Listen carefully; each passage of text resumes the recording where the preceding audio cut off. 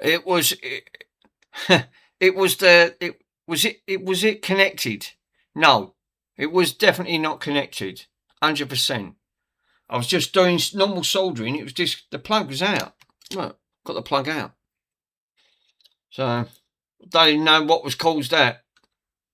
I haven't got a clue. So what the friggin' hell? It weren't even connected, and the whole electric. While I was just desoldering there, the whole electric just shut off completely.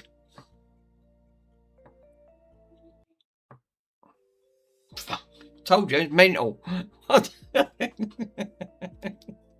You can't even do a bit of soldering without the fucking electric getting shut off.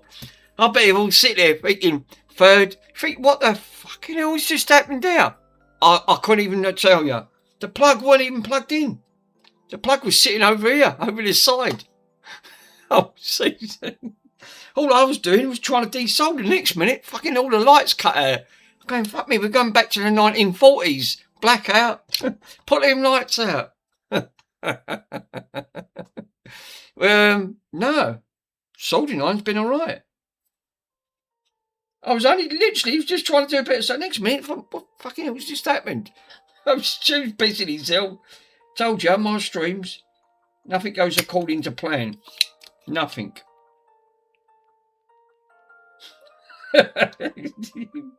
You plugged it in, and then the next minute you think, fucking hell, what's just happened?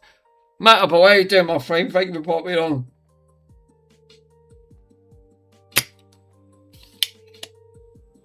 I don't get that. That's absolutely bonkers.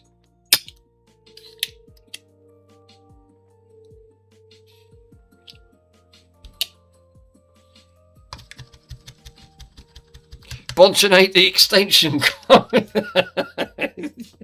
He probably did. He said he's cold up. He's got his wits crackers. He'll be all right. That dick is just sitting there. He's just thinking, no, I can't be blamed for that one. Literally, I can't be blamed for that. I don't even know what. Seriously, I don't even know what caused it. I've got my son lurking, so it's every week. Oh, nice. Always good to see. I mean, yeah. Obviously, you're thinking, what? Andy's got that what command. I fucking should add that on mine. What? What's just happened?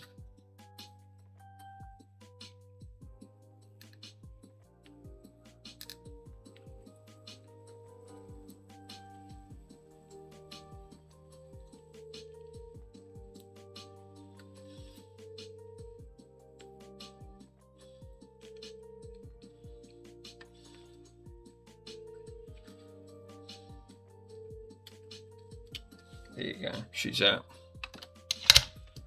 Fuck it. I don't know what. Literally, it just tripped out for no. It just tripped out for no apparent reason. Right. I'm not having a good look around this. This is the one that's giving me the really dodgy. I can't even see it properly. It looks like a burn spot there. Let me show you guys. I'm not just saying it. I reckon this is fucking took more than one component out. Oh, great. Now the Eakins camera's not fucking playing up again. Oh, God. Every time. Yeah, of course. It's OBS. Don't be daft. It don't fucking work. Nothing works with OBS. This is why I should have just moved over to fucking Twitch and be done with it. And then I wouldn't have had the aggravation. Oh, great. Now it froze up again. No, it's not working today. As Andy always say, what the fudge? Yeah, I can totally relate to that, Mr. Swindon, sir. I know that feeling when every time Mr. Pico actually gave me some lovely brand new cable. I bought a connection. I think that'll do. That'll solve it. Mind you, I only had to move that a fraction and it just stopped dead and it just would not work. But fuck me. OBS ought to get their shit together and fix their program. They really need to fix it. It needs an overhaul. I personally think it needs a complete overhaul. Right, good. We got picture. I cannot believe. Right, let me boost the. I ain't gonna trip the electric out again, is it? No, clearly not. Right, I want to show you guys first, but it's really seriously faded. So I'm gonna have to bring this out because I haven't got one of them fancy ones that what Mr. Swindon's got, because they're a little bit expensive. So I'm gonna have to just zoom it in by hand. Fuck me, I'm zooming out here. Oh, there you go.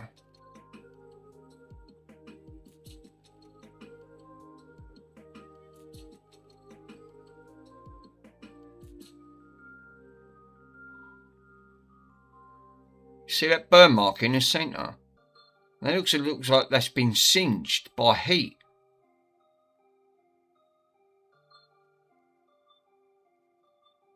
You can clearly see it. Right in the centre. It looks like a resistor. It's got R for a resistor. RS.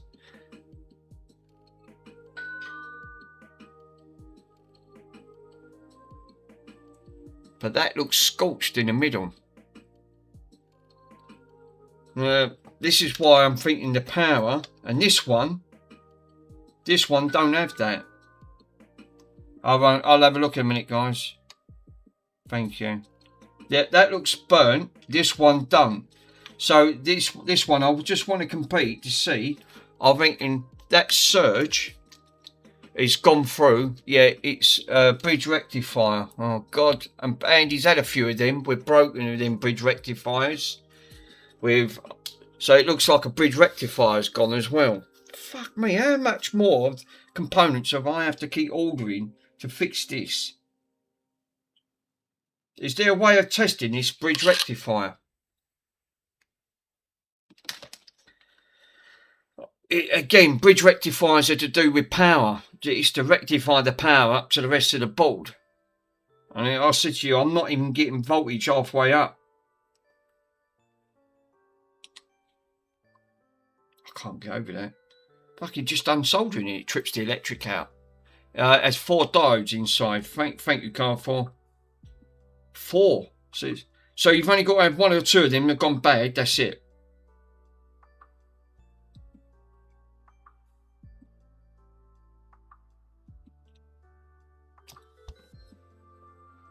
I wanted my meter would actually.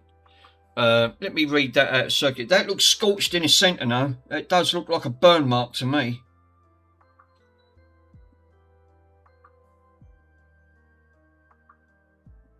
The other one don't look burnt like that.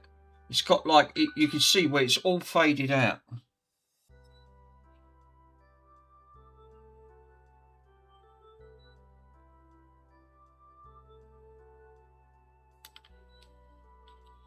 I'm going to probe one end of the leg to the other and see what we get.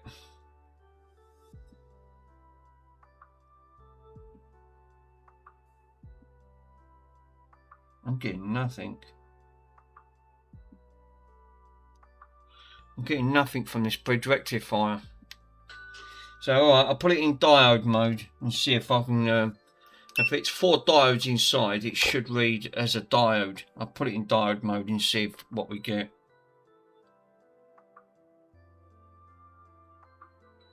Probe one end to the leg to the other. No, I'm not getting nothing from it. In diode mode, nothing. Good. Typical. Fucking now the bridge rectifier is fucking gone. Oh, hold up. 1.142 from one side of the leg to the other. Oh, no, it's died out. No, we did do. No, oh, no, we're back up again. 1.1. 1.1 on that. And I can't even see the markings on that because it's obviously...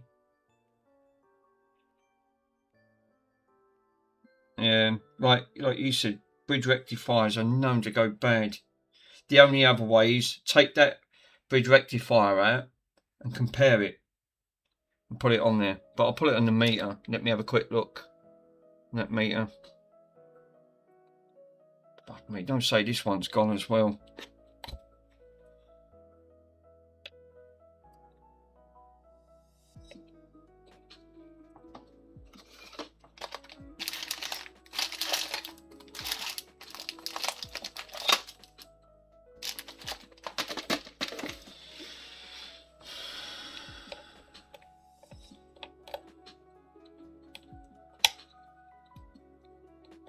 Right.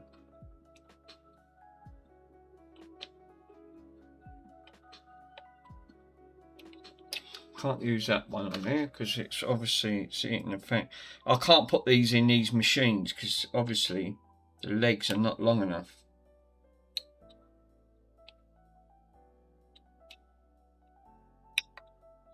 Don't think it'll let me test it. No, didn't think it would.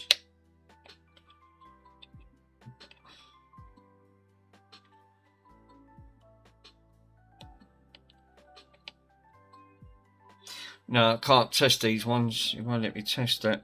Not on that testing machine. Up front. The only other way is to take the other working one out and put it side by side.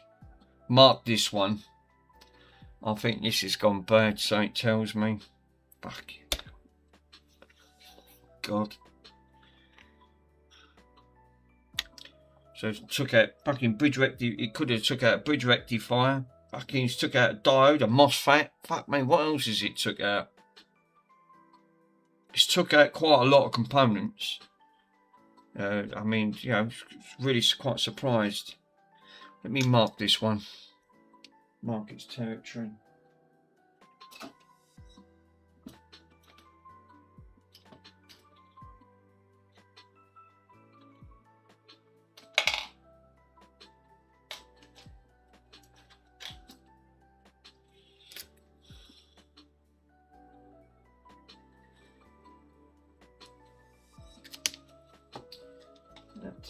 Not working. About a black one. The black one right? I do. I'm going to put two little black dots on the back. Then I'll know. I can see that. Put that one up there. I'm going to whip this one out. Take this out and then measure it. Let's see if I can measure it inside circuit first. See if we get anything from... No, I think I did test it. I was getting readings from both sides of that. So I'll just take it out. I can't believe that just literally cut off for no apparent reason. Wow.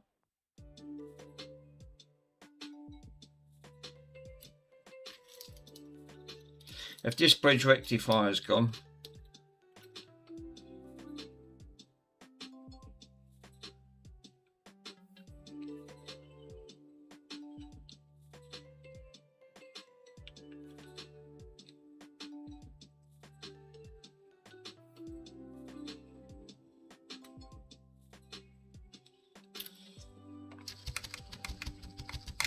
Just dab more solder on it. It just helps with the solder sucker.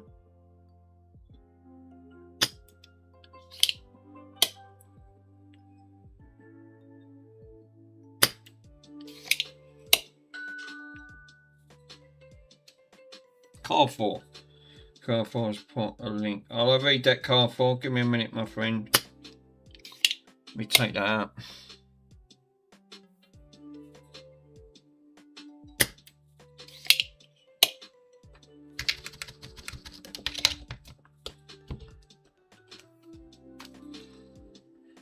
Car4. Yeah, there is a way of testing. You've put on there a bridge register test, so you can test it.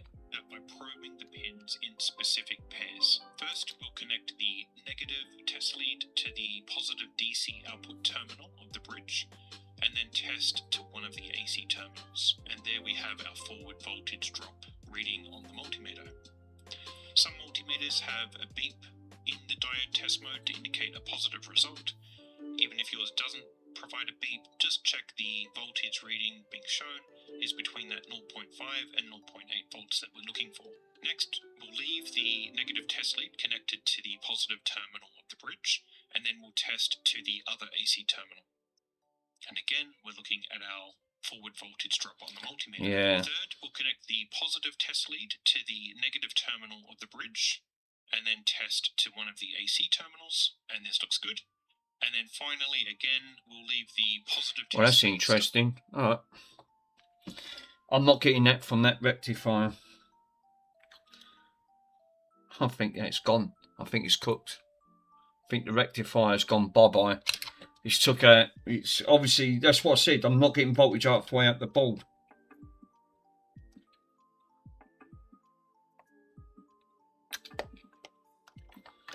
And this is the good rectifier. So we can test the rectifier. I think that's burnt. You can see it. This one, I can see the full marking. That one, I can't see it because it looks like it's been burnt right in the centre where them two pins are. It's took out a few. Whatever. When I plugged it in, it went with a hell of a bang. It knocked the RC unit straight out. So obviously one side of that pin is going to be a plus. So it ain't going to make no difference which side I'm going to put this in, because these run in parallel with each other.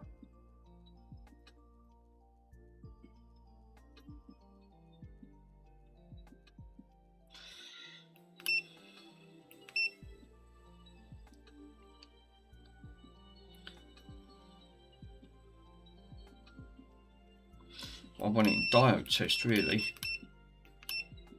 Diode test, there you go.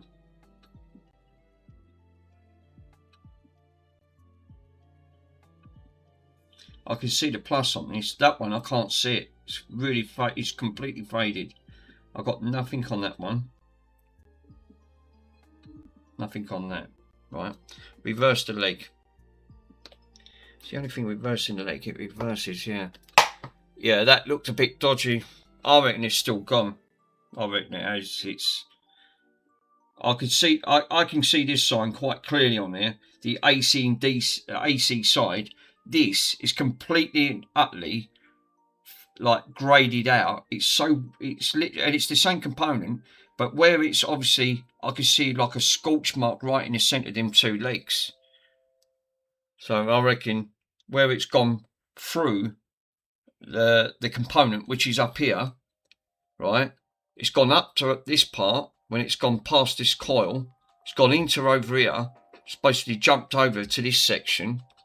Obviously, this has took all the voltage. So it's not only took out the MOSFET, it's took out the resistor. Now look at the rectifier as well, which is obviously not good. I'm getting voltage 1.15 at that end. Up here, exactly the same reading. It might be okay. I'm not. That's why I said I'd rather read it out. But in circuit, it was giving me really weird readings. 0. Yeah, there you go. 0.6. 0.6 for the good one. Just see if we can read the bad one. No, it's fine. It's absolutely fine. No, it's giving voltages there. So it's not gone. Look. 0.6, 0.6. Let's read this one. Yeah, it's fine. Rectifier's not done. But mate, well, I was surprised with that. I honestly thought that rectifier was cooked. Absolutely cooked. Alright, I'll put the rectifier back. Rectifier's fine. So it's not a rectifier issue. I'm really determined to get to the bottom of it, because obviously you pour a lot of time and effort into something. You're obviously thinking, this is why I thought, let me order another one.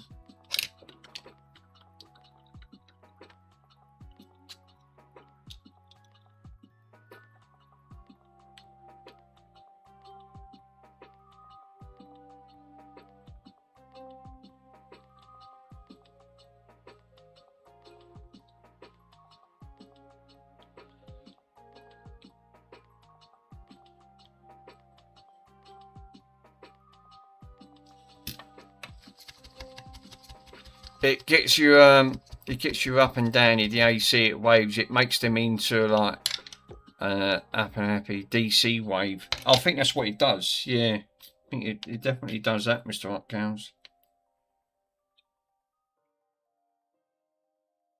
Well, that one's obviously, because that's the good board. So this one is obviously, I'll double check it before I put it back in. But they definitely looked a bit scorched at the end of it, which I was a bit concerned. But no, it's reading. She's reading. We've got voltage right across. Strange. The other one, I can't even see the plus on this because it's that scorched on it in the centre.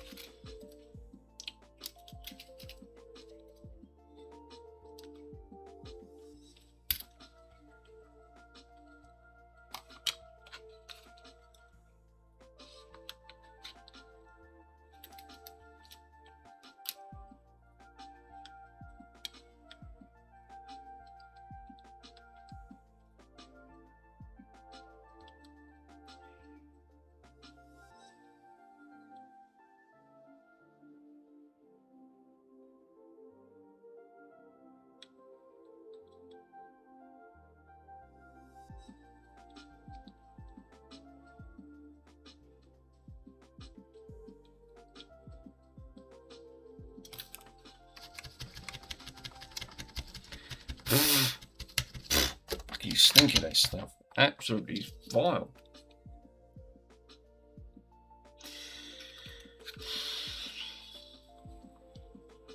Well, what else can it be with voltage not getting halfway up? There's not much more. Fucking took out. The only things I've not tested is this yellow box, which I can't see. Again, it's some form of voltage regulator. It's something to do with voltages. It's all up in this fucking power end.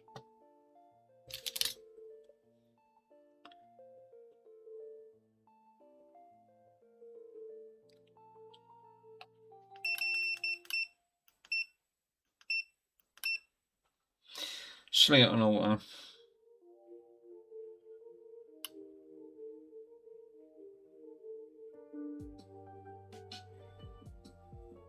Power spiking up to about nearly 600. Still climbing.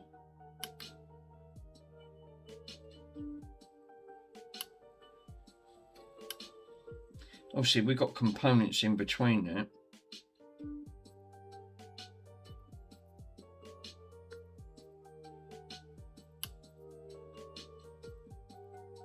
Four, 4, 3.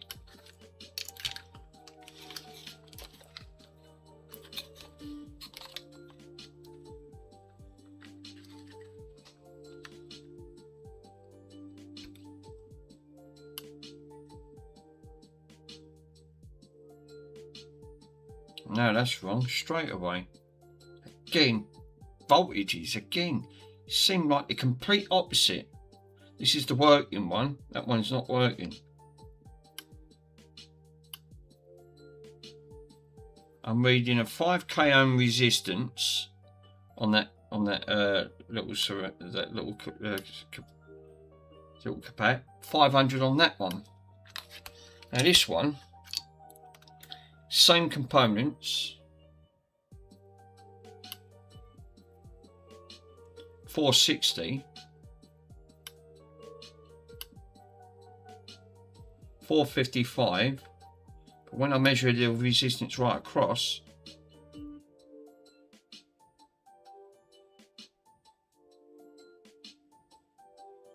it's now not registering. Fucking mad. What?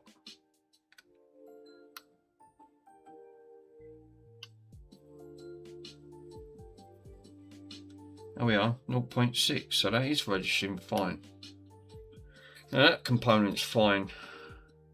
So I've tested, obviously, bridge rectifier, the diodes I've tested. There's another resistor straight on this side, and I can't see this one being smashed, not like the others. That other one was completely and utterly gone.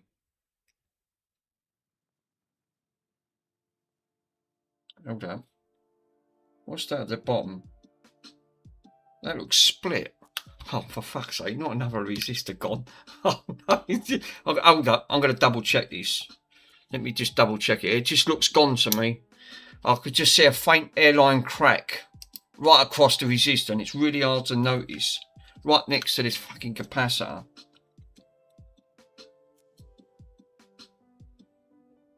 It looks like it's gone right at the bottom. It's fucking, again, airline fracture right at the bottom of it.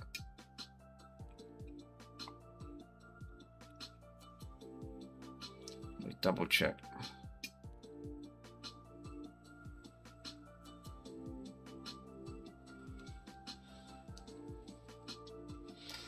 You guys can see the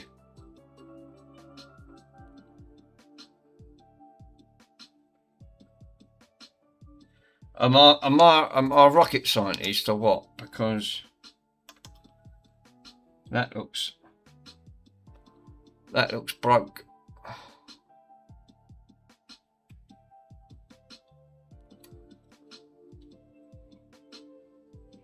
No, it's fine. Thanks, Ed. It's literally that looks like a fracture all the way around the bottom. Now, I've had these before, and where they've been fine on that front, and it's still registering as a resistor. But that's obviously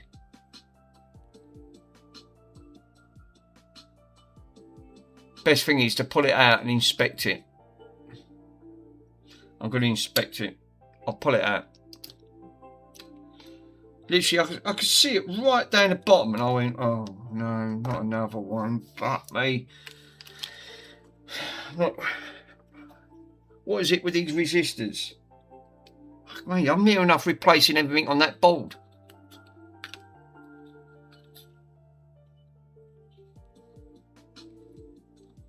Let me take that resistor out.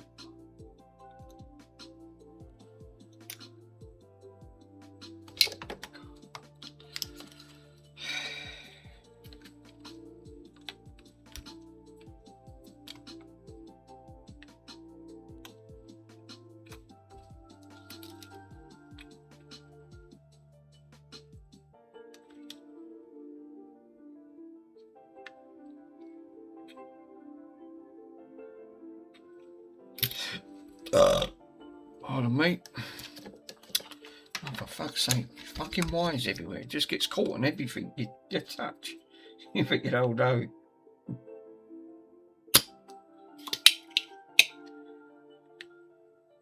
Good old silver line though.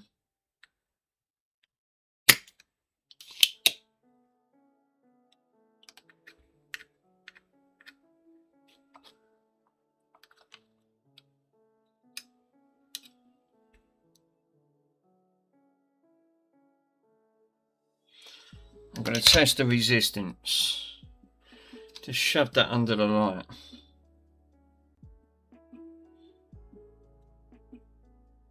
It looks alright. It does look alright. But I'll pull it under the camera. You guys can see it for yourself.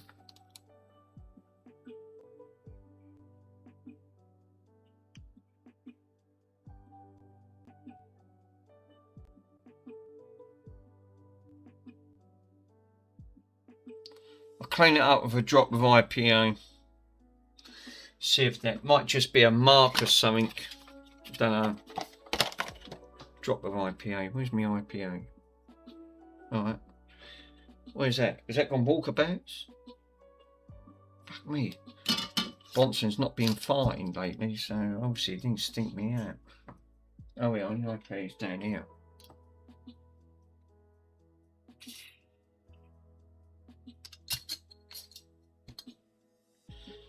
Unbelievable.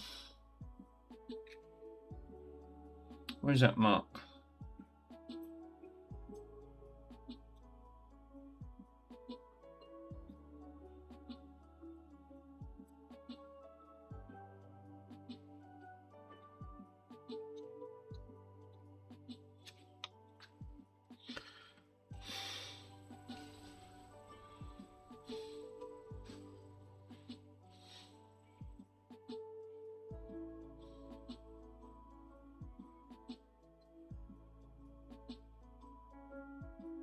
Let me claim that mark.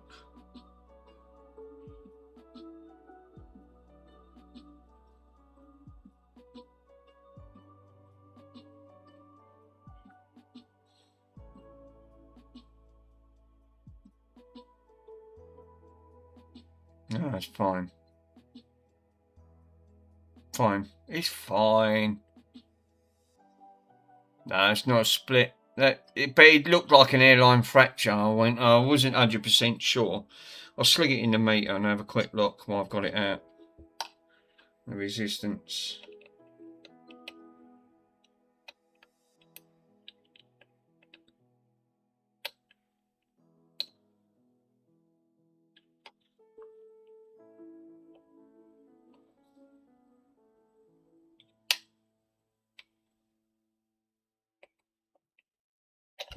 Oh, for fuck's sake. I've dropped it. Oh, lovely jubbly.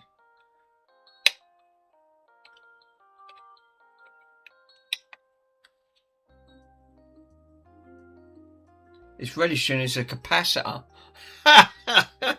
Obviously, that could be a capacitor because we've had these before, haven't we? Where they think they are a cap. But it's got R8. You sure about that? You sure about that? You sure about that?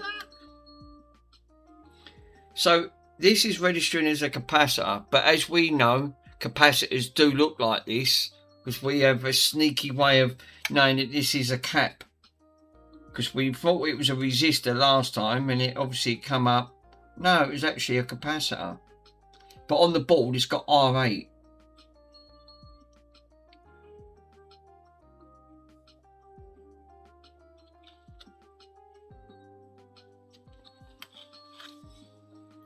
So the only other way is to put it into a machine and then test it. I'll test it on a capacitance and see what it's registering. Cap.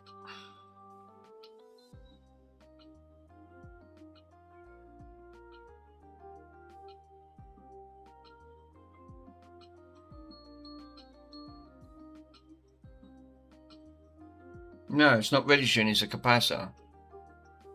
The board's markings. I see it. I see it. I did see it. I'm going to have a read. I've put it in capacitance mode because we have had this before. No, it is registering as a cap. It goes around one way. Spiking up to about... It's erratic, no, but it's spiking between 24 and 30.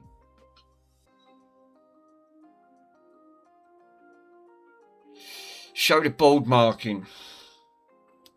It says R for resistance. It's registering as a cap, so that's a capacitor. So that's it. Probably is like Andy said. It's fine. It's fine. Don't worry. Right. Oh, that's the good one. Right. Let me show you guys where I took that from. Obviously, I'll put it around here, so I'll put it around the correct way. I'll put it under here.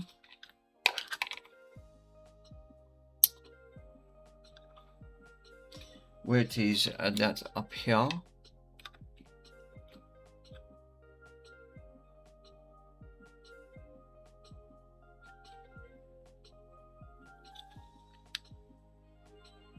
RB, who's got R8.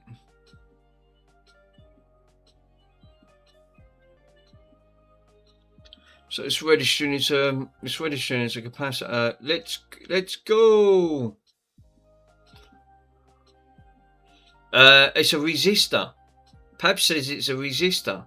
Well, it's registering as a capacitor. I've just slung it into the machine. It's registering as a cap. But we have had caps look like this. Looks like a resistor. The only other way is I'll take it out of the good board and test it. It's marked as a resistor. Thought it was because it's got R for resistor. Yeah, thought. I'm going to take the other one out, right? Because it won't take long. So again, another bad component. And it's funny, isn't it? It's all up one end where the power is supposed to be going in. I'm going to whip this one out and have a quick look and then test this one. This one's obviously working. But me, I mean, so far, what we had, we've had two blown MOSFETs. If that's blown as well, and that's acting like a cap, then yeah. So this is why I wanted to buy a working board, because I'd like to get that one working. I mean, fuck me, I'm running out of options here. I mean, there's not much on this board to replace. All it is caps, regulators, and coils. All right, let's whip her out. Let's get the whip it out.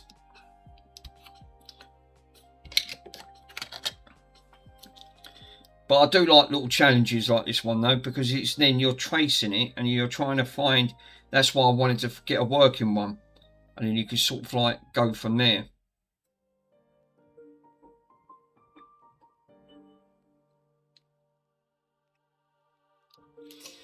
Cool.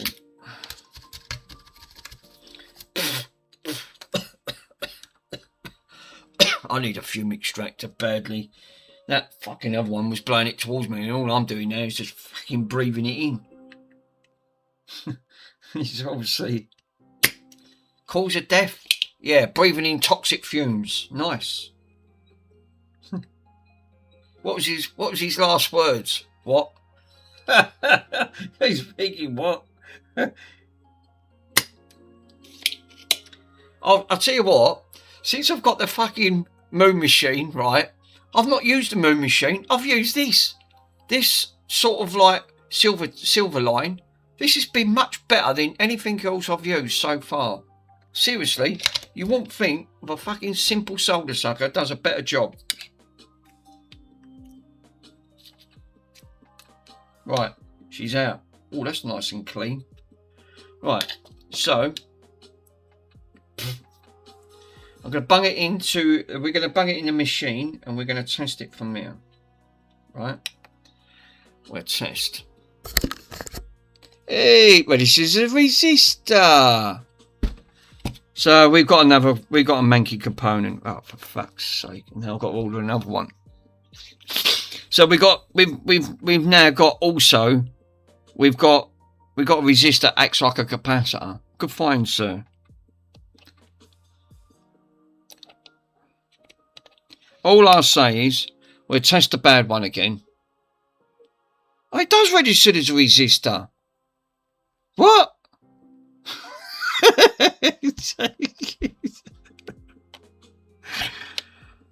I mean, you guys see it for yourself. I'm not making this shit up, right? That said capacitor. It fucking said a capacitor. What is it? Is this April Fool's or something? There's definitely got to be April Fool's. Make sure that the legs are actually in number slots. Yeah, obviously I always go from 1 to 3. But you guys see it. It said it fucking even registered as a capacitor. I don't get that. That's weird. 67.3 k of ohms on it. That's mental. That is absolutely mental. I've never put that in. You're thinking, all right, I'll put this one then into the good one. Right, I'll put it in a good one. Fucking literally is making me laugh. It's that mental. It's now acting. That said to me, that was acting like a capacitor. Murphy's Law. Oh, fuck it. I can't get over that. That is absolutely mad. Fucking, now we've got mental components. 1 minute it's saying it's a capacitor. Next minute it's saying it's a resistor. Well, make your mind up. What is it? It's a resistor when it wants to be. I've never seen that. Seriously, it's changing its mind right at the last minute. Let's take it out. Let's probe it. I'll put it in there. That's the idea of these machines. It's a buy recap. Yeah. Obviously, it can't make its mind up. What? It's Andy says, what? Seriously, I'm not making this shit up. You guys see that clear, really crystal clear that I'm not. It is literally that mad. I was watching a little bit of if you guys ain't seen someone's channel, please do so, because I'll tell you what, I was watching it this morning. It was about 6 a.m. in the UK. He's in the States. And yeah, on that front, it's he was playing Streets of Rage 4. Classic Streets of Rage. I've got the Streets of Rage on the Dream. I've got it on the Mega Drive over there, the original. So didn't even know they'd done it. Obviously, I've not played games for ages on that front. But yeah, it was actually quite good to watch. So I decided to get up, and then that would be. But yeah. Yeah, if you ain't seen his channel, go over to it and check it out. It's a really good channel. He wasn't sure if it was me first because it come up Chill and Relax. So I said my name was Chill. Obviously, there's more than one channel with my name on it. It's like with a lot. Pico. It's like Pico and Pipsco. They're really identical names, and it can get really tongue-tied very quickly up front. Obviously, Mr. Pitco himself has got trademark actings on that name, so no one can't take that, because obviously for trading purposes. But it's confusing when someone else has got a very similar name. I can't get over that. Fucking. It's getting me at it. 1 minute it's saying it's a bloody capacitor. Next minute it's saying it's a resistor.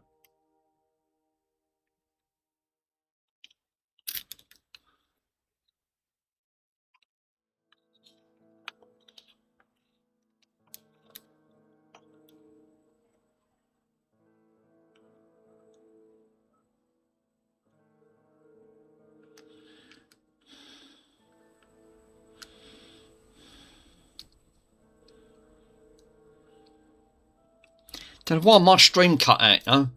Yeah, glad you have you over there. Yeah, that's alright. That's alright, my friend, no worries.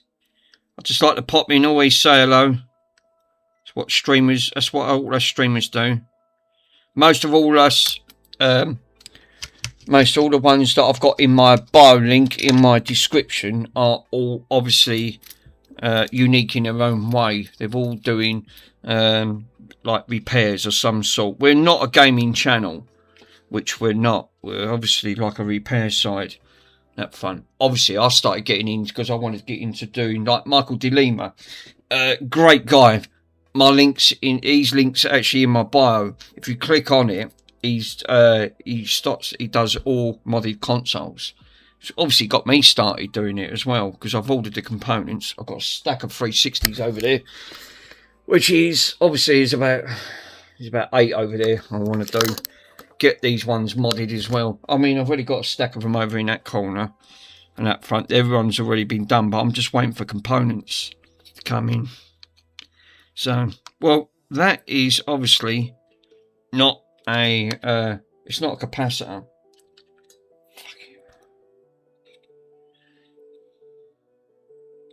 Yeah, I wanted to start watching him yesterday, but it was yeah, because Michael DeLima is actually, he's not in the States, he's actually in Canada. So his channel, time difference between different time zones obviously does affect everyone. It's like Ace. When Ace pops on, he always pops on in the evening, but it's obviously morning over there. On that front. And if really anyone wants to know, Ace is the king when it comes to consoles. He knows his stuff. He jumped on my channel, helped me to build up the to flash all the information over. He took control over my PC and installed it. It only took him less than 5 minutes. Now, he could have charged for his time. He's got every right to. But no, he does it because he helps. He just likes to help supporting all the other channels as well, which is, well, you could have named him much better than that. It's Ace. Ace is Ace. He's a top man. That's all I'll say. He's a top man. He knows his stuff. He's got years of knowledge and he knows his stuff.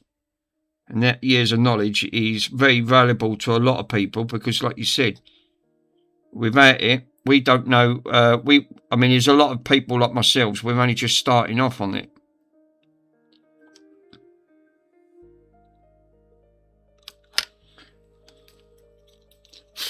Fuck me, talk about smoke, Jesus.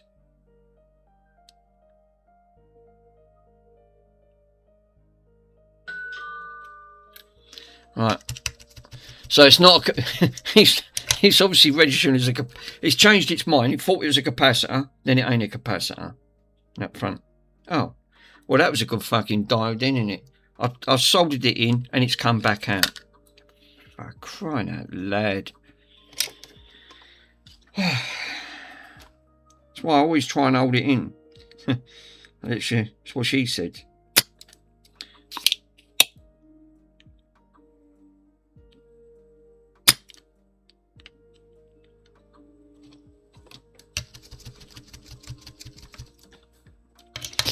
Yeah, I started watching Ace's stuff this week. He's definitely, Ace does. He's a king.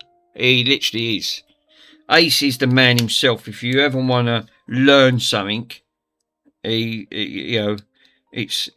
mean, like you said, there's a lot of people influenced by Ace himself because obviously he's been doing it a lot longer than all us streamers.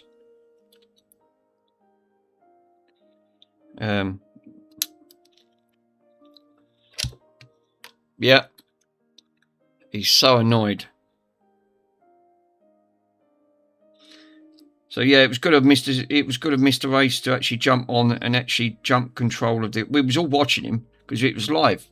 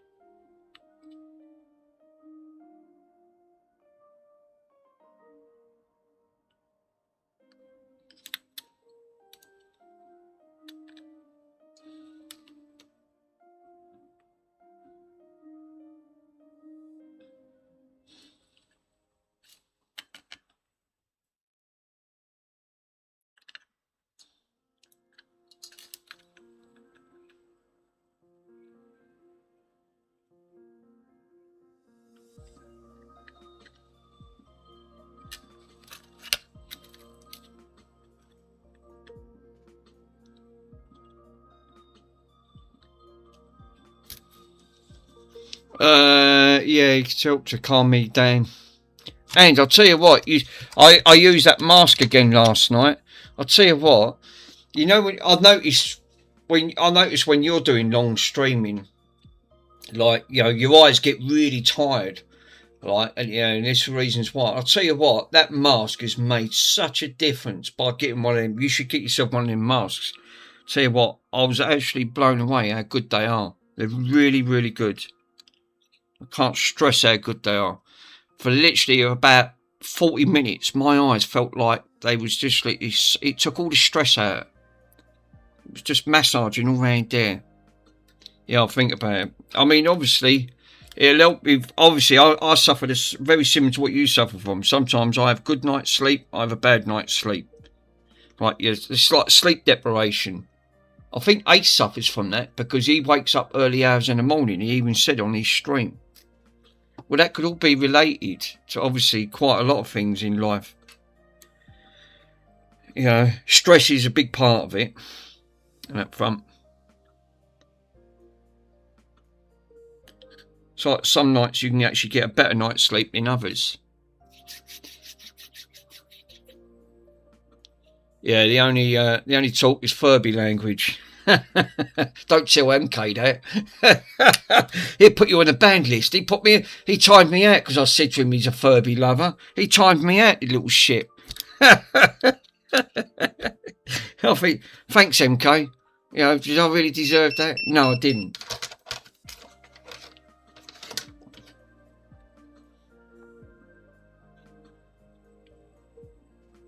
I'll plug this back in again. Still nothing. Wow.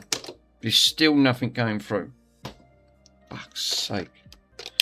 So, voltage is still not getting through to this board. Still not getting through to this board. Let me de-zap this. No, we're not getting nothing going through to the even... Oh yeah, you are. It just didn't touch it.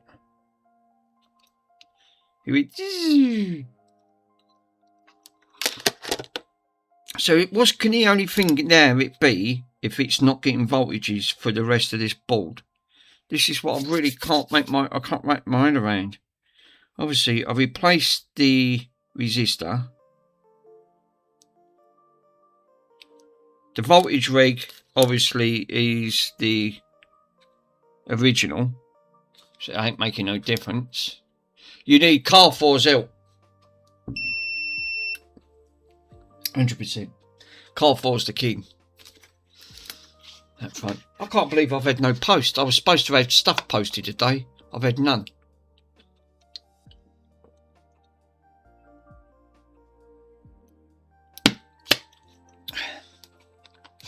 Absolutely shocking. No post at all. Absolutely zilcho.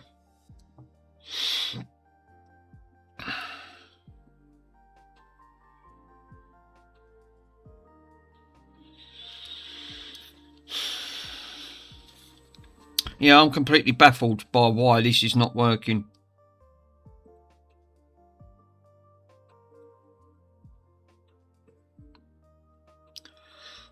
The cap is charging, so it must be going on further on. Yeah, because obviously, it's getting up to the cap. The voltage reg is obviously coming up from, because if you follow this on circuit, voltage regulator bridges across, comes over, comes up to here, which then goes to one leg of the capacitor, then goes up to the second part, which is obviously through this resistor,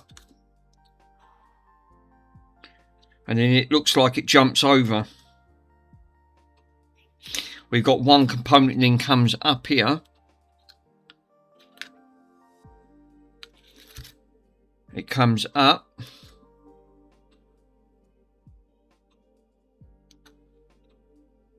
I wonder if it could be, because I'm looking underneath on there.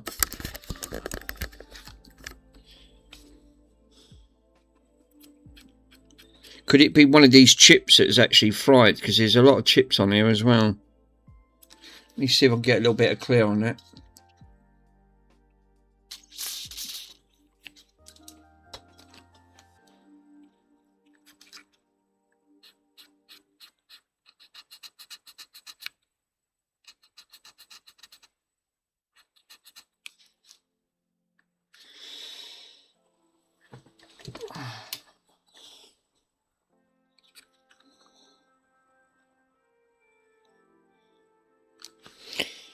I thought I'd have had me other fucking chip so I could have repaired the record player.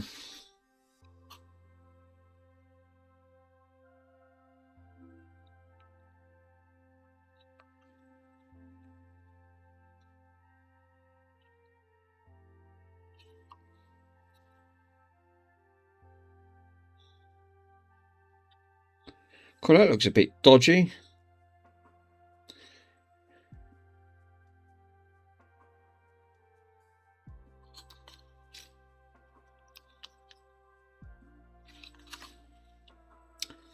wonder if that's actually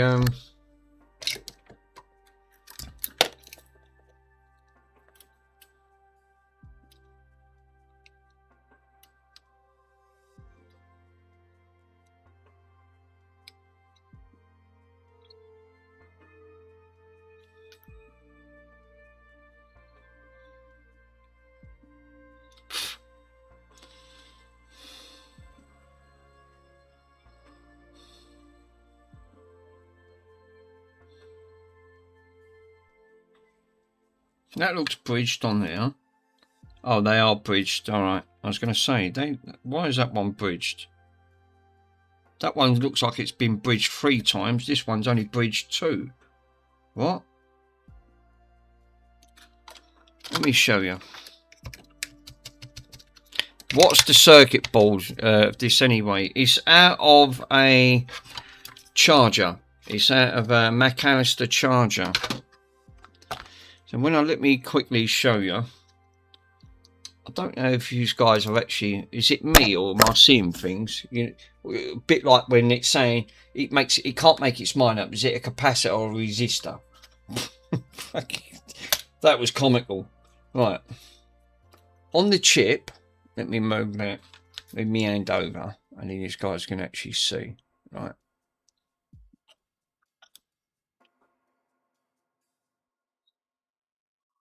Right, which is up here. Right. You can actually see it looks like a bridge, right? This is obviously the non-working board, right? I've not touched that.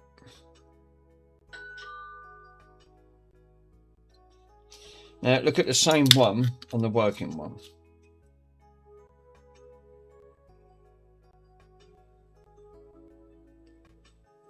That's strange. It's the same bloody board. And the symptoms, no power. Nick on that front. So this is the working one. So we've got 3 bridged over. The other 3 on the other board. The non-working one. Don't think it's bridged. It looks like there is a bridge, but it's obviously not great. I could help that. I can solve that problem. I can just run a little bit of extra solder over it.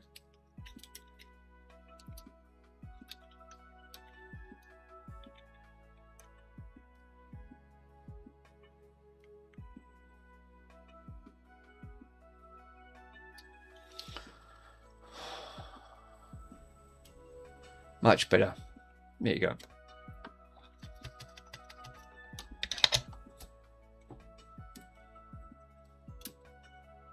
I mean, I've used some of that solder up. I ain't got much left. I'll have to order some more new solder. So we've got diodes on here. Just can't see why we're not getting any power from one end to the other. Oh boy. Anyway.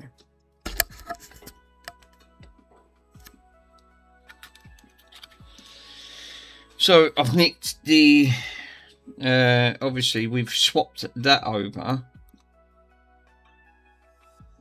I've put the good one over to here. This is obviously the bad one. But we ain't, you won't get nothing because I've nicked the resistor out of it.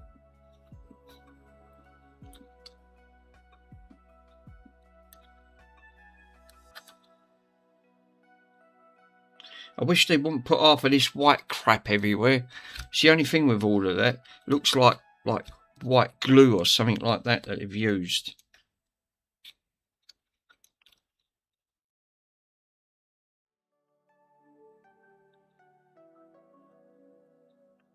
Because then if a component's gone, you can't get to see it because they've put a load of like hot glue all over everything.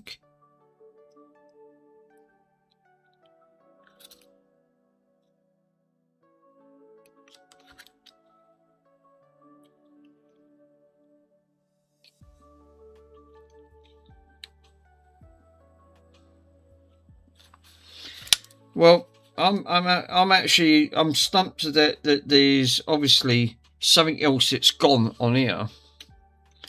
Because like you said, you're trying to locate what's. Oh, in fact, where's that gone? I don't want to put my hands on that. It's a scalpel.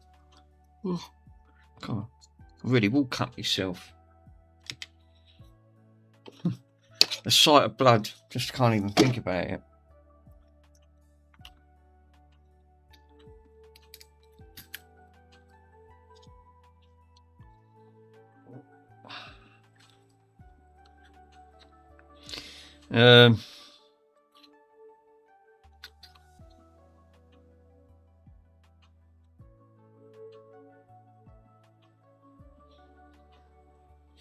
Let's plug that back in for a minute.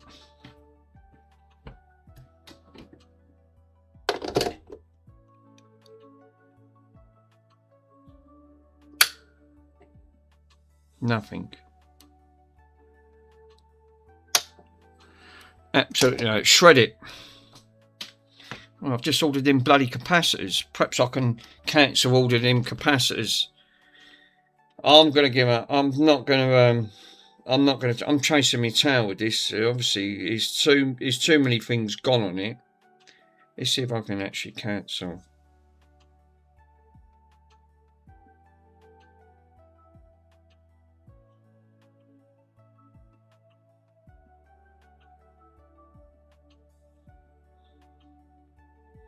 Can you actually cancel stuff from ordering on there? The broken board is obviously a bad trace under the underside. Yeah, obviously, this is what makes me think that you could actually see it all the way from underneath here. It's like it has got some bad traces.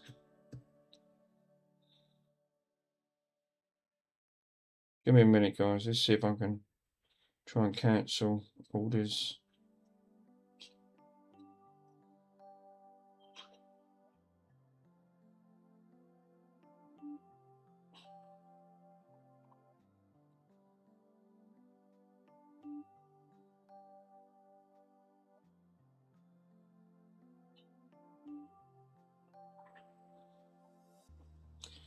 Attempting to cancel request. We'll email you when it's updated. Fine. Yeah. Obviously, this is I'm wasting my time with that. Yeah, on that broken board is obviously like Carl 4 said. I think it's too far gone. It's obviously I'm just coming across more fucking broken stuff. I mean, fuck me. One minute a capacitor thinks it's a resistor thinks it's a capacitor, then it changes its mind, said it's not a capacitor, it's a resistor. Fucking seriously?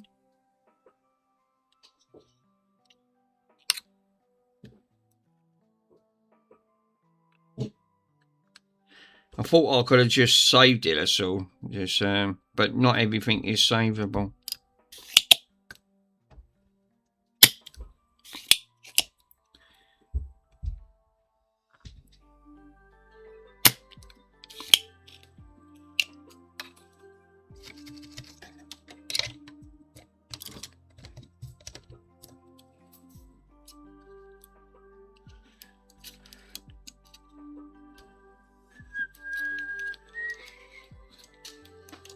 The music is playing in the background. I don't know if you guys can actually hear it. That's Mario 64. I thought it was I heard that. I thought, where have I heard that tune? Shred it and it'll take care of the other one. Yeah, it will. You're right there. Definitely. Don't worry, I'll save all the balls up for you, sir. You can take them all when the next time we come down.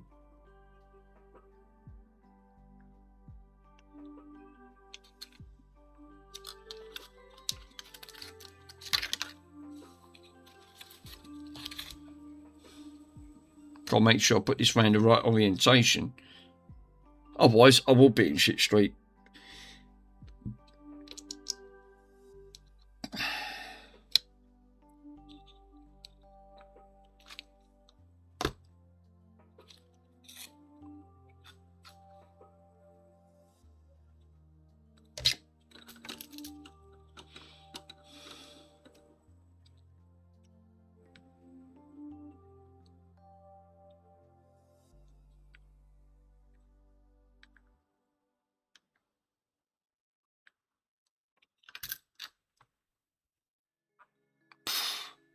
Fucking Bronson.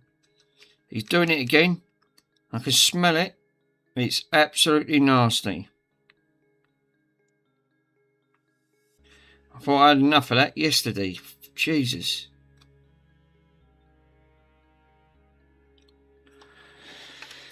That Bronson. I'm going to break. Yeah, it is Mario. I thought it was. I thought, where have I heard that soundtrack? I said, that's Mario 64. Obviously, off the N64 itself. Yeah, this board's, it's just got too many faults on.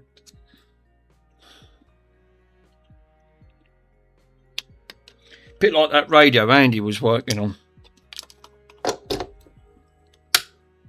Yeah, this one works. You can see the red light. Red light. I better discharge that. I'll get zapped. That's a 400 volt cap. Yep, he's definitely dropped one. Hold up, guys, let me. Fuck me. He's been good today. Obviously, I don't know what the friggin' hell he's at, but it's fucking giving me. It's obviously, it's nasty.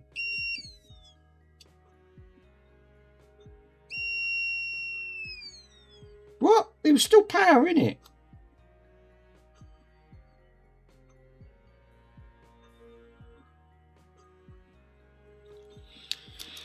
Well, this one's not salvageable then, by the sounds of it.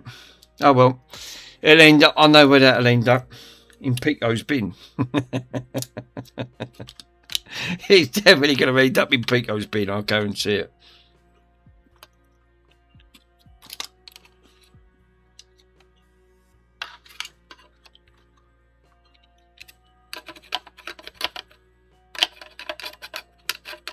God damn it. Obviously, she needs this because it's obviously without this, I can't charge up the I can't charge the thing up for the leaf blower and the strimmer because it runs on this specific one. Oh. Hey.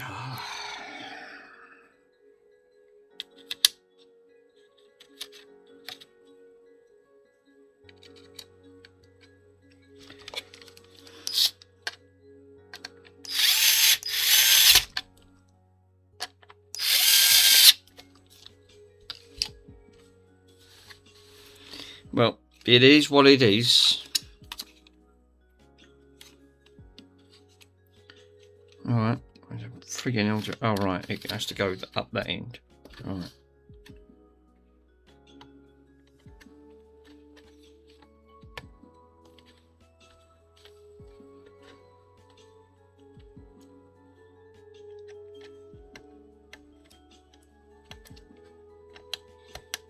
Just thought it would have been a nice little thing to think, oh, change that, change the other one, problem solved, and then should be fixed.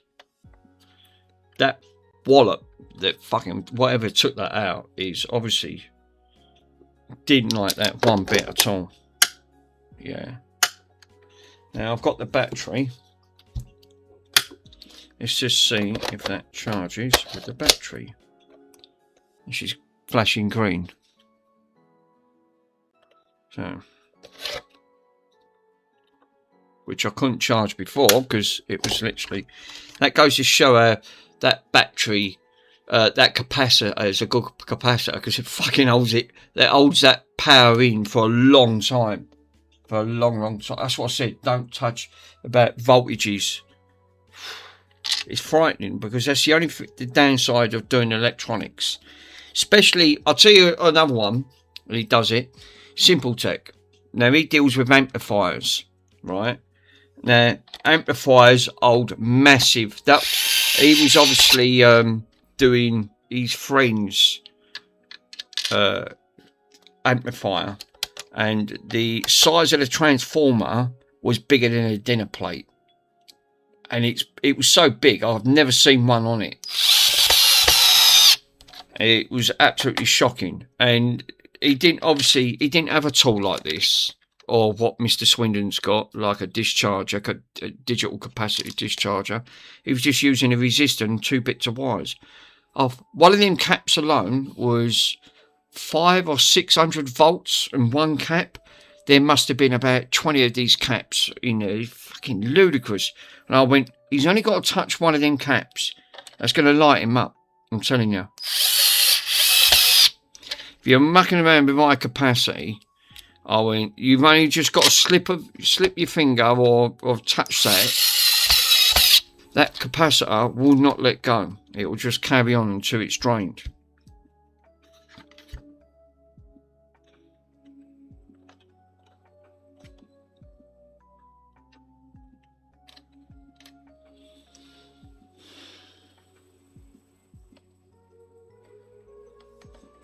So that board is toast. It's just toast.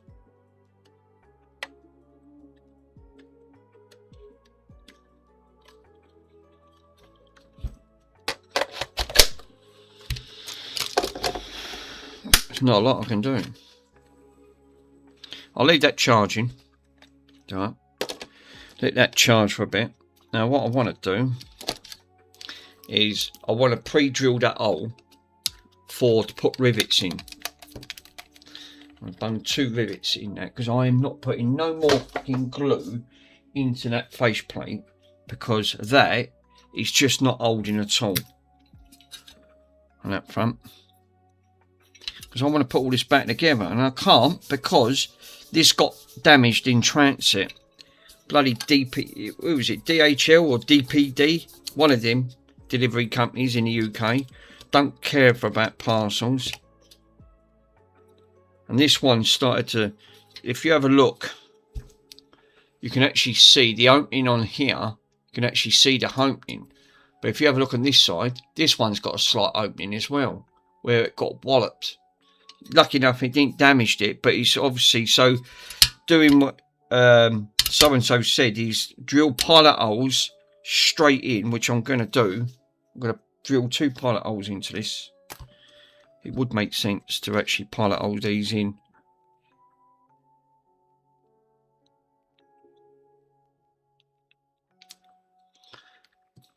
Yeah, you can actually pre-drill the hole. Yeah, if you know the size of it. I know roughly what size of the rivets are. They're not too big. I'll start. All I need is just a small hole. So I'm going to get the drill. And I don't know where my drill is. No. No. Oh.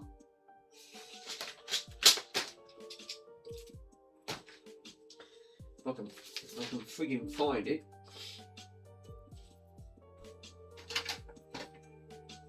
Give me 1 minute, guys. Let me go to the cars here.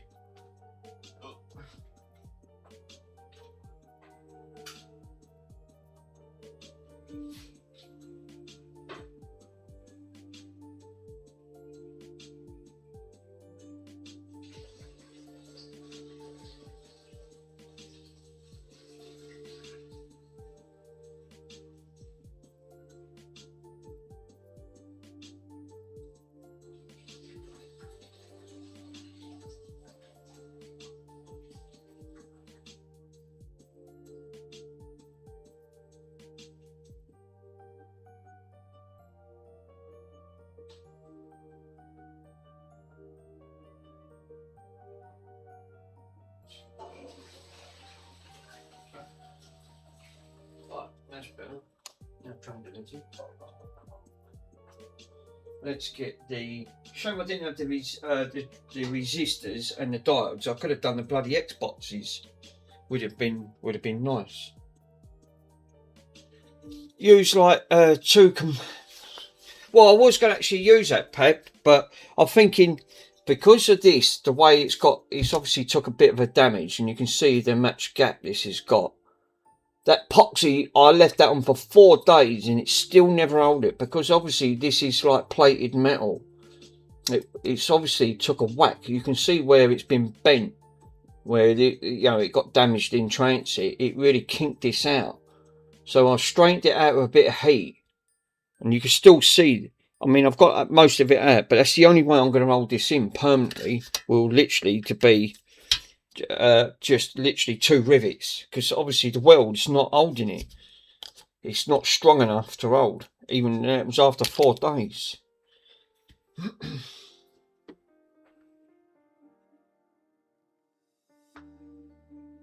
Have a look at the kitchen, see if it's anything.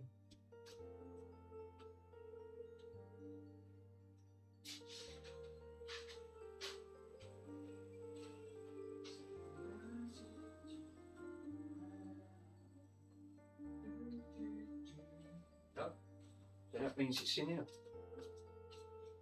It's obviously got to be in here, but it's like I said, where?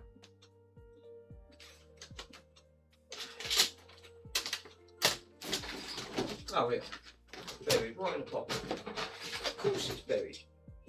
Right, bloody buried.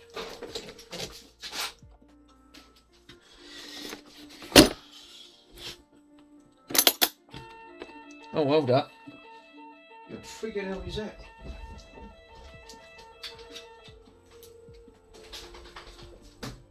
Here, Roxy.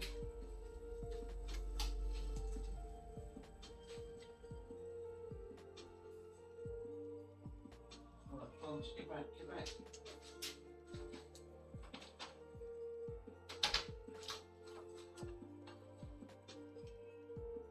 Hello, my friend, thank you.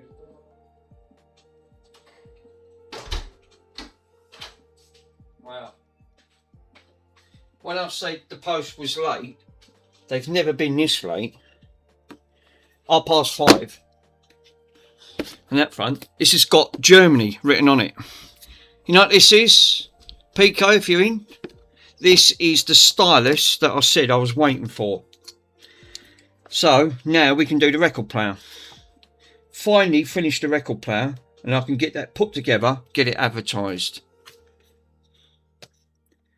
So DHL.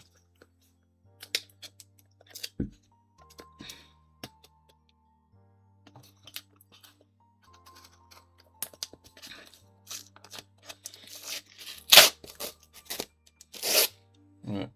Let me just pull that off.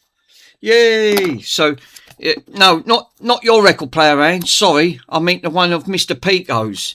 This is the one that I was waiting for the stylus on that front. Your one still not. I've had no update. Still got no update on your one. So I'm still waiting for that. This is the one that I ordered for the big record player over there. What?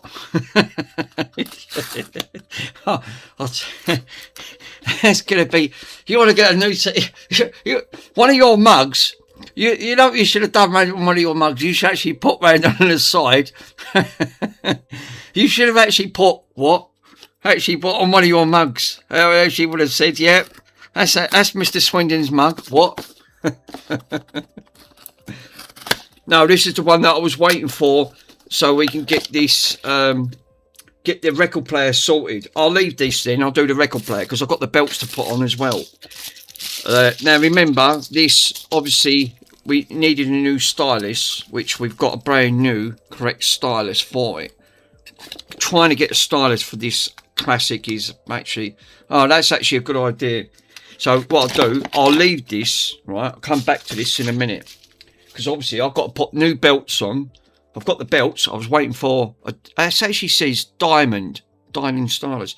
Well, we could try the record player because the record player just needed a stylus on it. Just because we can't get no sound coming out. It wasn't coming out too great. I'll leave this for a minute. We'll come back to that. 5:30. Fuck me. Post normally is pretty good from where I am. My postie is always here about 9:30 and things like that. And he did say it was out for delivery. And up front. Well, what's 5:30? I don't yet. No direction. Don't need one. Obviously, I cannot believe. Right? You thought it was the chip. And I'm still waiting. I've got no thing on the chip. I'll show you in a minute. Because I've got the record player over there. So I'm just, because we know, obviously, that's why I bought this, right? I bought this stuff purely because this was about 20 quid. It's non-flammable, but it just says don't breathe it in, right? Which we ignore signs anyway. It's like, you know, like we don't wear protective eyewear when you're wearing cutting angle grinders and there's fucking sparks going everywhere. At the end of the day, we don't follow health and safety. It just goes out the window. But this obviously freezes the electric boards up, and you could see a short straight away if you ain't got a thermal cam. It's a cheaper way, but obviously you don't get a lot. What's in this tin? 360 mil. It's obviously not a lot. It's not even a 500 mil tin. They've even stripped you out of that. Anyway, let's grab the record player. Like me, I'm gonna have to move off this shit now. Okay. That was obviously what I was waiting for, the bloody parts for that. Then I can get this advertised, put this up, and it can go up for auction. I can at least get something working and get it gone. It feels like I've done a project. Got rid of one of these projects. God almighty! She's an heavy girl. Fucking 15 kg. I do not doubt that for 1 second how heavy this record player is. Fuck me, it's heavy as hell. Seriously, she's really heavy. She's got some weight to her. That's why I've not broke that big box up. Something tells me I'm going to need that box to put this back in. I just hope it don't get damaged again in transit. So we got some new belts. Again, come from Germany. 15. I think it comes to about £36 in total. What I've spent out getting this. Hopefully, this will solve the problem. Get all this back up and running. Let me get rid of this bloody board. Well, this is another one that's going to go to Mr. Oh, fuck, that's my foot. It'll go to Mr. Pico's section of his lovely waste machine with that beast of a machine of his. It looks like a cheap crap.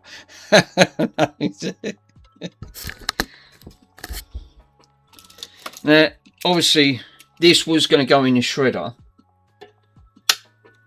I'm going to take that. I'm going to literally put this out in the kitchen. I'm going to charge this up because the battery's flat.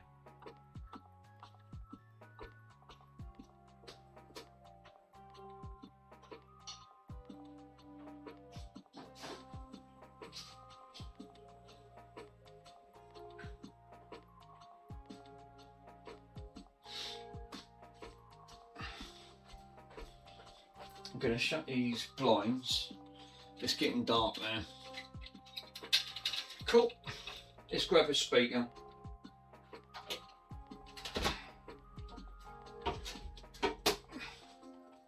Now I've glued what I've done on here. I've managed to get the hot glue out, and I've glued all of the broken connectors because I'm going to put the speakers with it.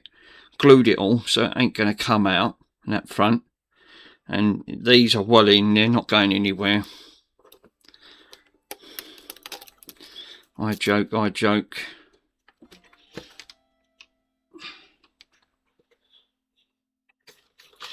Don't know if I can actually have the room because obviously I'm short on bloody space around here as it is.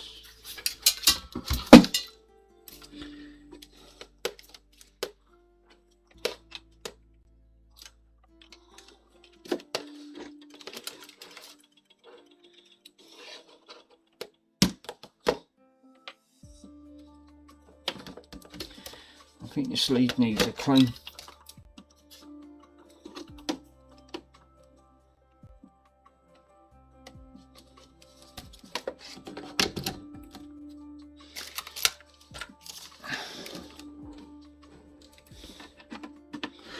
Cool.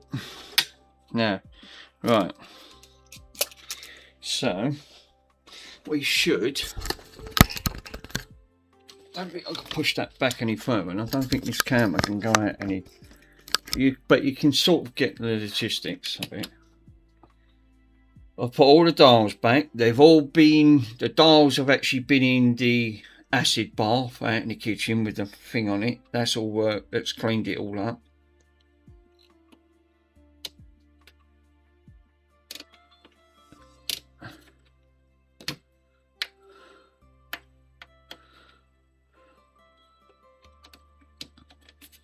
Right, phono. I've got to put it on auxiliary. Right, tape, tuner. There you go.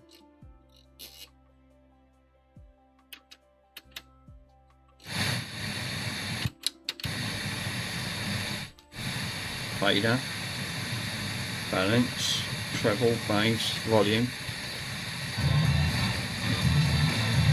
Right, okay, I'll turn it down because of copyright. Right. Right, where's that stylus? Now, I'm going to take that stylus out. Bonson's buggered off out in the kitchen.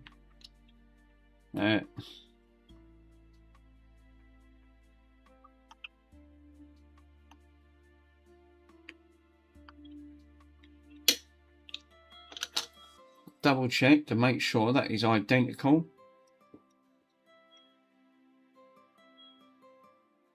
It's got stereo on the front of that one, but this one don't have stereo. It don't matter.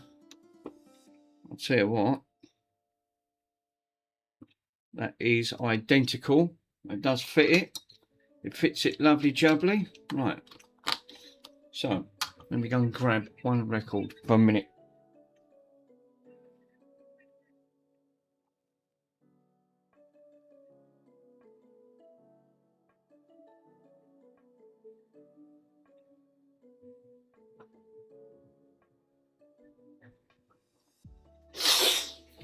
Moment of truth. Come on, guys. What do you reckon? I reckon she'll be all right. Phono. Now, obviously, I couldn't get any sound out of this because the stylus was all completely broke. So, before I switch her on, guys, what do you reckon? Yes or no? Fixed.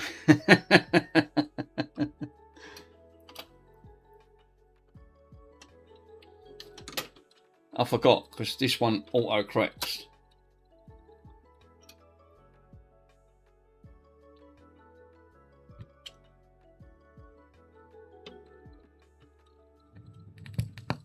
She's alright, she's good. She's working, so I can hear it already.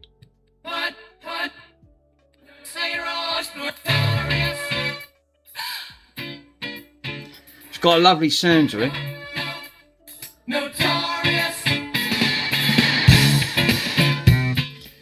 Now, while that's playing, I will swap that around. She has got a really nice sound, actually. It's got a really, it's one of these radios that's got a really good sound quality to it.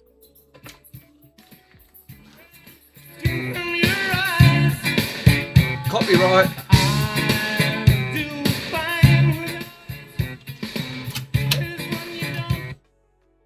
Fine, she's fixed. Right, that's the record sorted. Right, copyright. Yeah, you're right. Copyright. Right, well, the record's working, right? Which before we can't get going because obviously trying to get the correct stylus for this is really hard to get. And it's really, it's like I had to wait. What did I have to wait for that? Just under 3 weeks to get that stylus. It was worth the wait. Right, now we've got to solve the other problem. Belt problem, which I've now got to drag that bottom part out, that front. So I'm now going to switch her off, and before I do anything, because I don't want to damage that needle, right, I'm going to wrap one of those cable tie things and stop these from banging around, because obviously that's what got, I think that's what must have got damaged. Mick, you're not meant to unplug the speakers while it's on because you can actually pop the chip. Right, okay. Bear that in mind. Thank you, sir. Yeah, I suppose you would, because it obviously is meter ohms reading. Right.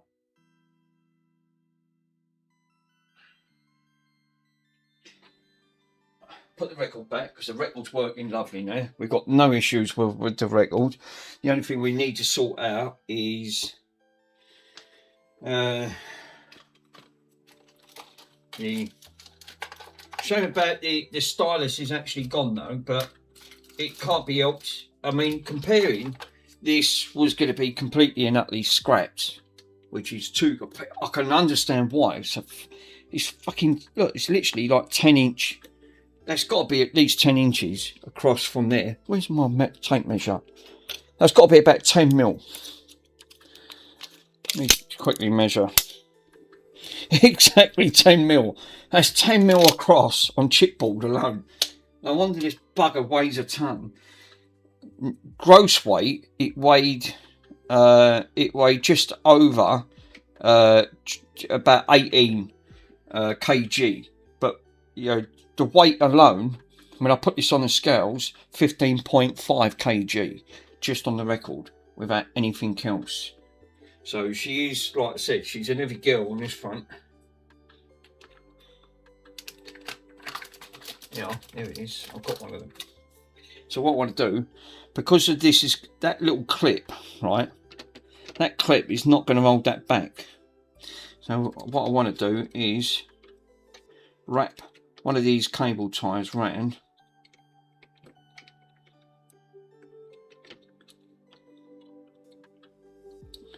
And then what I'll do, I'll loop that back round there.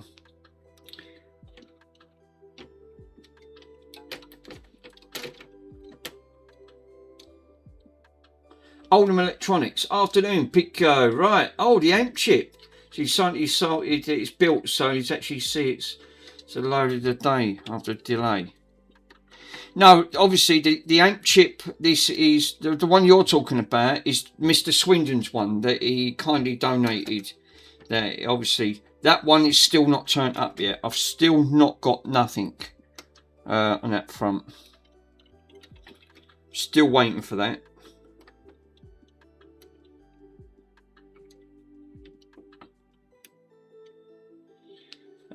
Obviously we've found, obviously once I put the thermal cam, the chip was glowing, so was two of the resistors of the ceramic capacitors was getting red hot. Now look, that's not coming off now, which I don't really want it to be honest, because if I break that needle it's going to be game over again. It's a shame they ain't got a cover to go over this to protect that needle. You'd think they'd give you one, wouldn't they? No, they don't. All they give you is, because if this gets banged, but that obviously didn't help with that arm wrapped around it, so I've wrapped one of them cable ties, so this is not going to come off that front. So she is good on it. So what we need to do is, let me move the speaker.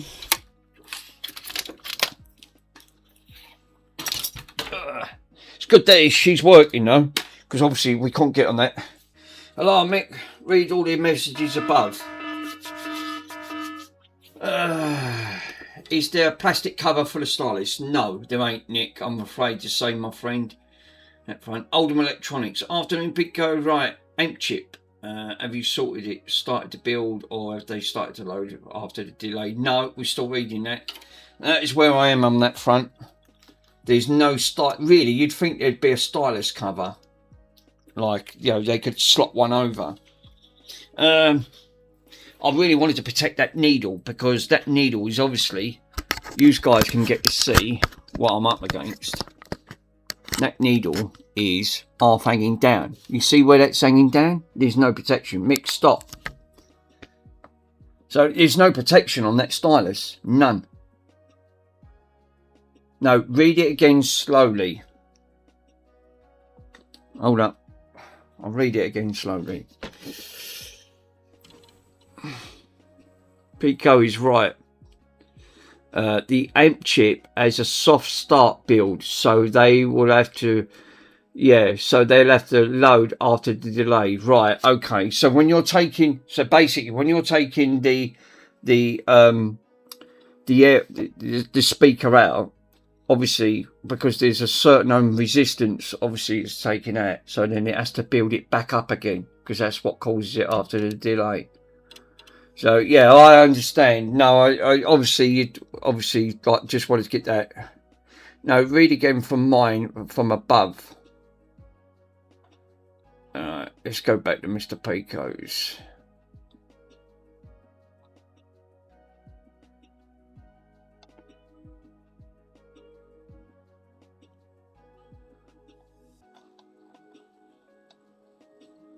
Right, well, your message is not on there, Pico. Mick, yeah, all you've put is, Mick, you're not meant to unplug it while it's on. You can actually pop the chip. So, yeah, like you said, I understand on that front. So, it's something. But what I'm more concerned of, look at that needle just dangling down. I know I've protected the arm from jiggling, but there's obviously that gives me greater concern because that's how the needle must have got broke on that front, because like you said, there's no protection here. You'd think they'd put like a slot to go over that to protect it, right? Because that could easily get damaged, and it's a shame that they ain't got nothing to go over it. Yeah, this is where 3D printers probably would have done to print like a 3D custom cover over the stylus. Obviously, on mine, on my PD1s, my Technics PD1s, I've got a slot, a cover to go over, but they're designed for that. They're not designed for this. But that's where they would come in quite useful.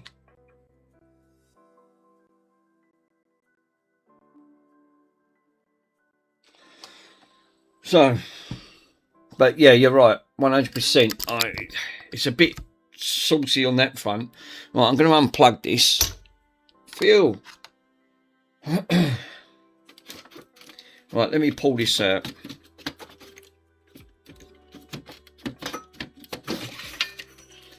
Right, now I've got to be really ultra careful here because I've not got no room the best of times.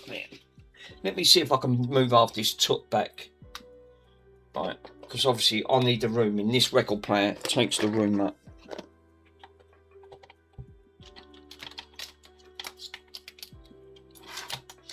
Well, it's a shame I couldn't save the board, but I think that board's got too much gone wrong with it. It's got trace damage on the board, on that front, and obviously finding that other broken electrical point on it.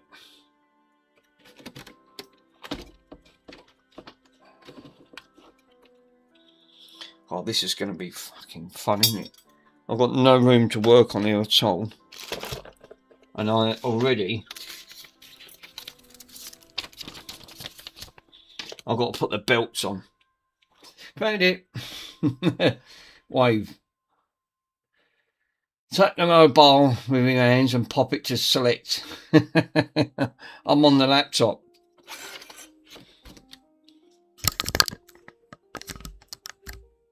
So I'm gonna have to source the other. Bonson, don't start me.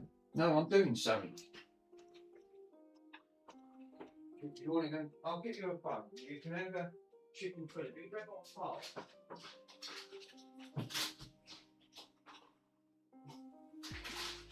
I'll have a finger left out.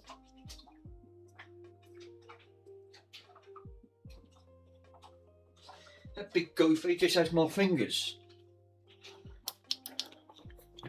Yeah, I put all these in the ultrasonic, and the buttons come out lovely. This is actually cleaned up really nicely, this record player. It's a lovely little thing.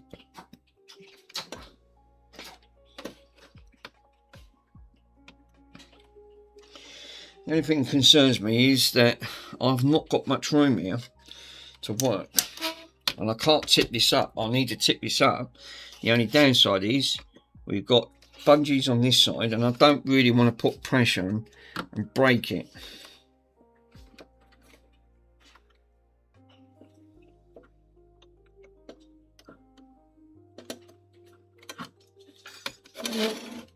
That's a little bit better. I'm going to have to undo that side as well, and then I'll be able to lay this on its face, and then I'll be able to get to the belt, because I don't want to unplug all this.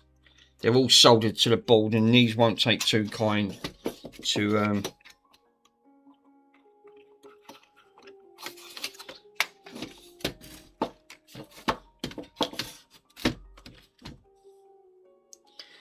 obviously they've not made this easy to gain access to, have they?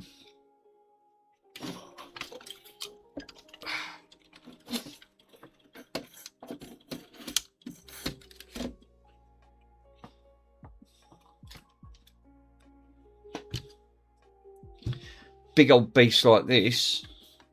JBL Custom Sand is yeah, he said bin it. Wow. Customer said to bin it. Well, I'm not surprised, and it had a lot of problems. I can't wonder at it. Like you totally said, not everything you can salvage, not everything you can save. The only thing you can save out of that is really, I'm not being funny, is rather just replace the board and the ribbon cable. But it's going to cost you, if you can get a cheap one, it's probably going to cost you the same price as what it's worth. You know, is it worth doing? Just keep it for spare parts.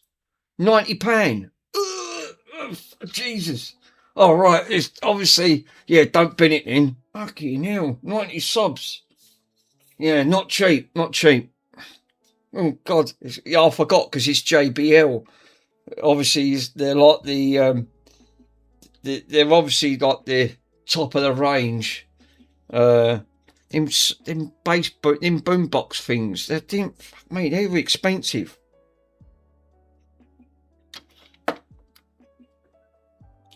I really want to turn this up, but I can't turn it up.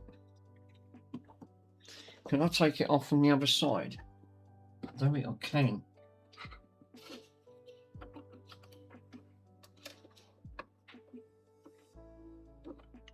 No, it's connected. God damn it. No. Hardwired. This is another thing while working on vintage. £84 for the board, maybe £5 for the ribbon. So you are paying what I said. You're paying for literally for what it's worth. That's mad. What you're better off doing is literally trying to find one that's broken for a fraction of the price. That it might have bad speakers or something, and then you could just swap the speakers over, and then you'll have a full working one again.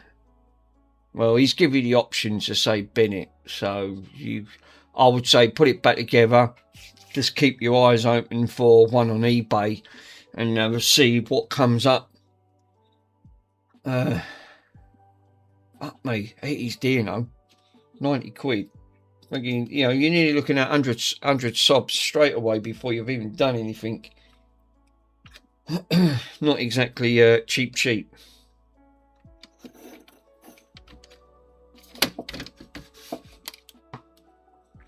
Yo, Retro Sloth, how you doing, my friend? Thank you for popping up. How you doing? I was watching your channel the other night, so.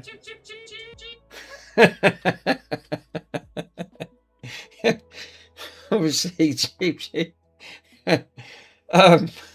Yes, very interesting on the front. Cheap. Right, I've got to change this belt. Fuck me, and this ain't going to be easy to get to, and that belt is well and truly gone. Now, how many belts have I got on here? I think it's a 3-belt system. I'll show you what the headache I've got involvement.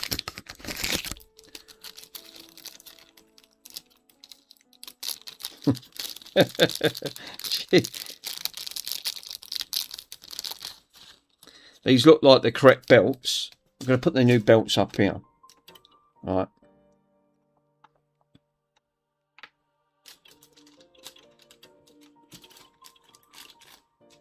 Then I can compare them once I take them off. Right, so where do I start? Right, well obviously I need to get to the wheel, but I've got to be really ultra careful here because I've got all these frigging wires connected. I've got an earth. If I undone this one and this one, and that one, that platter should pull off. It should pull off. But I've got to be careful because we've got we've got one belt on there and the other belt on the bottom. Right, okay. I'll do that.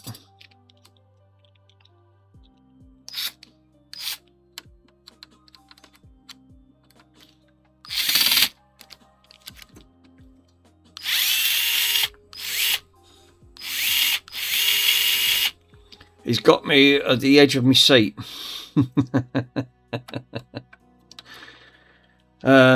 Who's the sidetracked him?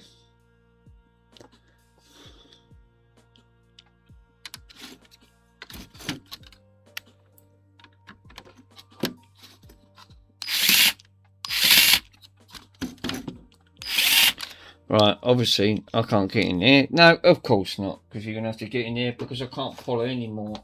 I do not want to break any wires on this. Okay, the last thing I want to do, I'll have to do this one by hand. Oh yeah, the storage boat, there's a canvas actually blown apparently, so it's actually checked cause of the ribbon.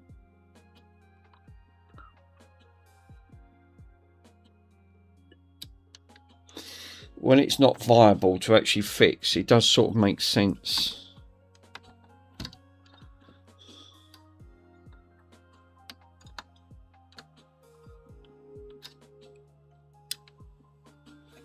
Right, I'm going to take this one off because this is going to get in the way and I don't want this broke.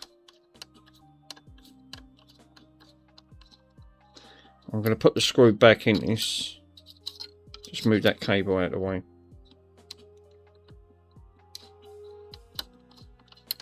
Cool. Now I can take this one off.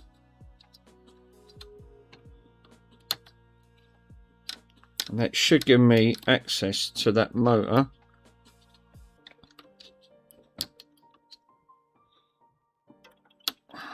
Yes, it does. Now I'm going to have to be really, really careful. I'm going to need to pinch off the connectors. Now I can't find nothing on the table. Of course not. Because the table's an absolutely frigging mess. And obviously this record player has not helped. Because it's massive. But I need me tweezers. Oh, here. Sandy, got me tweezers.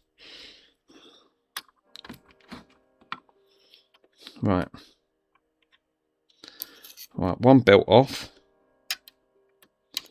I've got the other belt. Right, bad belt. I'm going to leave it exactly where it is. These are the two most awkward ones I need to get to. And already I can see they're well misshaped. Yeah, you can see that where that's supposed to be round, it's obviously like an egg shape. And that one's obviously not helped one bit. Now there was another small belt, and I got the small belt goes up here. Right, okay, which I can see, which is the tape counter one. Before I actually do that, let me double check. Can I gain access to that belt?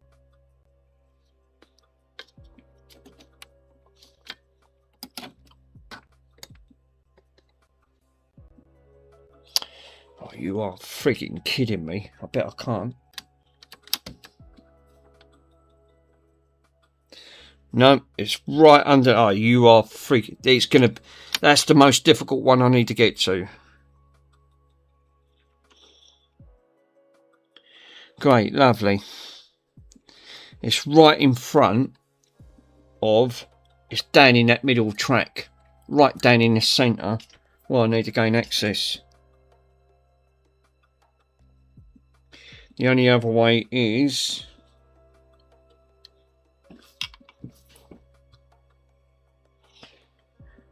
It looks like you've got to take two out from the bottom and the whole lot pulls out. Right, before I touch that then, let me put this one back. Because I know where this is, I know where it's going to go. I'm going to put this one back just for briefly, just to hold this one in. I've got the belts out anyway, so I'm not bothered.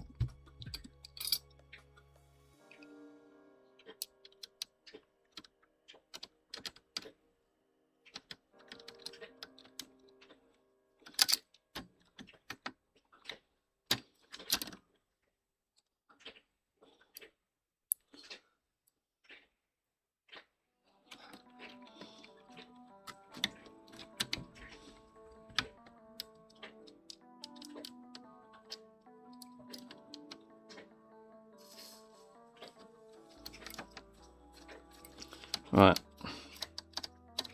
I've put that back. That's just to hold it in place. Now I'm going to take the underneath ones off. The whole throat's got to be lifted out very carefully, because I'm going to have to be careful here, because I've got a lever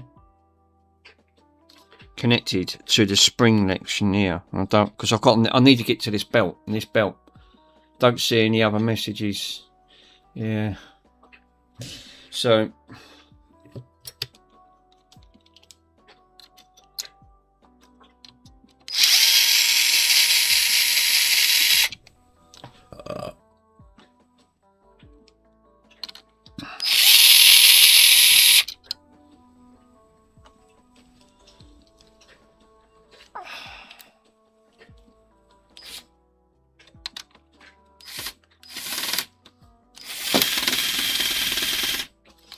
Nope, of course not.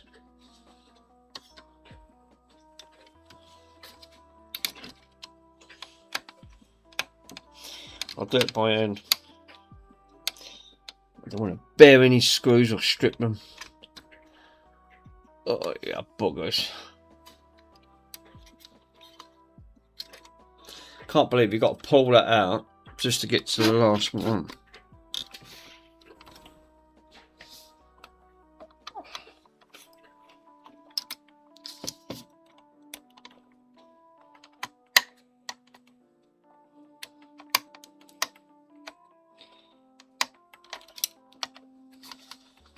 Don't know why that fucking cut off earlier on. Sloth, you probably missed 2 of them, because them noodles were the last 2 messages. Yeah, I was right, and she's right at the front. Oh, guys, look how fucking awkward this is. Look, so you have to undo these just to get to that one belt. Fuck me, that belt is, well, that belt's nearly as big as the other one. Wow.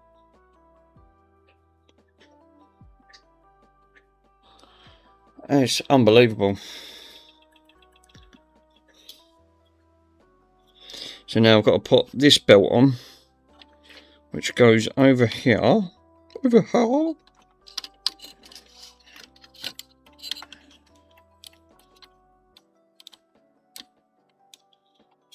Oh. That looks like that's got old belt residue strapped on it. I better wipe that off. That is the belt. Look, I don't know if you guys can actually see. Can you see what's actually happened? The belt's partly disintegrated, right?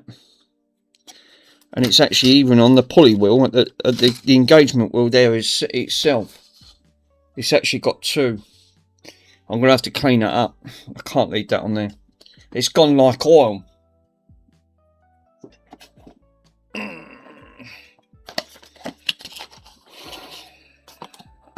Great, lovely. Something else to frigging clean.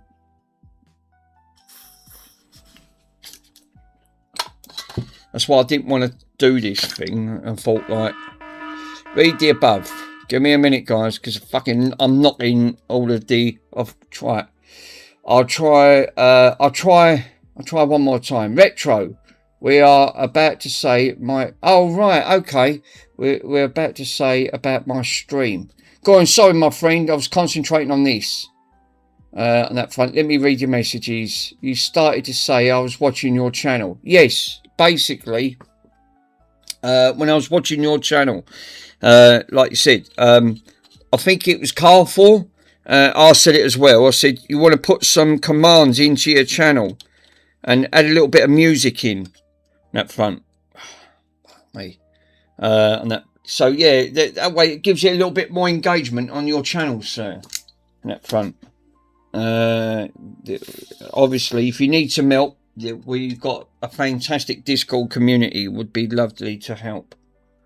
So yeah, it wasn't nothing. It weren't nothing vital on that front. Obviously, I got distracted. On that front.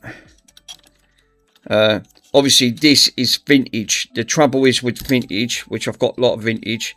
This don't take too kind. If you make one slip up, you break it very easy, and it's very hard to fix. Yeah, when I say black, that's obviously the residue left over from the yeah, thanks for the feedback. No, I'll look forward to the command. You literally, the commands are actually will help. It'll make it more interesting in your stream. Bung a little bit of music on or something like that. Some people like music, some people, Andy don't. Mr. Swindon don't.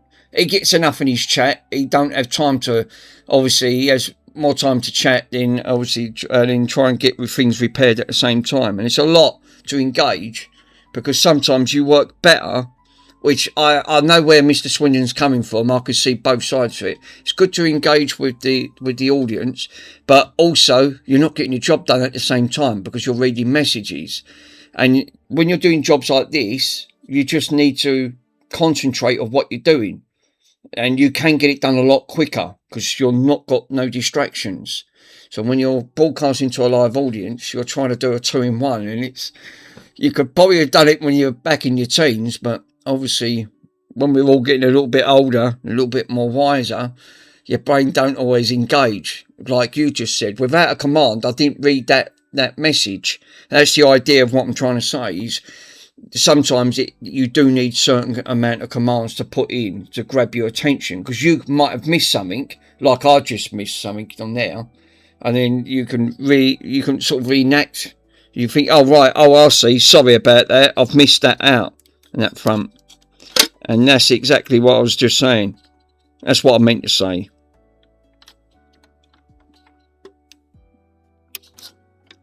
Oh god, yeah, this is nasty.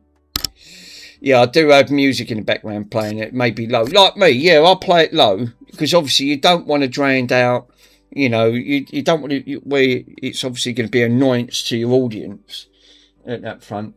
It's just to help your channel. That's all I'm saying. It's all help towards you. I mean, everyone likes their channel different. It's unique at that front.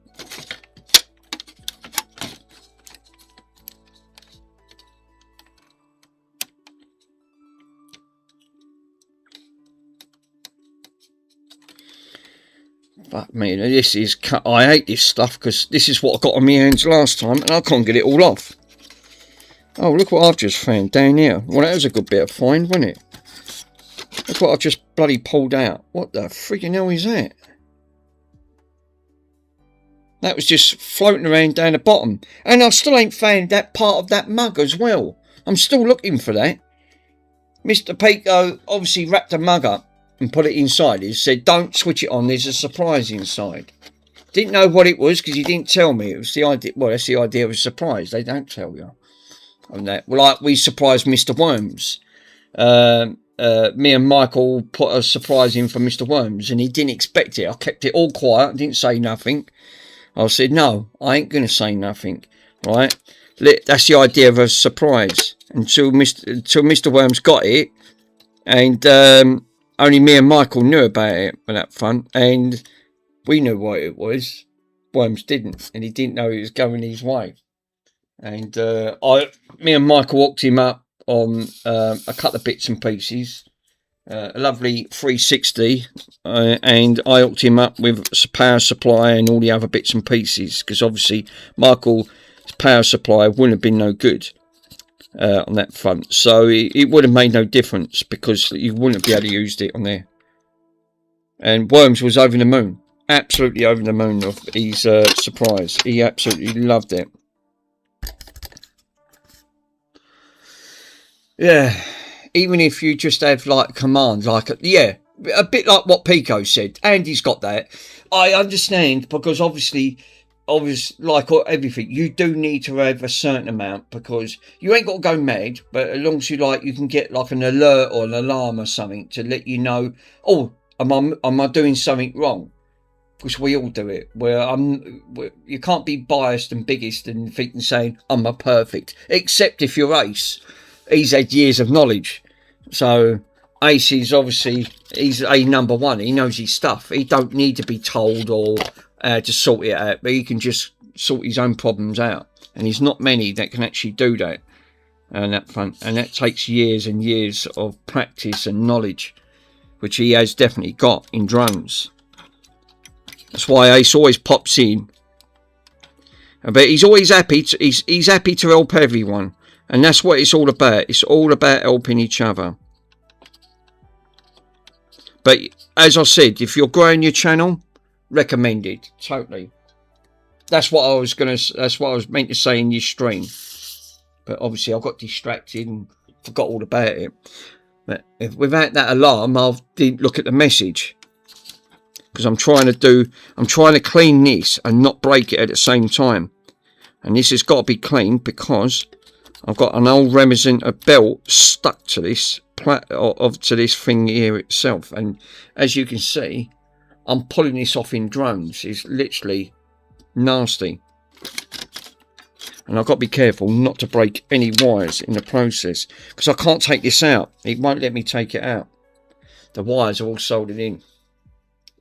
That's why Mr. Swindon will only have a certain amount of commands in there, which makes perfect sense.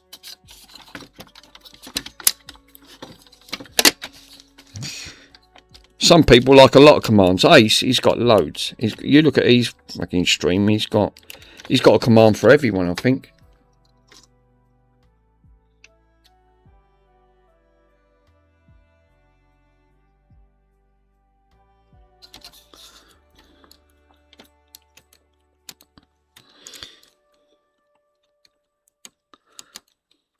Yeah, you need like little fingers to fix these. Oh, fuck me. I'll tell you, Oldham, I'm not joking, sir. Right? They are not kidding. That's the only thing. When you're trying to get like this, when you're trying to actually get rid of bits of old belt, right? You're getting all this. It goes to like black. It's nasty. Obviously, I can't get to this once this is all in. And obviously, I've got to clean. I've just looked down there.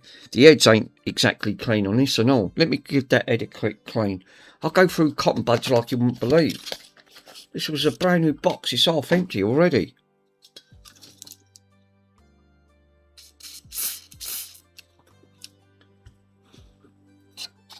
Let me just give that head a good old wipe. Because again, I can't get to it properly. I'll clean the pinch roller while I'm here.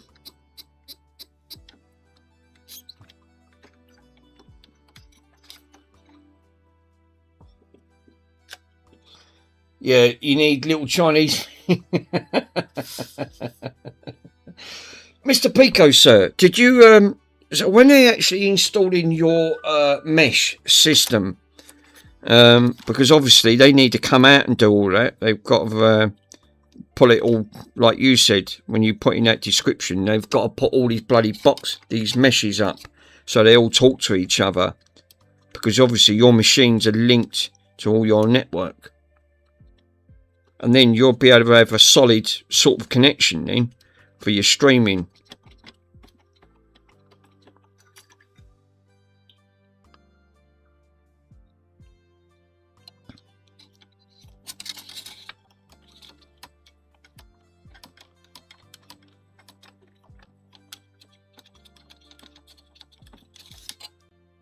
Yeah, that pinch roller's even fucking garmed up. Oh, look, I've just fucking got more in my hands there.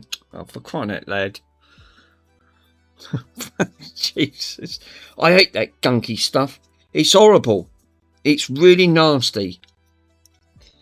On Friday next week, but I'm not going to be up and running straight away, so it'll take them about 2. Yeah, I suppose it will do, because they've got to, it's all got to sort itself out. I know them meshes on that front. They're a bit finicky. Once it's all done though, it's fine. It's absolutely fine.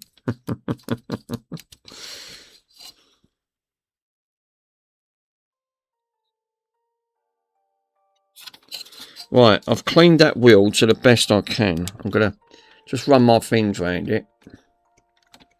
I knew this was going to be the most awkward one out of the lot. Getting these bloody belts, because I've done them before, and they're not the easiest to put on. Yeah, look, I'm still pulling that black off. It's still on that bloody wheel. What it is, that wheel is a grip for the plastic bit there that helps to spin it round. Where the belt's obviously partly disintegrated, the old remnants of the belt has gone to like, it's gone like oil, and it sticks to everything. But you ain't got much room.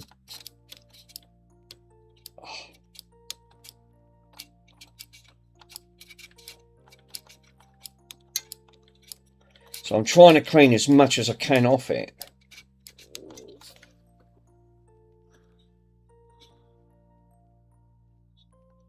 I'm still pulling it off, look. It's literally...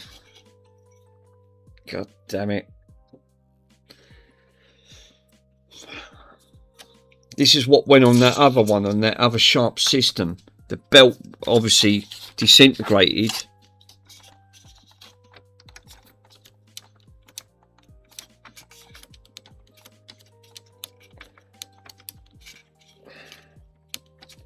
Oh, not that fucking controller again. I don't believe I've done that.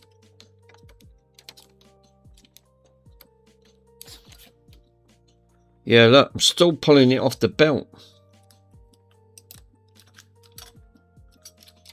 Let's see if I can move that mass over there, because obviously that's going to get on my nerves.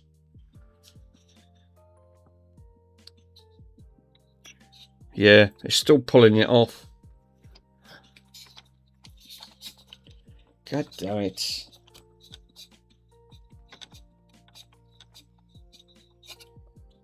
Nope.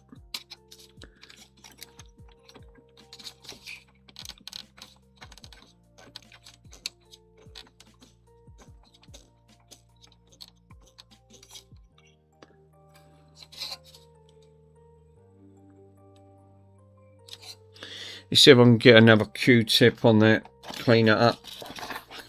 Oh God, that was absolutely covered. I've got a majority of it off. Right, you know. This is the trouble when belts don't get, when these machines don't get serviced. This is exactly what tends to happen.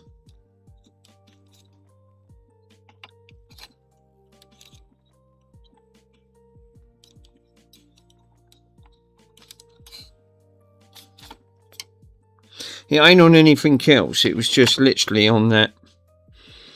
It was on that pulley wheel.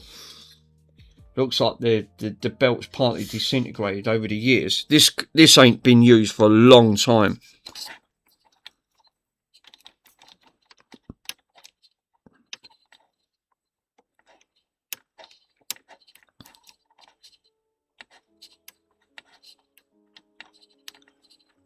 Yeah, look, I'm still pulling chunks off it. Jesus.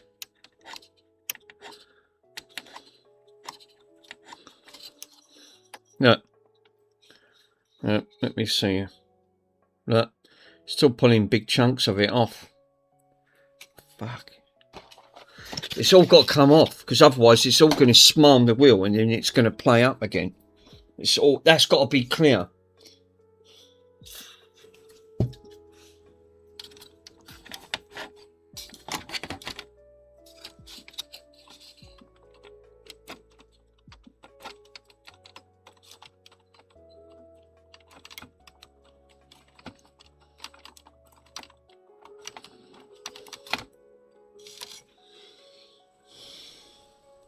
Everlast. God, Jesus. Now, literally, I'm glad that in a way I've got to this point where, because I would have known.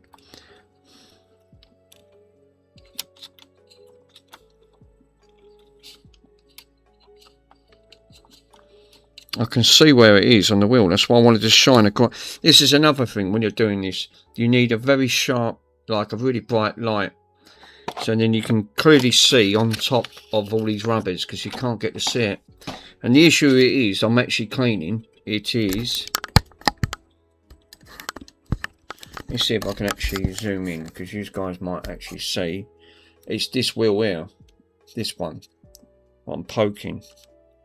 That's that one. It's garmed up. It's really seriously garmed up. And what it's doing, it's smearing it. It's going everywhere. I can see it. It is cleaning it.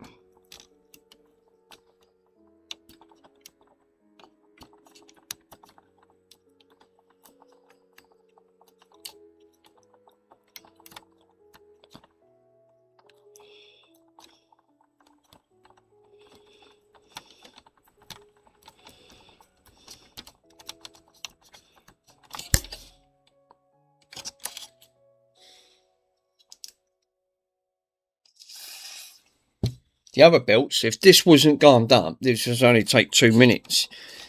But obviously, the time I've got round getting this one done, I didn't look until I see it. It was all smeared up, and I went, oh no, it's got the dreaded.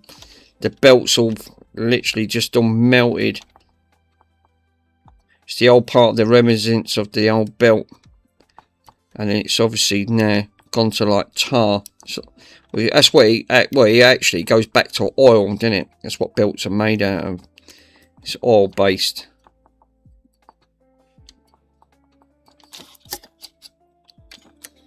That me. And I've took, how many have I got there? 13. And I'm still doing it. Could you not get like most of the point with it? No, you can't. No, it's stuck around the existing belt. The only way you're going to clean it is what I'm doing now. Is literally Q-tip and literally IPA. It's the only way you're going to get rid of it. I'm still pulling it off. I mean, I can see it. It's a lot better.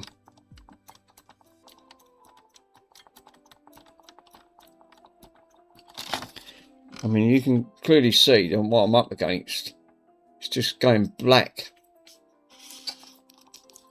I'm just turning the wheel round to make sure there ain't no other reminiscence on it.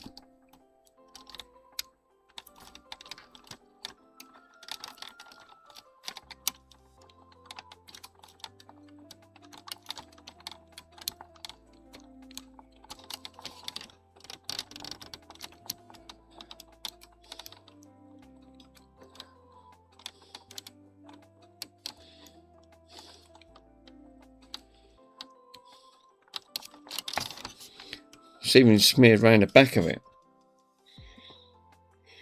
Well, Bronson don't help. Keep bloody dropping his arse. He's farted again. Jesus.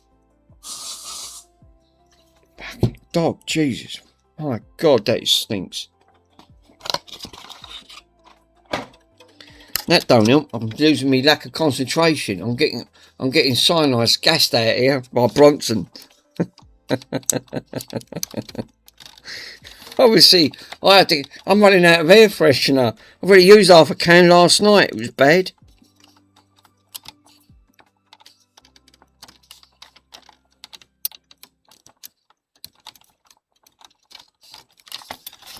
Look, that's all round the side of the wheel. What I'm just pulling off. That's the side. It got smothered. I'm not literally... The only way I was going to literally do that, you've got to dismantle the whole mechanism to take that. I wouldn't even go down that road. You're opening up a tin of worms there. Literally. Once you open up them tin of worms, mate, there's no going back. You'll never get this back.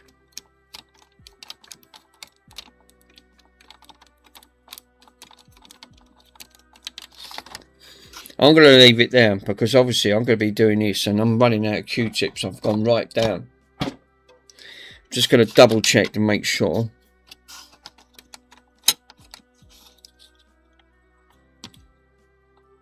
Yeah, that's a lot better. Hell of a lot better. I'm actually happy with that. Alright.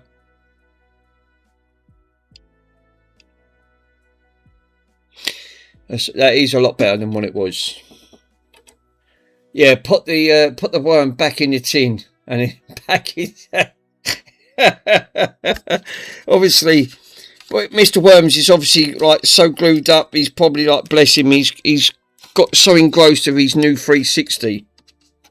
Right. Well, that's obviously. I've got that back in there now. So, actually, before I do that, let me give me one more Q-tip. Let me take that back out, right? Because I don't want to overstretch that belt. Let me just quickly clean them. A little bit of clean on them switches there in the bottom there.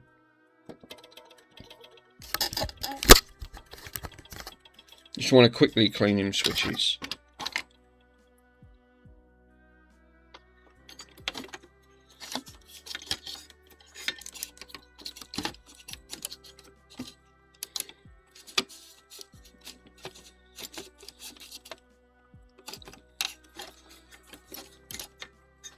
Oh my god, that's gross. It's disgusting. Guys, look how dirty that is. And before you say it, I'm not going to lick it, right? There's been no licking involved. That's obviously the one that Mr. Swindon was working on. That obviously, I forgot who said it. They said, go on, lick it. And I was pissing myself laughing now. I mean, you won't want to lick that, trust me. You're being A&E. Literally, you're thinking, God, what's happened to you? Yeah, don't ask.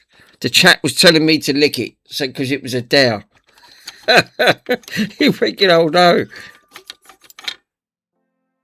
Oh yeah, she's one dirty girl there. So, right, a lot better than what it was.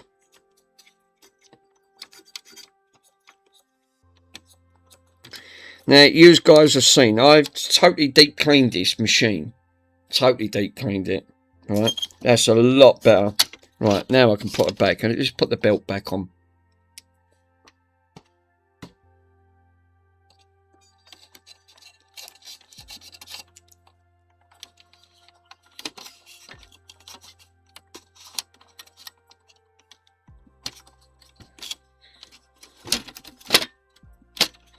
So, new belt. Lovely. There you go. Now she's back in.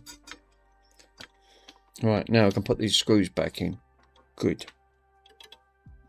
Oh, great. Yeah. Thanks, Dick. You've just dropped that on the floor. Fucking up, I found it.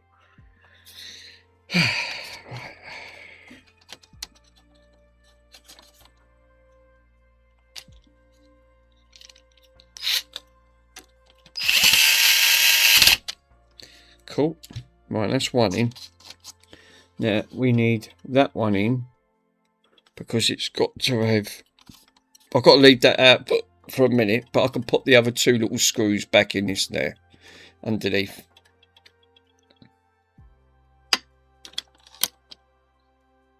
New belt.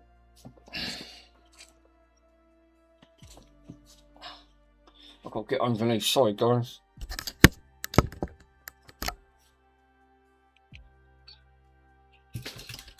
Oh, God.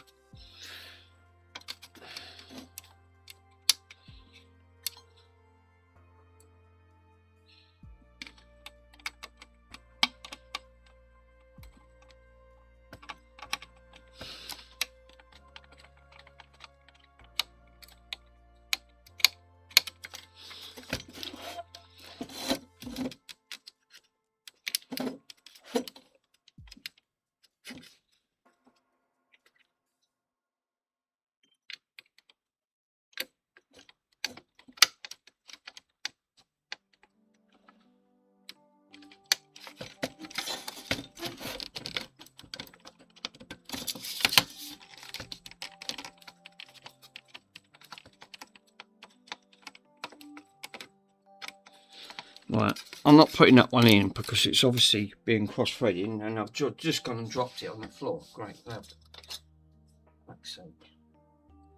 I'll find that in a minute. It's just fell on the floor because I can't move this machine. Juiced is in. How you doing, my friend?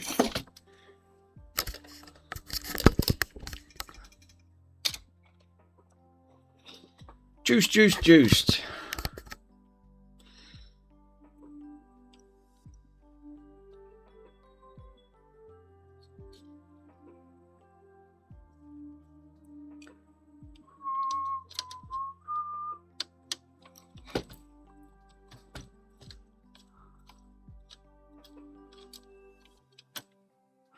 Right, now I can put the other two belts in. Just quickly inspect that, make sure there ain't no old residue of belt stuck on this platter. No, there ain't. Fine. Cool. So what we need to do first is big belt first.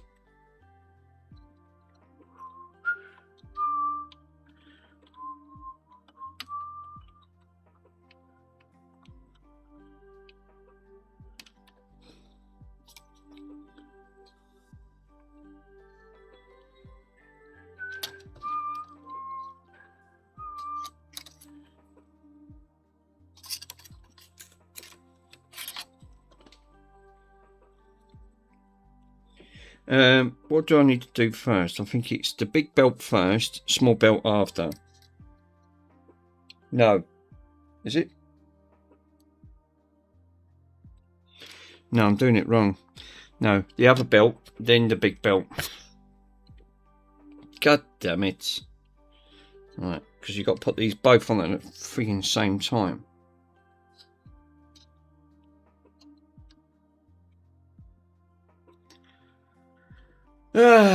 I'm good, thanks. Really busy. Was last couple of weeks. Unfortunately, less time to actually into the streams. Yeah, does all that. Mick, does your mum ever watch your stream? Never, not once, sir. She's not one into YouTube. She's more, you know what old people like. They want to just get into watching EastEnders or Bleeding Emmerdale or something like that. When did the last time I ever watched TV? Was probably over 20 years ago. Because, like you said, I will not pay for a TV license. I'm not supporting. TV is not like it used to be, like it was back in the 80s. It was great. Since then, it went downhill and it was all a load of crap now. It's literally... And the TV license fee in the UK is obviously astronomically expensive. And it only goes up every year for some reason for the UK. I don't know why, but it just does.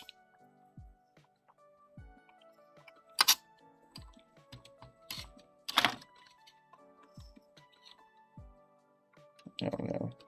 I don't want to say it, right? I don't want to say this, but that belt is too loose. I could be mistaken. No, I am mistaken. God damn it. Thank God for that. I thought that belt, just for one split second, they sent me a belt that's too loose on that front. And it ain't, because I'm just pushing it. It's the correct tension. Yay. Whew. That worried me. It seriously worried me. For a split second it did.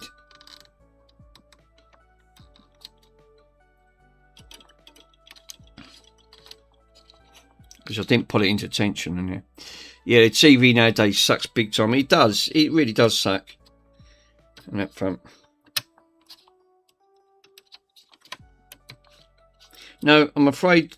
Sorry, guys. You're the only true people that actually do watch any of the other streamers, and they're probably very grateful, like I am indeed.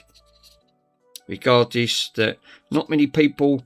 I've seen streamers. I'm not joking. I've seen streamers where they've been streaming a lot longer than me. They barely get a couple of people pop on their stream to say hello. At the end of the day, to me, it's rather sad.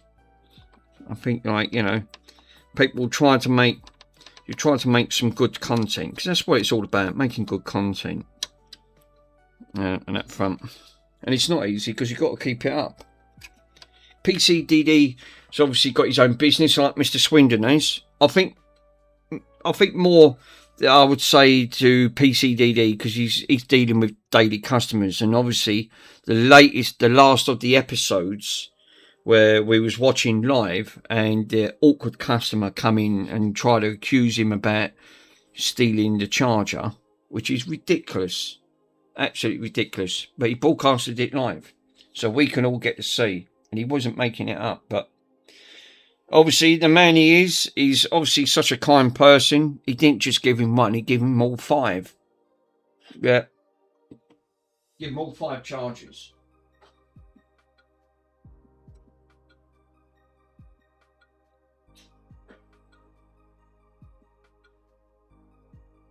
This is what you get when you're dealing with running a business. You're always going to have 1 or 2 bad eggs in it, on that front. Regardless to how kind you are on that front, it obviously don't mean nothing to these people. They take, obviously, in consideration where they're not really bothered.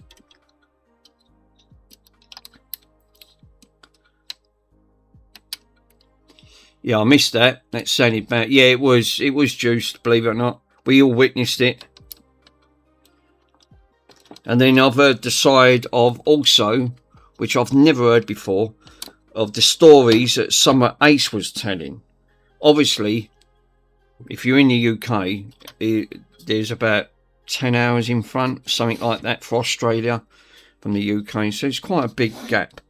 And yeah, some of the stories, or even what Ace was saying before Ace got into console repairs, he used to deal with what Mr. PC was doing, which is dealing with PCs.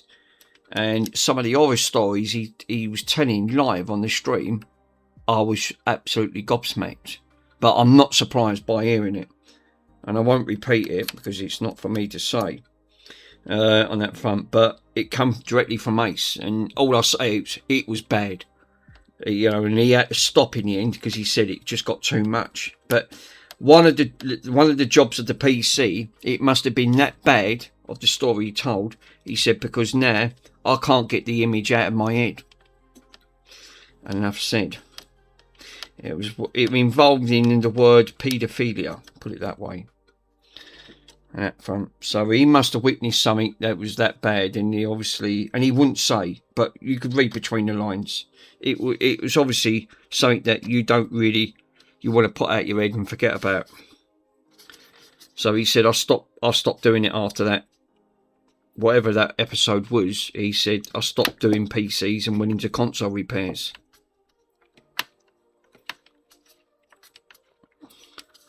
Yeah. So yeah, some of these long streamers, even they've had horror stories. I mean, you know, it's amazing because everyone could tell a story at the end of the day of a bad episode what they've had. I've had plenty.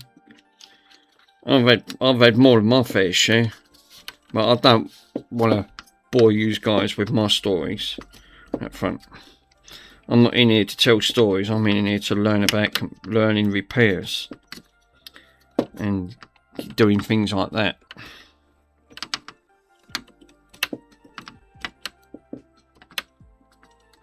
Right, guys, so as we can see, I have got, I don't want to bend this, we've got a new belt here, nice tension belt there. We've now got a nice brand new belt up here. So I've put all 3 belts of them in. Now I can actually wrap this back up. I still can't find a bit of that broken crockery. I haven't got a clue where that's gone because I just haven't. It's obviously gone somewhere. So the belts are on. I've just got to put that one underneath, which obviously I've dropped that. I need to find that screw. Let me quickly find it. Oh boy. Ah, there she is. Got it.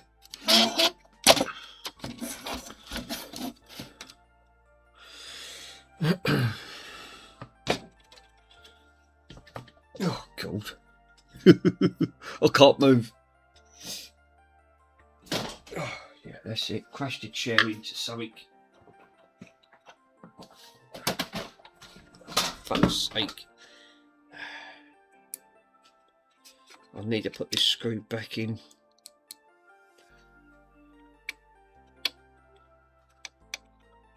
That's better. She seems to be screaming a lot easier.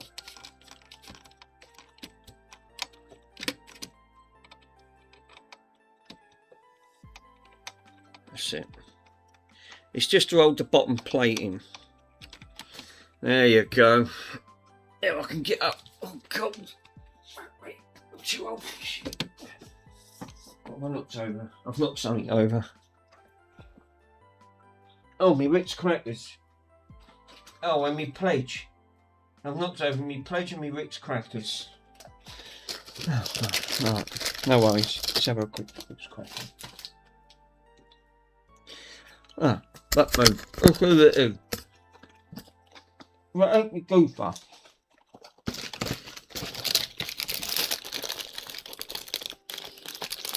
He only come over because I knocked over the Ritz crackers and he wants a Ritz cracker.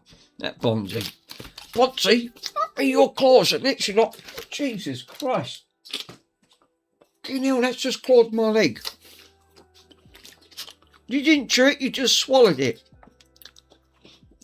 You big goofball.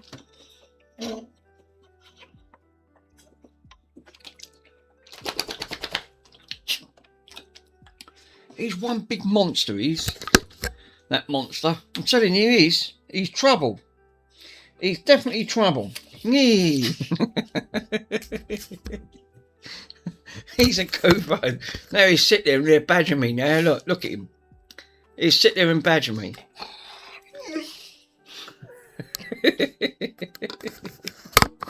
He's a one big goofball. He makes me laugh. He does make me laugh. Right, you can have one more cracker. Right, one more. Because you keep farting, you really snuck me out. It was bad enough yesterday, Bonson. It's like a nerve agent. One of them determined, yeah, it was dismissible.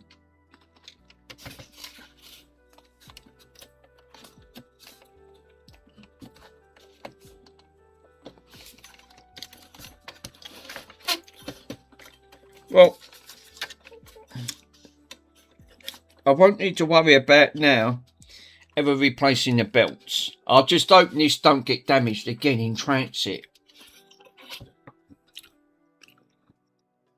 Because obviously this is going to be auctioned off for charity. And I don't want this broke because it's such a lovely machine.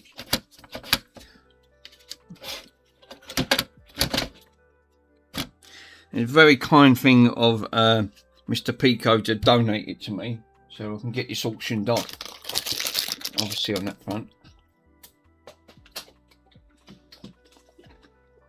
I personally think it was worth the £36 of upgrading it. Right, replacing the belts and the stylus. Just a shame it got a little bit damaged with the lid. Lucky enough it didn't damage the radio with all that banging around. And Mr. Pico obviously literally padded that out very well. You couldn't get that. Sorry, hot cows.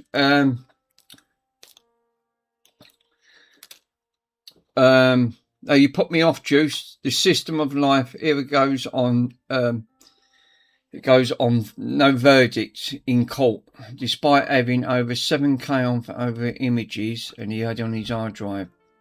And the computer of them only 3 images were admitted in court. Only what? Sorry, hot cows. Did I miss something? What was this for? You ain't talking about Mr. Ace, are you?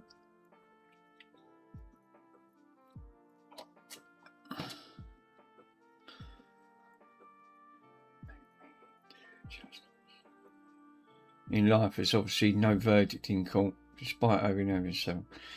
Was you actually talking about Mr. No, my daughter. Oh, bloody hell.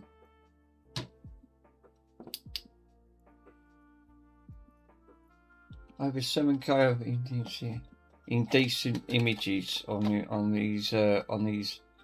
the hard drive. Oh, bloody hell. Yeah. This justice system is absolutely, it's so poor, it's unbelievable. You've got no faith in the UK justice system, none. You know, They can take someone's life, and what do they give them? Like 5 to 7 years for killing someone at the end of the day. And they obviously think, no, that's fine. That person is never going to come back. And they even get that on good behaviour if they're good in prisons.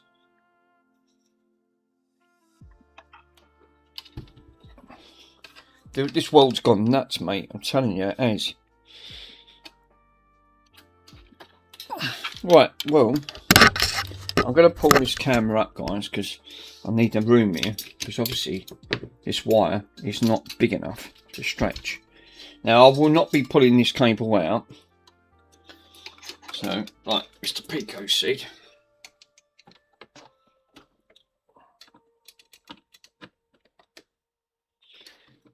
let's see if I can plug the other one in as well. I'll plug both of them in and test it properly.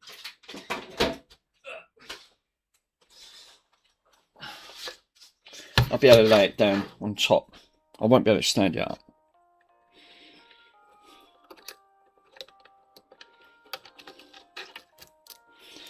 And then you guys can hear, and then we can test the cassette. So the record player works. And again, the same thing applies. I put some hot glue on because all the connector. I haven't got no new connectors to put on, but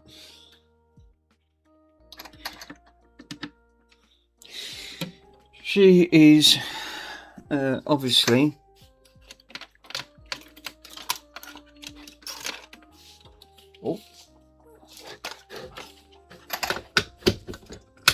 switch her on. Right.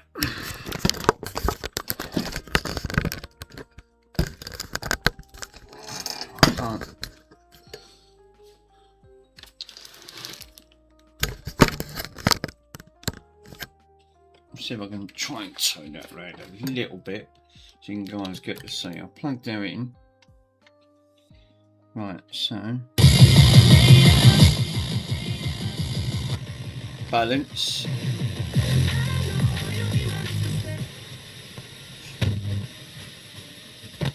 Jobs and occupations before that. Yes. Were you always wishing Right. you could be a writer? So we got your yearning and your desire. Have you just bumped into lots of interesting stories? Because you were a crime reporter for a while, and obviously loads of stories. So there. Well, exactly. let me see if we got cassette working. Non-fiction. A crime reporter. I started out in the US as a crime reporter. Yeah, and fast I did forward, for 5 yeah. years, and then it was a Rewind, job yeah. for wire services. Play. And then I was hired. Actually, you mentioned Tottenham Court Road earlier, and that was No, my first job in London. the belt's still not. Time out for 5 years. Right. That was my big break. Which is Well, that's interesting. Exactly. This has still got an issue with the cassette. In this country, and it's very put a carefully cassette. worded the way you describe it. You Shaky. worked He's put a bit of with shaky. spies or near spies, or you met spies. Is this No. just a way of saying you were a spy, but if you don't want to, I mean, No, If I say no, you'll never believe oh, me. well, obviously I can't believe it's it. still not playing. The general atmosphere of Like the play, one side plays, the other side don't. Interesting move from America to London, getting a job, time out, and then working. in Kinda some works government nice. agency, British government I agency. can see the doubt in your face. So we're going to have to investigate that. So let me turn Yeah. that off. Exactly. So there's no good. Turn it off for a minute. One side is obviously, it's not the one side of the cassette. Have you selected the tape of the stereo? No, I haven't. No, it don't make no difference. I've got it on tape. The auto shut off feature, but the play is not playing. So there is still an issue with this play feature. Didn't think it was going to be an easy fix. Well, just swapping a few belts over.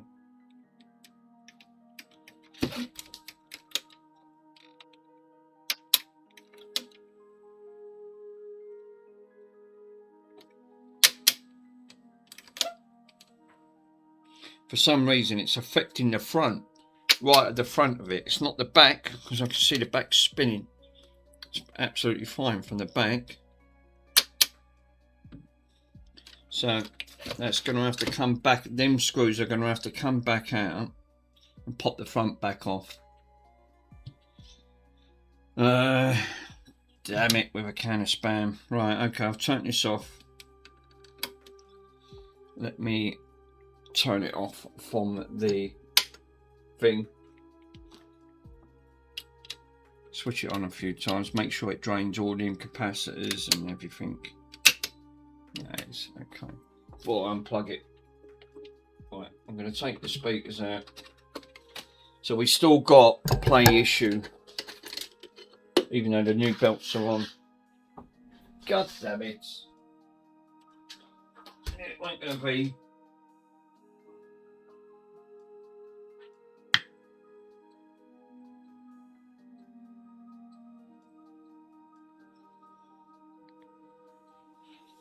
So,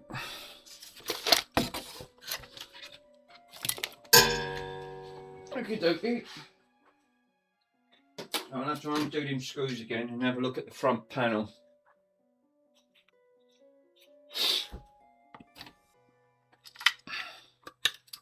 The front's obviously not playing.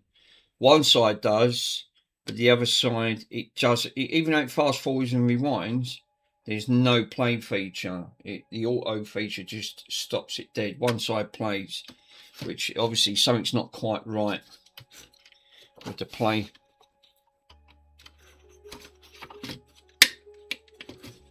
This is why I hate work. This is the only thing working on with vintage. That front, because like you said, you've got to be careful. There's a lot of cogs and springs and things.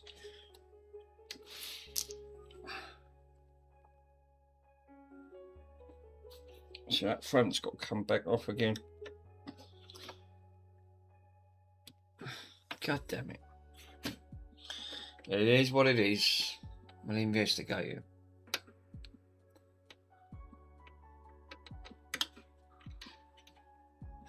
Oh, at least got the record working. She plays beautiful. It's got a really lovely sound on it.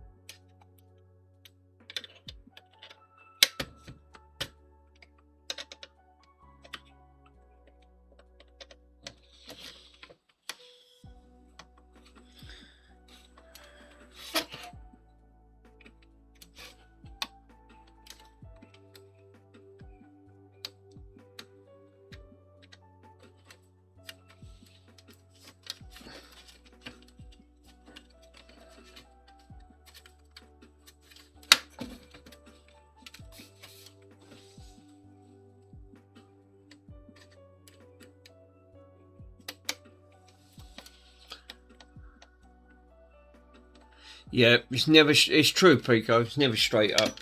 When you're dealing with vintage stuff, you should know, my friend. You know far too well, just like me. You know, it's never going to be a quick fix. It doesn't rely on quick fixes. Quick fixes are not heard of. Like it's like all repairs. It's not. You can't just say it's vintage. It's also modern stuff as well. You know.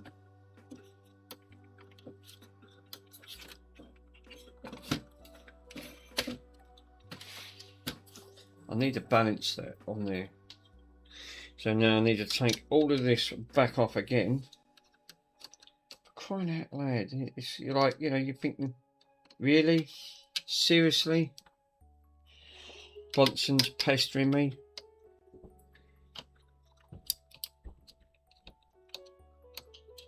I thought that was just going to be it. Just change the belts, it'll be fine. No, clearly not.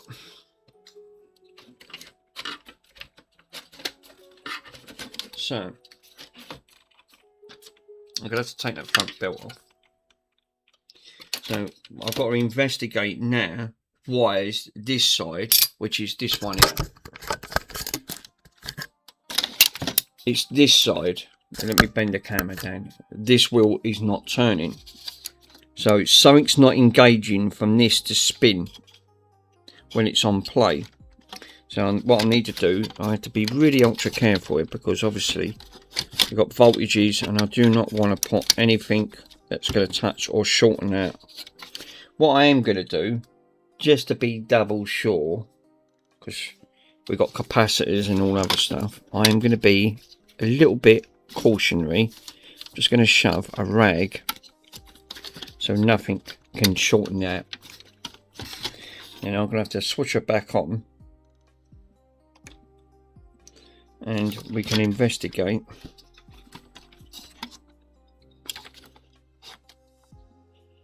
Now the other one's a tape counter, so I'm not bothered. All the main belts are connected.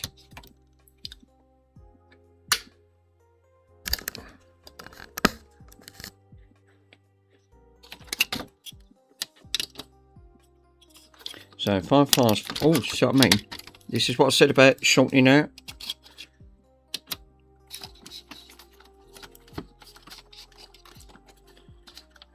Crying out loud. Right. This is why I don't like working with janky things. Right.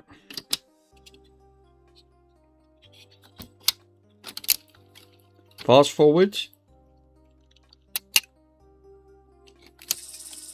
Rewind. Play. We've got no play. She's not playing. So something's not spinning to drive this.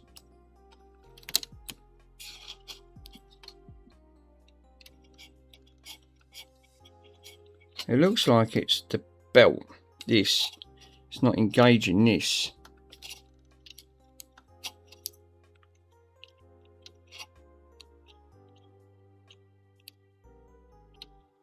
And it's still pulling chunks of that fucking massive parts of that belt off as well.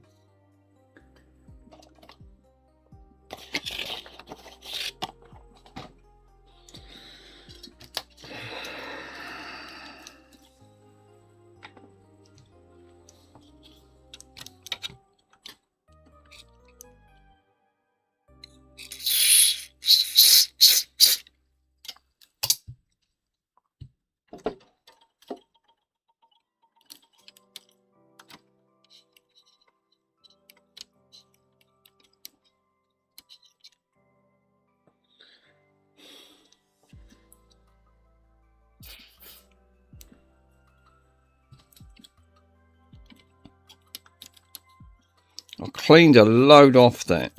Hell of a load off.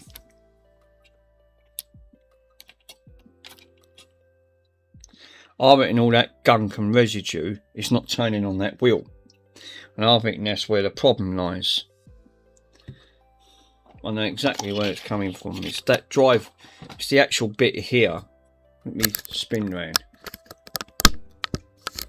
I reckon it's this bit here that pulls on this, and this is what's putting all that black gunk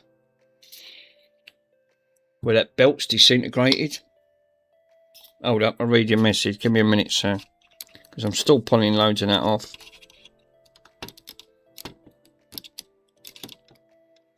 And it has, it just looks it to me, because look at the amount I've just pulled off there. Hell of a too much. Give me. It looks like the plastic clip on there is obviously somewhere where it's where you turn it, it moves it back to that lug. What it is, I'll show you. I'll show you where the problem lies. Let me clean this, just this bit here, because there's a lot of gunk in here, hell of a lot, and I'm just putting lumps of it out here. Oh God, it's all going over my hands. Right. This is why I hate this stuff, because it just goes like black tar. Right, how it works, right? And I can try and be my best to show you. See this here? You've got a notch cut out. And I don't know how well you can actually see it, right? That notch, right? This engages, which pulls down. It's like an engagement. That then engages that pushes against this. So it's a two-wheel system that actually pulls. But the trouble is, that is got a lot of that black gunky stuff inside it. So I don't know if that's obviously not helping, because what it's doing is smearing it around on that belt. It's not gripping it properly. It's like black sludge.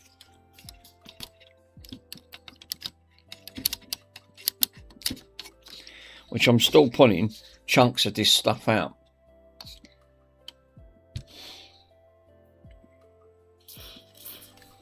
This is what went on the other one, and it caused an absolutely frigging nightmare of a system.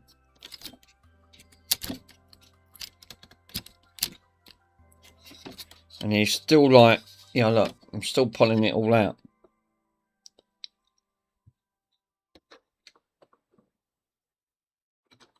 Trouble is, you get it on your hands, it's like black oil. It's like tar. It's like really black tar. It's nasty stuff. Pico. I'll have a look at them. Give me a minute, sir. Let me have a quick look at this. And then I'll have a butcher's. Now, obviously it's switched off.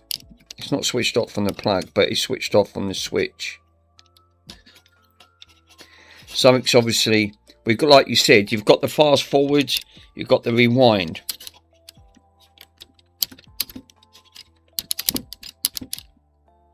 But that black gunky, nah. Obviously, that's not helping. Let me have a quick look at the message. I love the dancing cow of the gift that Mr. Rock Cow has put on there.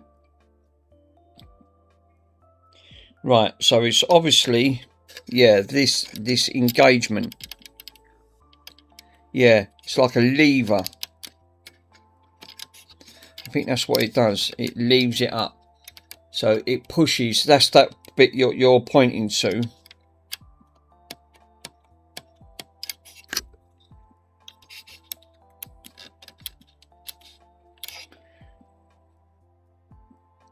It's definitely something to do with the engagement side.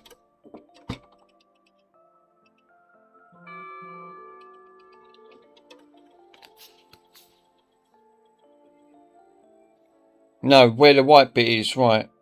No, where the bit is. Oh, I see. Yeah. Yeah, you're right. It feels like it's loose. It's not doing nothing.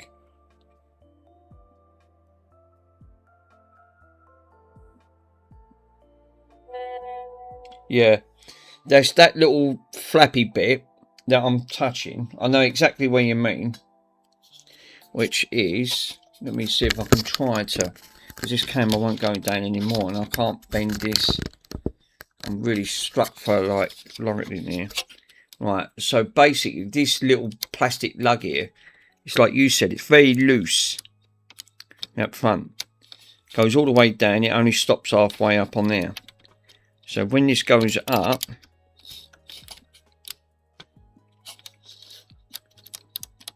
it feels like it's like you said.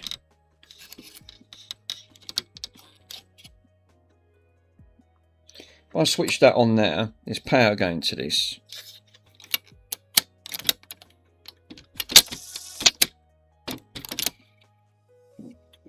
I'm going to try and, while that's spinning, right, I'm going to shove, because obviously I can't get in there while it's spinning on there.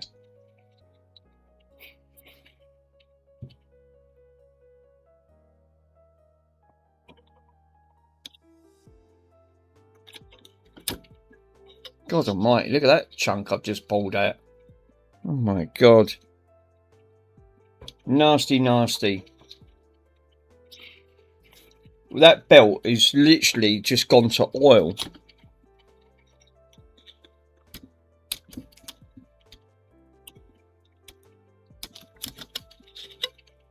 God, and it's all going over my hands and all.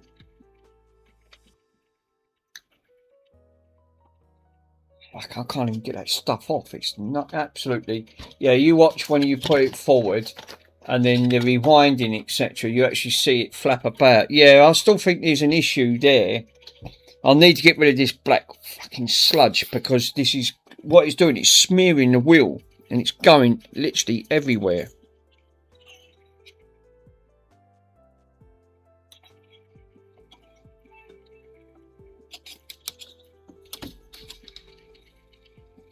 I've got a majority of that off now.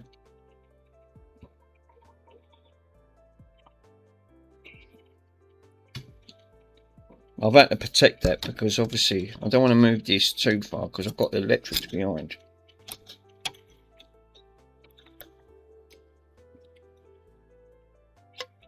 Yeah, that got another big piece. Look, another big piece of that sludge. It's like black sludge. Yeah, I'm watching that. That's going up and down. You can actually see it. That flapping bit is obviously going up and down.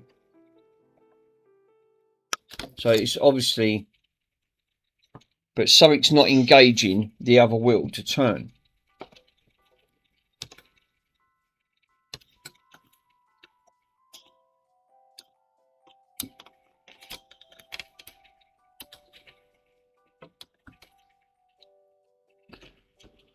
That's a lot better now.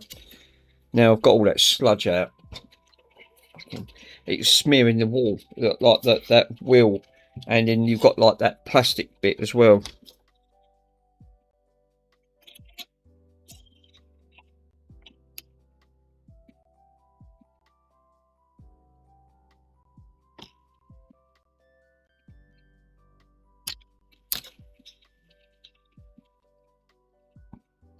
Right, that's got all that black sludge off on that spinning wheel, which I'm quite happy with because I've got so. Right, so let's stop there. So he's still not gripping it. It feels like this is not being pushed down enough.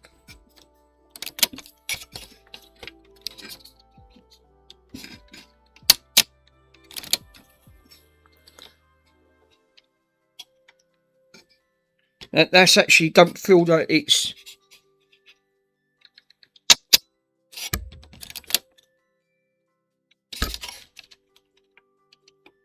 The wheel don't seem to be pushed now. This wheel, this mechanism, it don't seem to be. What it's supposed to do is engage down. There's enough lithium grease, which I can see.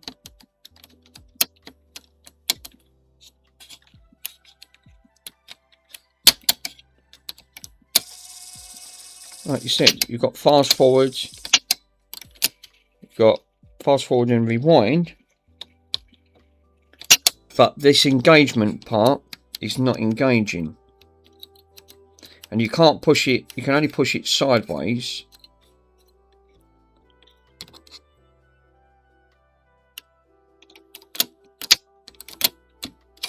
But it's obviously not enough to engage it to pull it onto that wheel, onto the spinny bit itself. But it looks like it should be connected to something. Yeah, that's what I was thinking. I can't see anything there that it connects to. This gear up here is linkage to this side. That.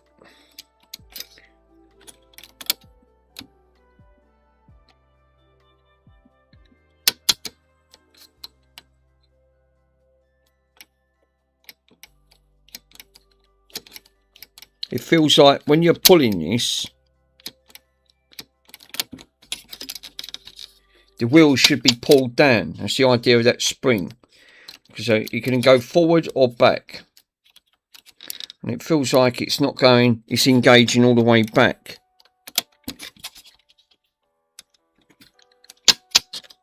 Which, that's what it feels like to me.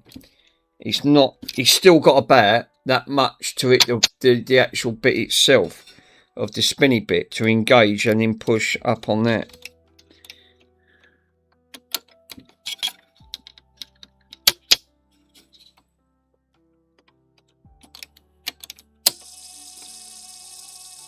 But that, no, that's not getting, no, there's nothing for that to catch on. So it just moves backwards and forwards, but there's nothing for that to go and catch on.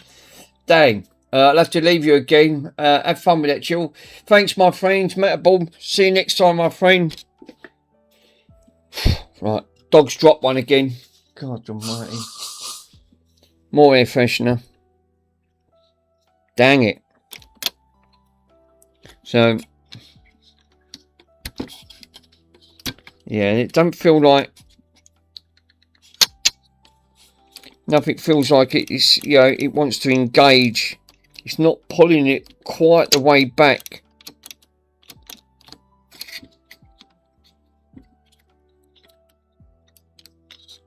Just having a probe around just to see if there's anything like delodged or it's stuck or something.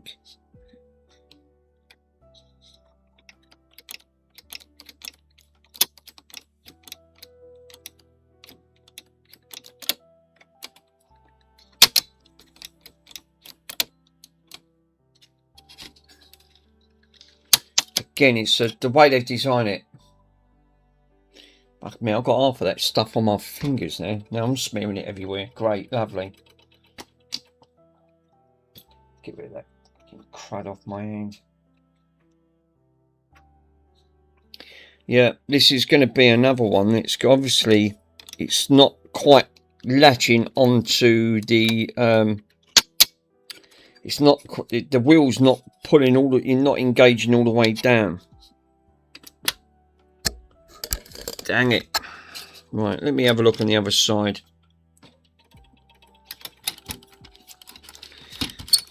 So there's nothing I can do on the front here.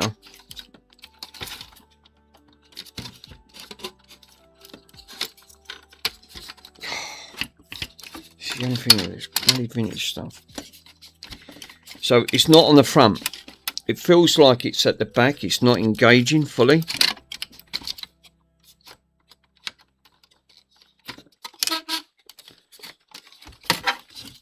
Obviously, and I can't pull this all the way out because I'm very, very restricted.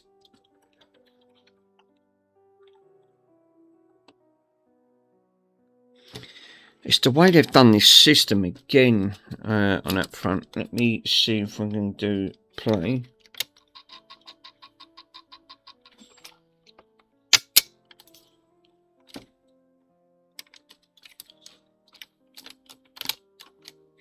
No, it's selecting the player, right?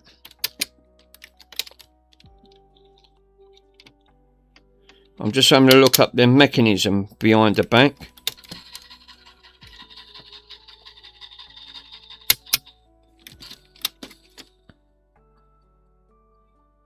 Yeah, it's not pulling that wheel. Because I can't even see it.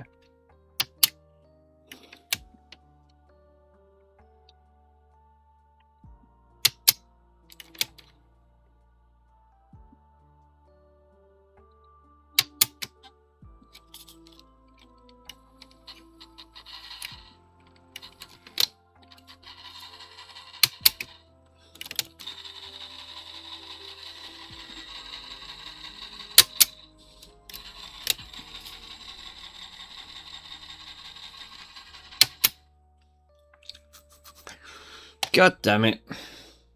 Yeah, this is going to be a tricky one because again, it's all to do with pulleys and cogs.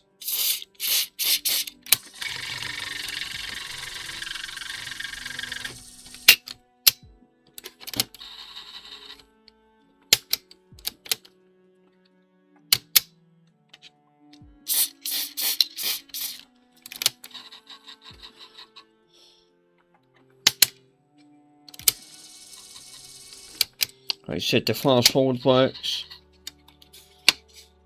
the rewind works, the fast forward and the rewind works. It just won't engage that play. Nothing's pulling that engagement because the wheel's not engaging.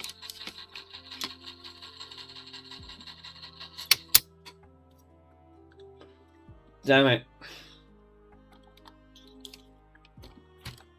This is going to be quite, it's quite an in-depth sort of tricky scenario. It's because, like you said, looking at the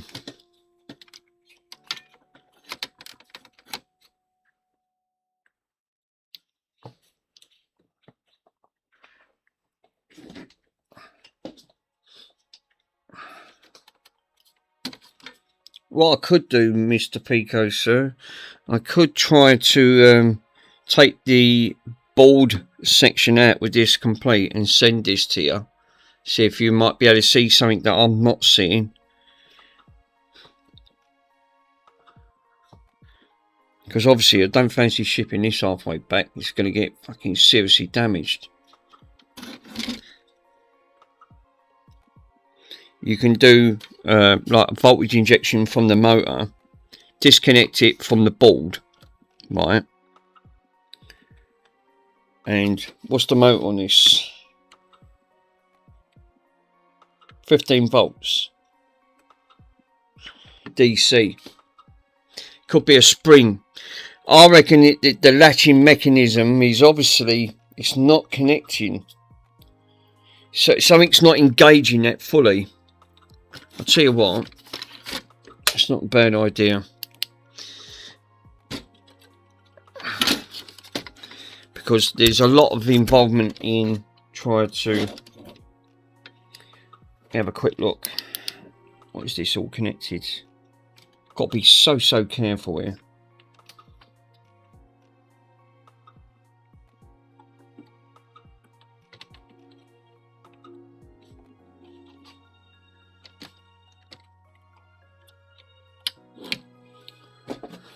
Right, let me see if I can disconnect this first.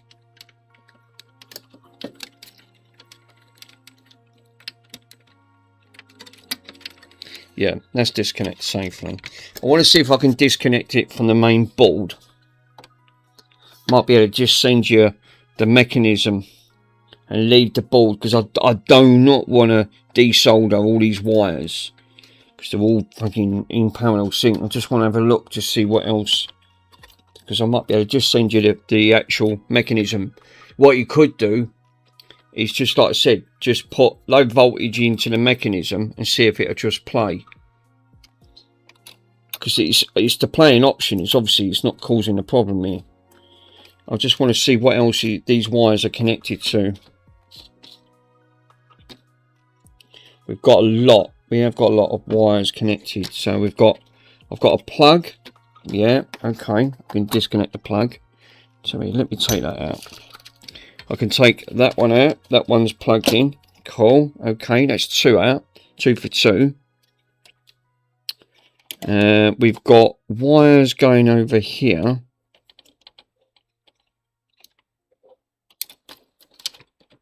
Right, let's follow the green. No, the green's soldered. Damn it.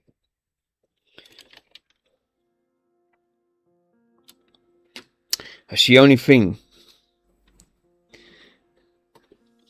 I'll have to check from the other side and see where them wires go. Let me put this back briefly. Let me follow them wires. You might be able to see something that I'm not. I can't see anything on there.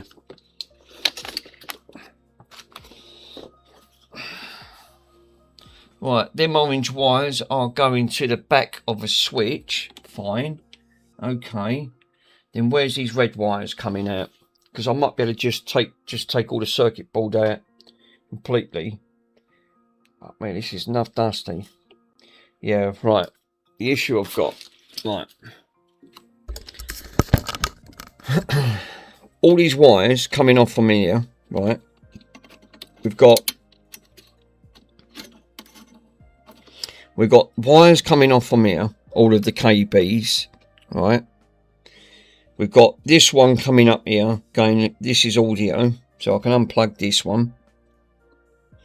The audio is not going to be an issue, because it just plugs.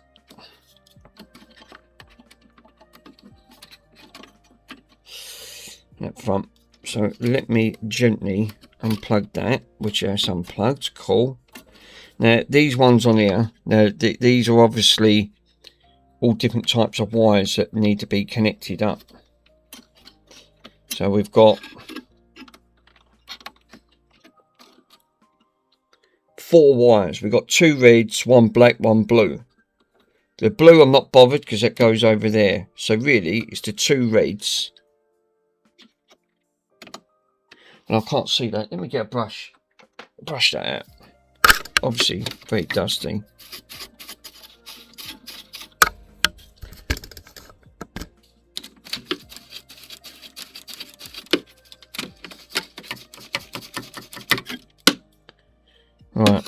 So we got one.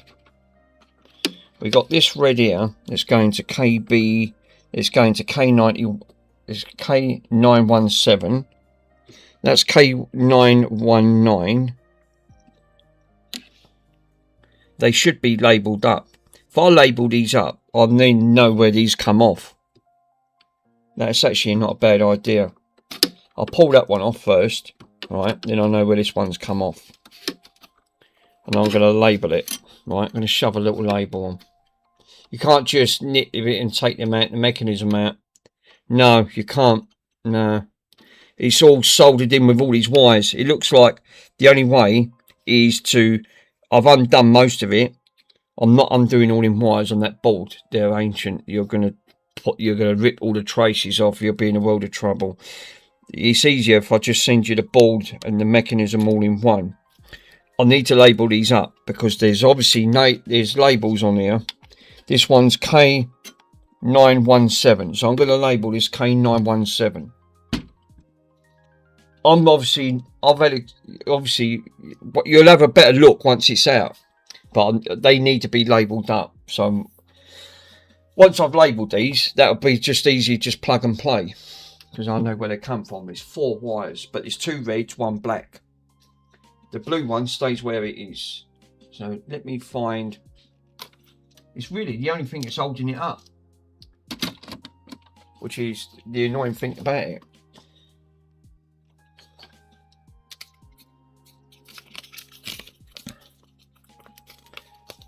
I've got these sticky labels. I'm gonna just nip one of these round, right, and then I'll know where these come from. And then I could just write on the label what it is, and it just make it a damn sight more easier. Because obviously that's restricting a lot, because obviously you can't take these out. Okay.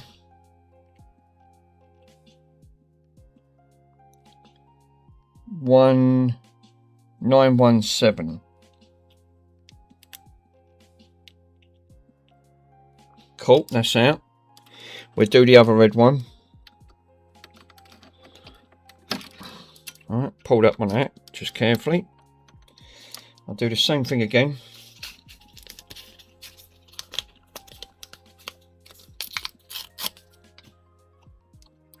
And you can do this in your own time. Take photos where they go. I won't need to. Once I write all this down, I will take these there, because I'll make a note of, I will take quick photos, because you can do this in your own time. There's no rush in doing this. But you can obviously, you'll have better light. I've got these scabby lights. I don't want to end up breaking this, because it's virtually 99% there. It's going to be a latching mechanism. It's K919.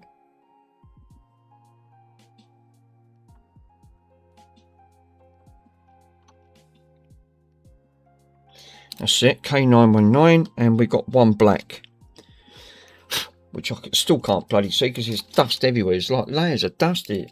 Obviously, this has been sitting around for a hell of a long time. Let me give it a quick. Dust is obviously like a conductor. I'll give it a good blowout when it's. I still can't find part of that mug. I don't know where that mug's gone. I had a look up there and thought it might have got wedged. You know, like the corner bet section where it got banged around in transit. I honestly thought that part of that mug would still be on there. No, it's not on there at all. I don't know where that part's gone. This is K918. Right.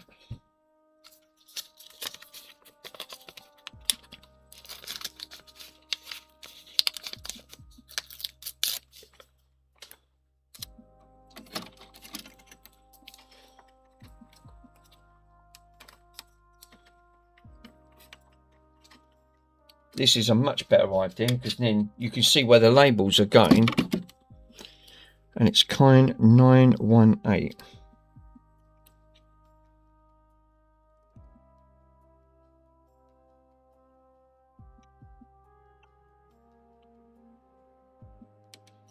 Lovely jubbly. Right, there's nothing now holding that. That can now all come out in one piece. It's all been labelled up.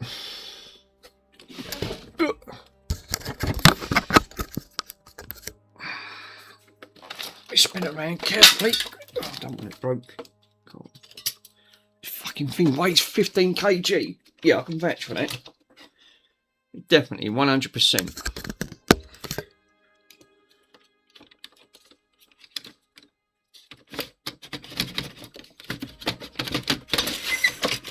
Now she should now just unplug.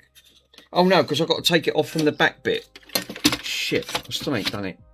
I've got to take the back. I've got to take photos of the back side.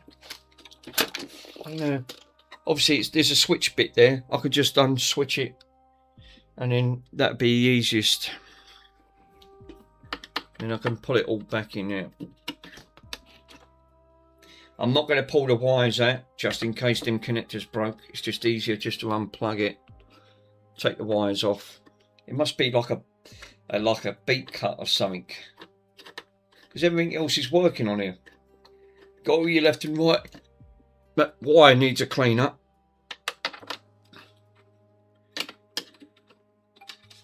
Now she should come out. There's now nothing holding it in. Right.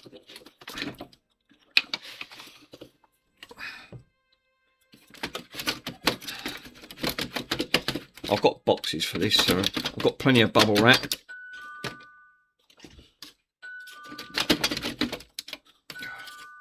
Mate, jeez, Discord, seriously? Yo, retro repairs. Discord. Jesus, 3, 4, 5.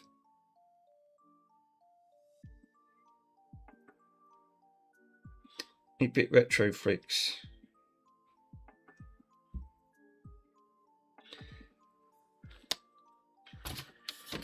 Bloody Discord messages. Right, now she should come out, and she does. She now comes out. Right, let me get rid of. Let me put this to one side, guys. Might be able to see it a little bit more clearer light. Now I'm going to put these in a bag because I don't want to lose these lovely, wonderful screws. I should have some. Yeah, I have. Got some money bags. Give me money, me. Now, I don't want to end up losing the new belt, because the other belt they're absolutely stretched beyond recognition. Put them two in, these two, and I'm going to put a note on here, alright, what these are. Give me money. My money. Thanks, Hot Cams.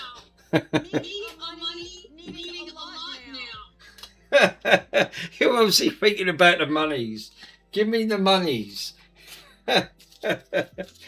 She cracks me up. Give me the money, me. Right, lovely label, and I'm going to put on this the Sharp Music Centre, and I'm going to put these inside so I don't lose them and I know what's what.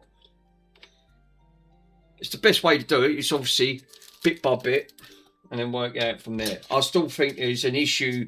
The latching mechanism is not engaging fully when you press play. There's something's not quite latching it properly. So this is the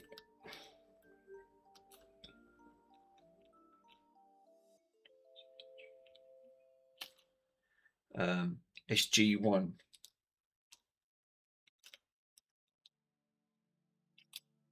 Right, so I've put on there Sharp SG1. Right, so I'm going to literally put that back inside so I don't lose it. I can, now that's out, I can now give that a good clean underneath there. Right, so I'll put the thing on it. The turntable's got the thing. I'm going to put the cover over so that don't get damaged.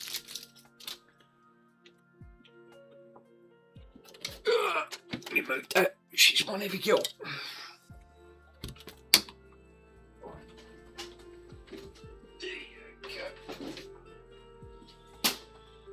Right, now obviously I fucking made a pig's tail out of this lot, because obviously that thing was fucking incredibly heavy. Now I'm going to have a little bit of just have a quick gauges on that front. Now, obviously, I've got nothing else in the way, which does make it. Would you like me to hold on to it for when you're actually going for streaming or running around? Have a look at your stream. Obviously, I'll leave it entirely up to you, sir. I mean, whatever you find it's easier. I'm not really fussed. Obviously, this I can't. You still can't disengage this because this is what I was saying about earlier on. The wires are all connected directly to the board. And when I say about the board section on here, this is what I was saying about the trace. These boards are ultra thin. If I try to desolder from here, you're going to delaminate and take all the runners off. I didn't really want to take that chance. I know how finicky these boards are because they're freaking, you know, ultra thin themselves. But what you might be able to do, you'll have a better chance of it than me. I just thought that that was obviously just a belt issue. Clearly it's not a belt issue. We've got pots. You've got the pots there for the audio. I've labelled all these up, right? So we'll leave all them on there, that front. But what I am going to do, just to protect them, because I don't want all these getting smudged, I want to get these off. I'm going to bung some caption tape over that to protect them. And that sounds daft. It's overkill. I can look up on the I can look up on the streams when you get it up and running, if you like. Yeah, okay. I'm going to just cover these because these I've got to go back in a certain order. So what I'm going to do, I'm going to put caption tape and just protect these numbers because these numbers are important to go back on a certain order on that board. Caption tape's so much better. It's obviously it's for heat. But what you might be able to do, right, is I don't know how you're going to get around this because obviously you don't want to put 15 volts into this where these don't take 15 volts. Obviously it governs it all down. These are audio. These ones here, the pink, white and black ones, they're audio straight away. That's a switching system that goes on to obviously I've not took nothing off that. All I've done was unplugged it. So it's a switch system. I don't know what that's for. Something to protect it. As you can watch me, yeah, look on my stream. That would be actually quite cool. Like you said, there's no point putting the other belt on because it's all got to be put back, right? But obviously, it's an engagement thing. That this is obviously got an issue with something to do with the engaging side. It's not fully engaging forward. I've got rid of all that black tar here, so you won't get garmed up. So, but ideally, what you really wanted to do, I don't know if you can actually do it, is the rest of the wires on there, right, go to, because I'm looking at the way it is, you don't really want to take the wires on here, right? If it was me, I wouldn't take none of this off because you're just going to have a world of problems and it's going to cause issues.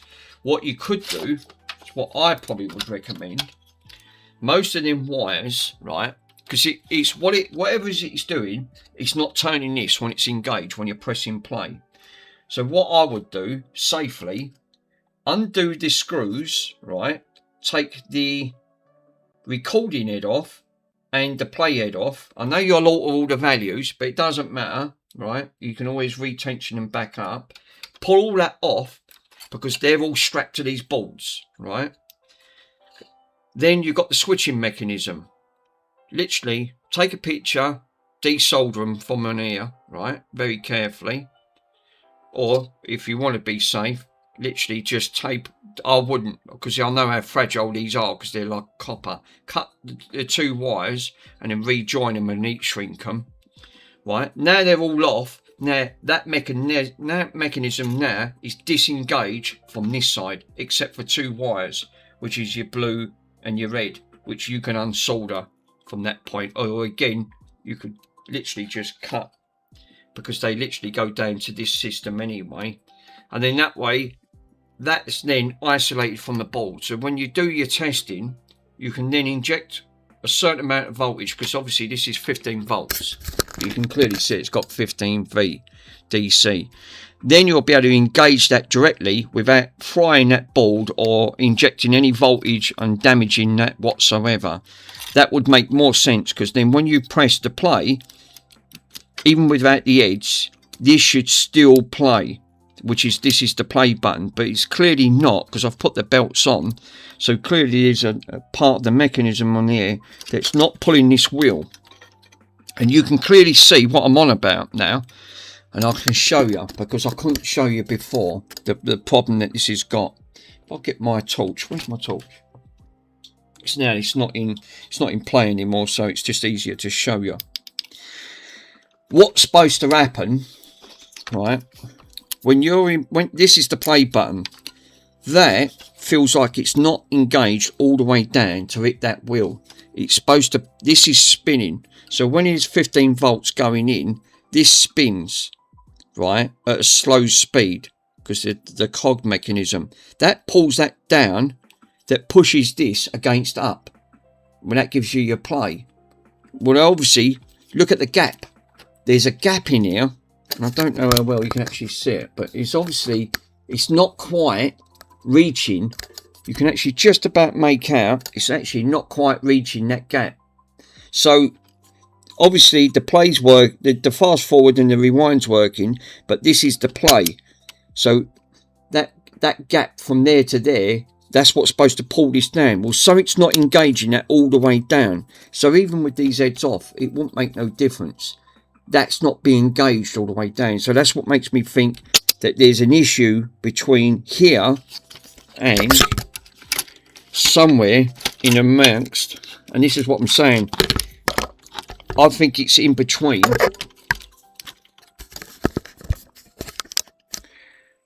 It's something in between where all them cogs are. So it's right up near this section, and you need the belts, because obviously without, even without the belts, you should still be able to turn that by hand, right? Even with not the motor, and you should still see that spin.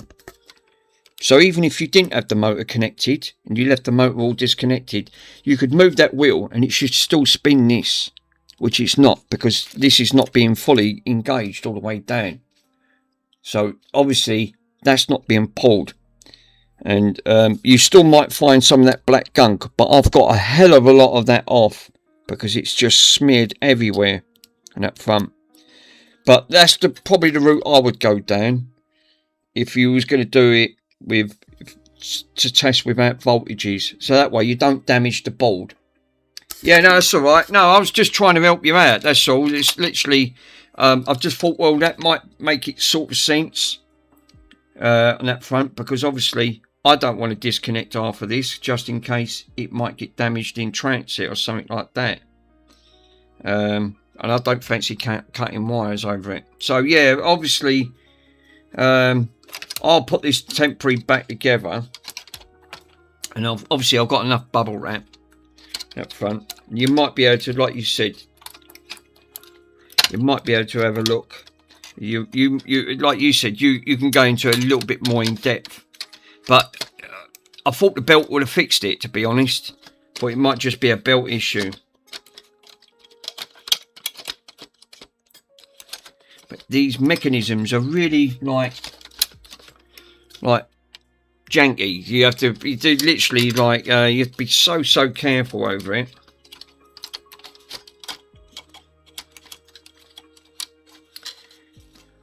But yeah, I've protected all the where the colours and all of that goes on that board. I don't have to actually just put some screws back into that, just temporary. I might actually do that just to seal it up.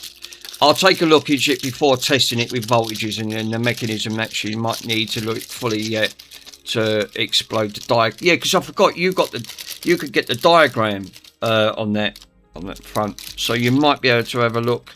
I'm just going to put 2 screws back into this, Mr. Pico, sir, just to hold all this in. I'm going to put one up the top and one up the bottom, just to hold it in. That's what I said. Looking at this, obviously is not been used for a hell of a long time. Yeah, no, just put a couple of screws. I'm going to put one top, one bottom to hold the mechanism in. You won't need them all in. I'll make sure it's all wrapped up. I've got a lovely box up there. So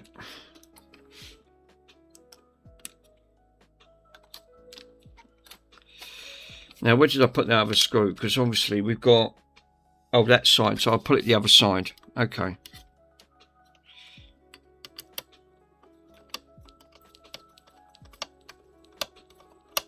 I'll get this posted out first thing. I'll do it 48-hour tracked by Royal Mail. I'm not using anyone else because they tend to cause a lot of problems after. That's what caused the damage. Probably it didn't help. Now these circuit boards are so bloody fragile and they're so ultra thin. Let me put these screws back in here because I don't really fancy losing these. That's the new belt on the front there as well. On that front. Mr. Pico, so do you want me to put the new belt in? Because you might be able to do it, then I ain't got to take it all apart. All I've got to do is plug it all in. That actually might not be a bad idea. I'll put you the belt in as well. Because obviously when you've obviously fathom it out and get it all up and running, I ain't got to take all that front back off again then. All I've got to do is just literally put the screws back in and it's done. I'll put it in a bag.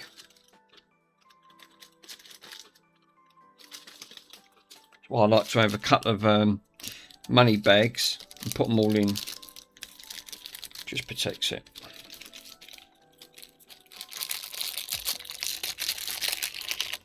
All the springs look there. I still think it's a mechanism issue. Obviously, looking at here, there's a lot of springs and pulleys, and the trouble is a lot of these latches, sometimes they're not enough to actually push it all the way forward or latch it onto it. And especially these type of old systems, they're like, they're just like that where they work. But that needs a good clean inside. I'll give that a good clean. One thing I'm going to do is, while you're here, is go grab some lovely bubble wrap and I'll wrap this up. I want to protect that board.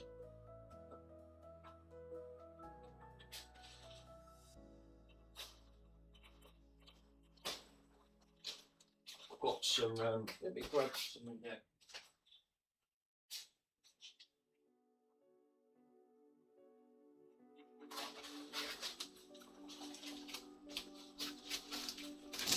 Yeah, you might as well, yeah. Obviously, what I'm going to do, I want to protect this board. This board's really ultra thin.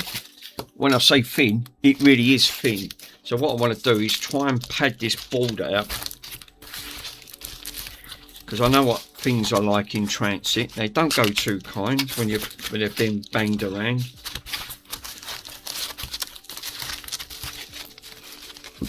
So what I want to do is just wrap that round the bottom part of the board and just give that all that extra support it needs.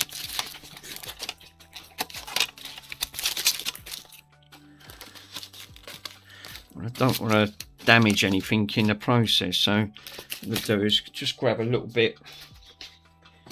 Let's come off the chair. So obviously this stuff's quite heavy duty.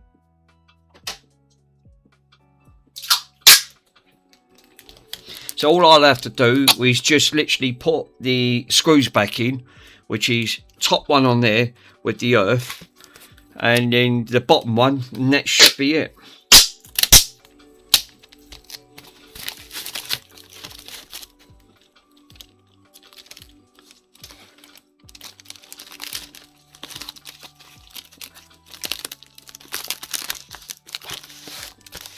It's a bit of a shame because I've obviously thought that was I thought the belt was slipping. It's not engaging it properly because obviously they need the correct tension. That's why I wanted to get the right belt. Get the right belt for it. But where was that other bit of? Oh, it's over there. Oh, okay. It was worth the wait. to actually so what I've done, I'll show you what I've done. So I'm trying to pad that out as much as possible, right? Because I didn't want to go and get that broke. Now I'm going to do the front because I don't want the front damaged. And wrap this up.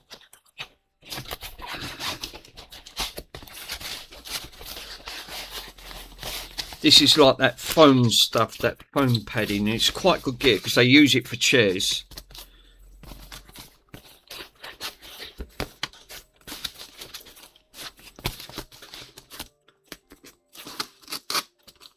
Fuck me, the amount of reels of sellotape and the things I've sent off. I've used reels of fucking tape. Loads of it.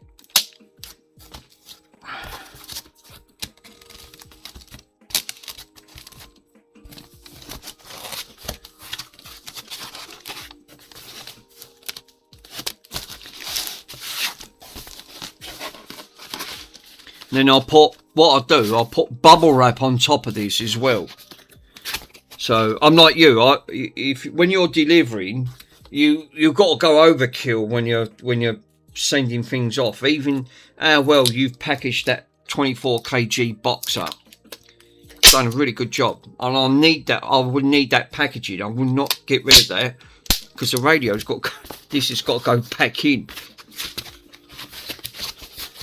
So whatever's come out, it will go back in as well.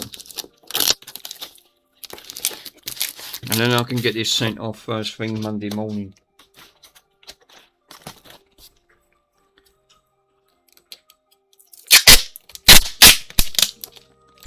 I'll put bubble wrap over this because I just don't want to take the chance. I'm not sure with Royal Mail with the way they sort of handle parcels, but if they're not anything like DHL or DPD, you know, they don't give two hoots. You know, you really can't praise any of them because they've all got problems in their own sort of way. But there's obviously a lot of the delivery companies in the UK, them ones, DHL and DPD, they're right at the bottom of the list, and you can't wonder at it.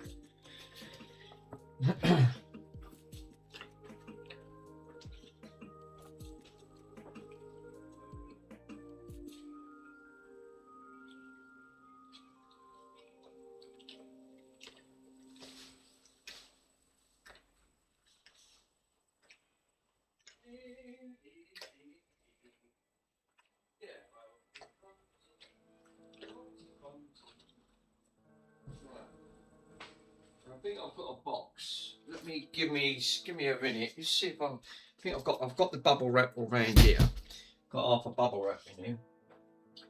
Sure, I had a box to actually for that.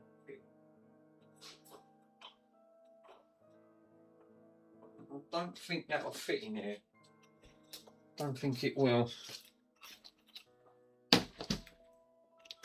I don't know. It might do. Tell you what, it will. That'll fit.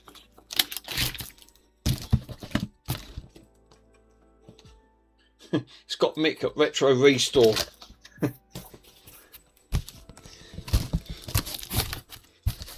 I don't even know what was in this one actually. I can't remember. I'll line it all out. I think it's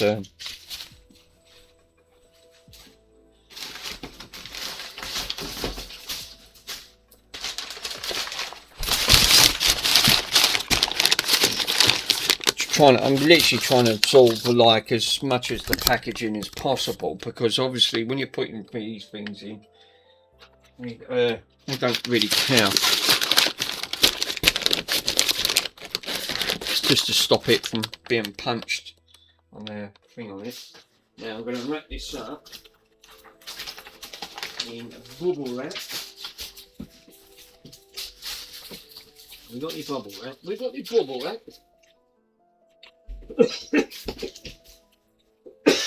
Jesus. Yeah. Nice. Well, it's all bits of bubble wrap. Every little helps.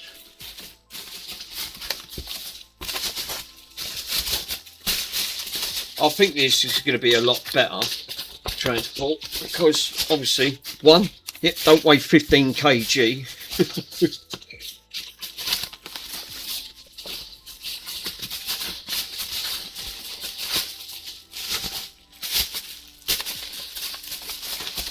Well, I'll tell you what, it's padded now. I mean, that's seriously got some padding on it. Let's take that little bit out.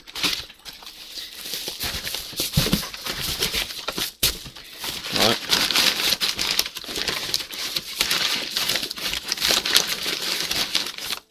If I pad it out from the side and at the front, I think we'll be good.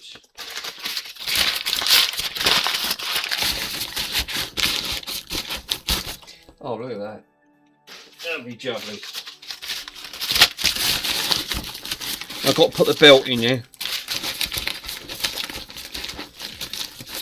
Just want to pad it from top to bottom.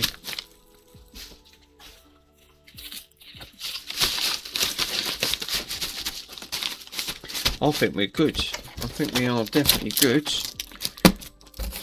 And that's got some, that's double packaging from both sides.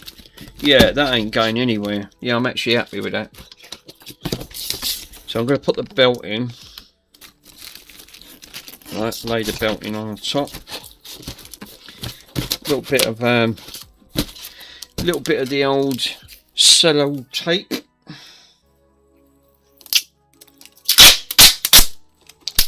Ah. Oh God. Right. Sellotape. What a great invention the sellotape is. We'd have been lost without sellotape. It's to stick things down. Actually, who invented the sellotape? That's a good question. When was sellotape first introduced? I don't think it was that long, was it?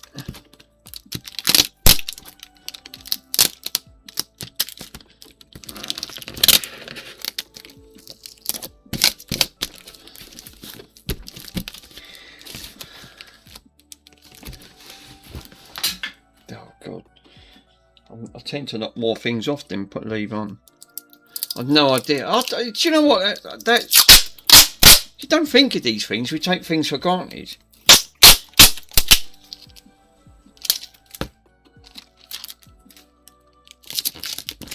Look at that. I don't even know what was sent on here. He said something. Oh, hold up a minute. I know what this was. This box. This is what Mr. Swindon sent me with a record player. Right. Wasn't 100% sure. And I went, hang on. What was this box for? I've just looked. Yeah, it is. It's got Mr. Swindon's address, which I can't show. All right, okay.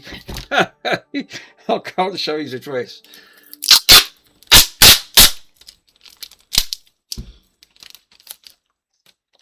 I'll make sure I take that off.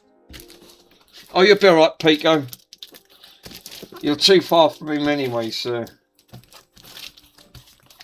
He's in Wales. See, you won't want to drive to Wales, trust me. It's a long drive. It's, with my view saying that, from yours to mine, it's obviously a very long drive. Nothing's not a 5-minute like transportation. Let's see if I can cut that address out. Give me a minute. I already know his address. Yeah, I know you do. But I just don't want it conflicting. If I try and send another parcel, I'm just going to cut that out. Because it's got my address. I know you know my address. Mr. Swindon knows my address. But we don't like giving addresses out when we're doing on streams. But when I'm sending parcels, I don't want it conflicting with previous addresses. It just makes it easier, like that. There you go. Done. Or just, no, it's not. It's got sellotape over it. It's been sellotaped over. So it won't stick to it. But it don't matter, it's off. in that front.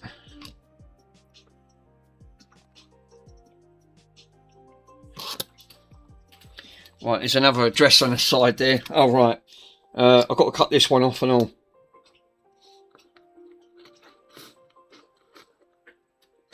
It's got sender.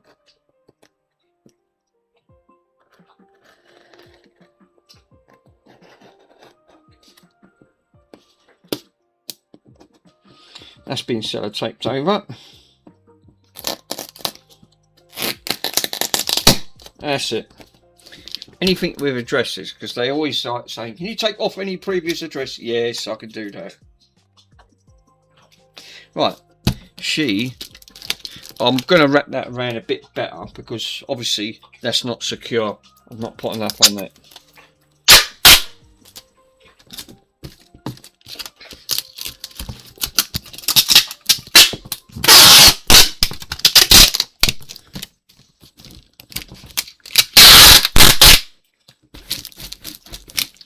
Oh, man, it's got enough parcel tape on this one.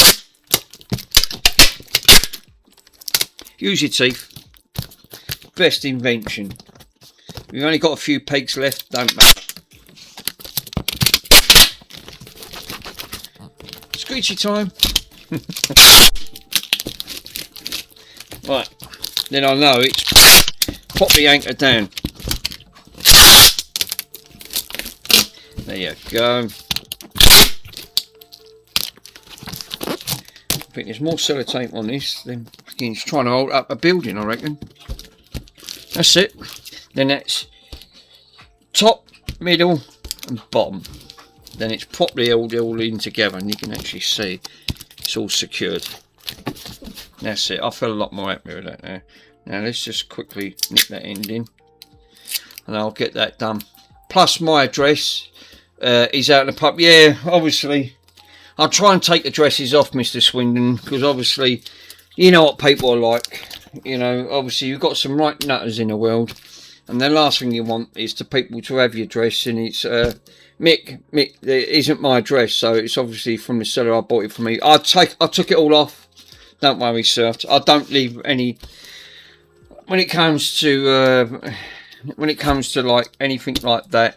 I don't like giving out on the stream. It's obviously there's too many people out there and they're obviously thinking, oh, that's all right, we can send in some nuisance parcels. Yeah, I know you don't care, but obviously you know what eBay's policies are like, and obviously when it comes to streaming, they don't. If you're selling anything or anything like that, they tell you to take it all off. It's just common decency. I'll do anyway. So that is now ready for Mr. Pico.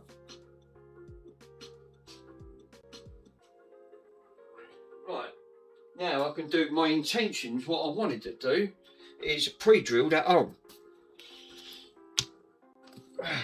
Fuck me. Right, because I'm going to put a rivet in this. Just sling a rivet in. I think 2 rivets either end. This will sort it out once and for all.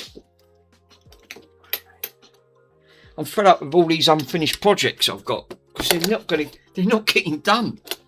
I can't get the parts for, and when I do get the parts, there's something else that's gone. Story of my life.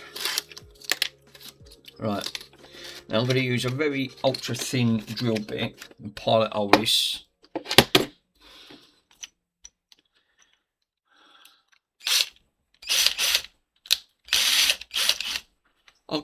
I got this one out of Lidl's. I think I paid about 30 quid. I didn't pay a lot for it. Oh, God.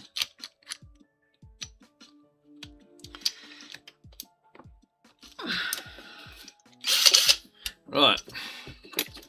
Now I've got to be careful because I don't want to end up. This is why I want to make sure this hole is riveted so it's gone straight through. So I'm going to put one in the centre there, I think. Right in the centre of the line. Where's my pencil? I wish I knew where half of my shit was, because I tell you what, it'd make my job a lot easier, but yeah, good luck trying to find it. It's like finding a needle in a haystack.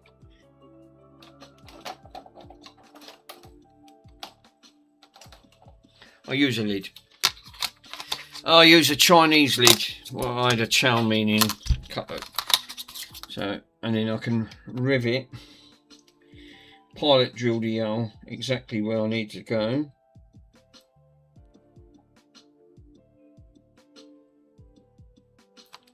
So obviously I'm going to put a drill bit there.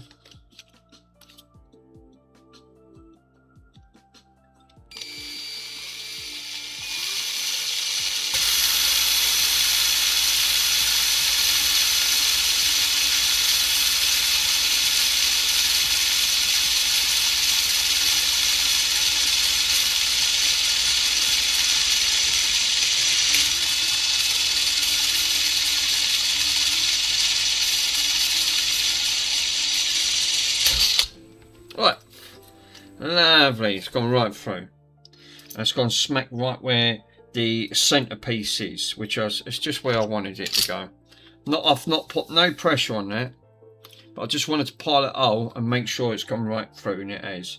Smack right in the center. So if I hold that, if that gets done on there, that will hold this side down and that'll hold that side down. That'd be perfect. Now I need to do the same from there to here and do this side. Yeah, that works out well.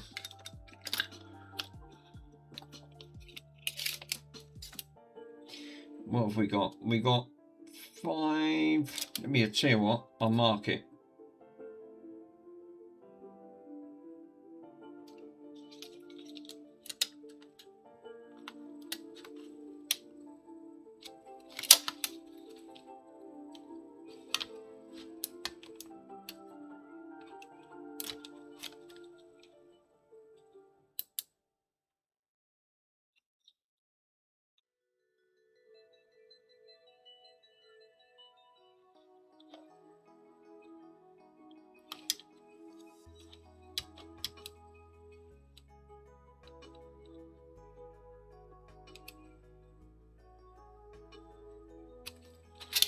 Which is saying about there, give or take. It looks about right. I can double check it. That's what I always say. Measure twice, cut once. 5. And we have 5. Spot on the mark. Just want to make sure it ain't going to interfere with anything that I'm drilling through. Don't look like it, because there'll be no going back once I've done this.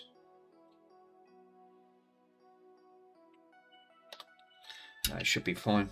It's fine.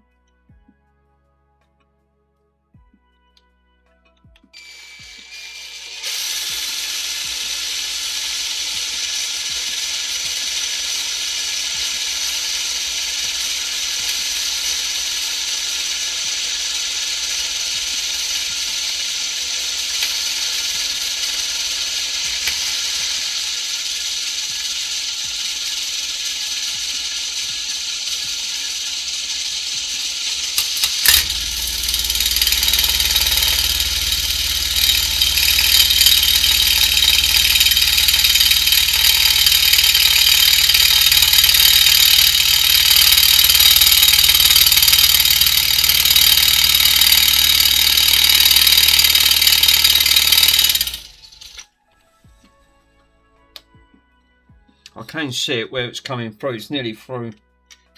That's why I didn't really want to go. I'm not putting hardly any pressure.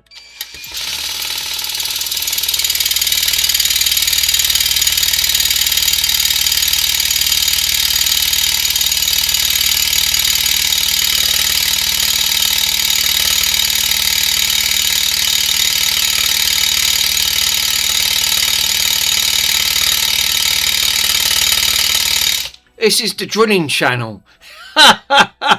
Literally, we go from one extreme to the other. So we go to try to fix radios, to change belts. Next minute, he's got the drill out. Think, oh God, what next? Here we go. No.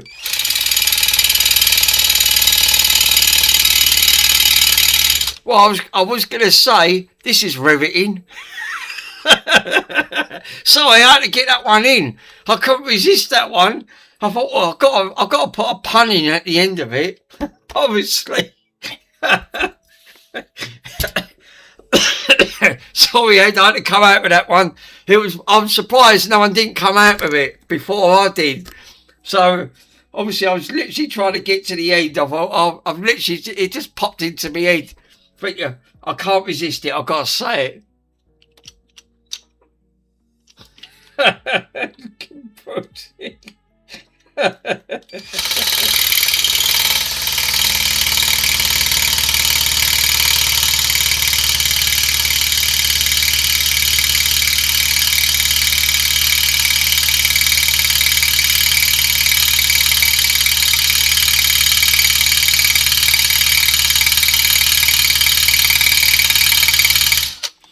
Sure that drill bit ain't blunt. That might be blunt, actually.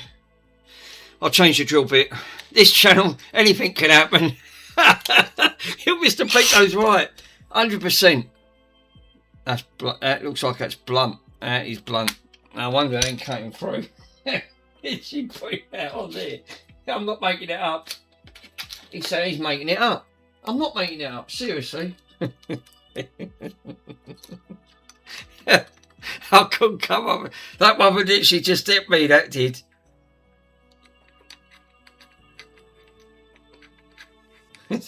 It's the drilling channel. I thought that was struggling because they shouldn't have to struggle.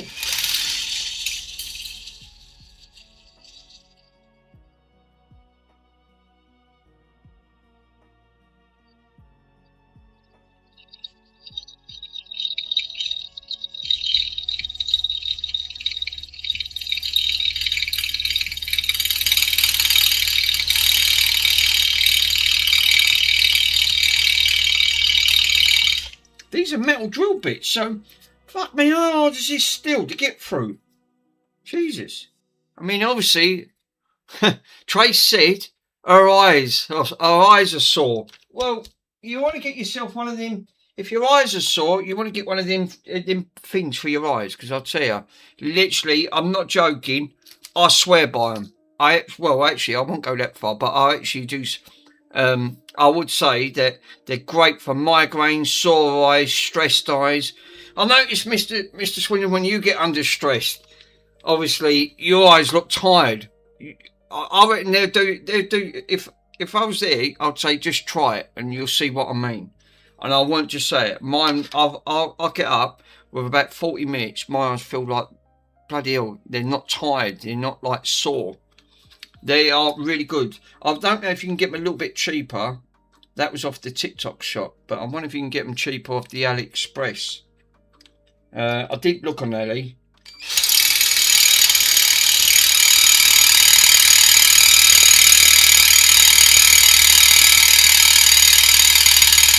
Now, I was going to actually say wear protective eyewear, but we're a channel that we live on the edge, so we don't really care about eyewear and health and safety and that fun. So I was actually looking around, I was actually thinking, what the hell is that noise? Is it a noisy fan? No, it's actually noise of the drill, noise in my headphones. Sorry, hot cows, I should have given you an heads up warning first, sir.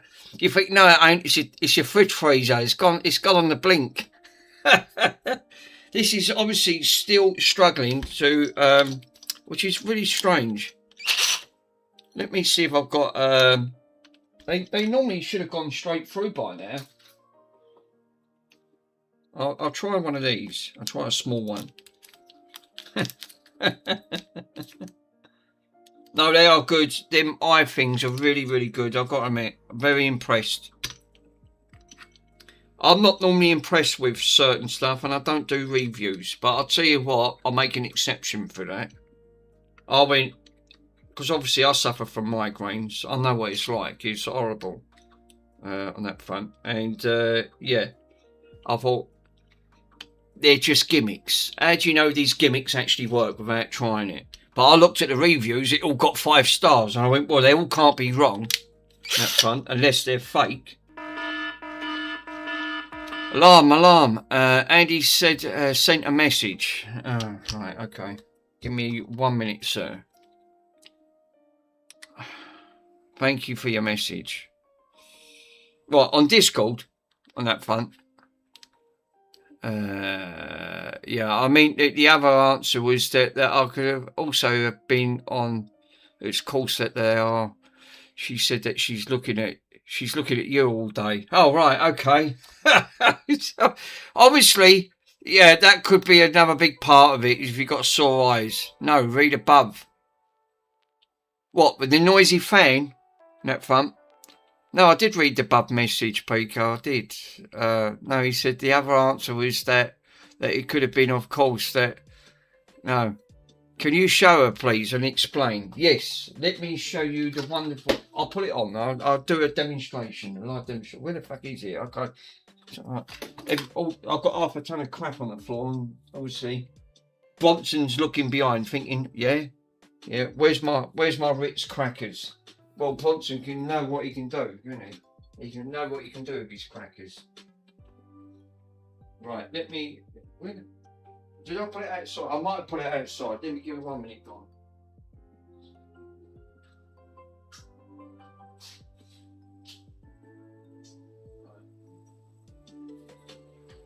No, it's not in the kitchen. Right, well that's interesting. Well, it's not in the kitchen, so it's got to be in here with all the other wonderful Aladdin's Cave mess that I've got. It's like a box of treasures. It's just that I can't find nothing. You think, oh no. Thinking, yeah, well, where's that gone? Ain't gone. No, Bronson, I haven't got nothing. Oh, yeah, it's right behind the chair. Bloody hell. Right, so, where was the box? Oh, yeah, there's the box. Right. It's right in front of me. Look, what a banana. Thanks, guys. Right. So let me give you a quick demonstration. If you look at these, right, they're only in 2 colours. These are obviously in, you can have white or grey. I like the grey ones because it looks like it's sort of like carbon fibre, half carbon fibre and black. Obviously the white ones, again, same thing. But they're the only 2 colours you get. It says it on there. Performance, it's an eye massager. It's got a built-in battery, so you ain't got to worry about changing the battery. It tells you the size of the battery and all that, and all this wonderful stuff. It's a Type-C connector, which obviously you can see on there. I'll show you what you get in a box. It tells you what it is. It's obviously 5 volts, rated at 5 volts, 5 watts. Obviously, it's a built-in lithium battery. Not like overpowered, but it says on it, this is a privateer eye massage specialist. So what you get in the box, you get a charging cable. Which I don't use. You get a lovely soft bag, and all you get is you get a manual, and it basically says, it tells you what to do and the intentions. But we don't read that because I can't read, so obviously we'll skip that, Ed. Obviously, you've got built-in music. You can turn it off, right? It tells you what to do. Obviously, you can do it without not taking the headset off. So you can press it and hold it for 3 seconds. Long click, like with a long press, and it tells you. So you can turn off the music. You can turn off the pressure. You can turn off the heat. On that front, and it says on there power cycle, right? Each mode is works for 15 minutes, so it clearly tells you for how long it works, that front, and it really makes a difference. So it does tell you to lower the temperature. Click to lower the temperature. The heat setting on this, right, it's quite impressive. 38 Celsius.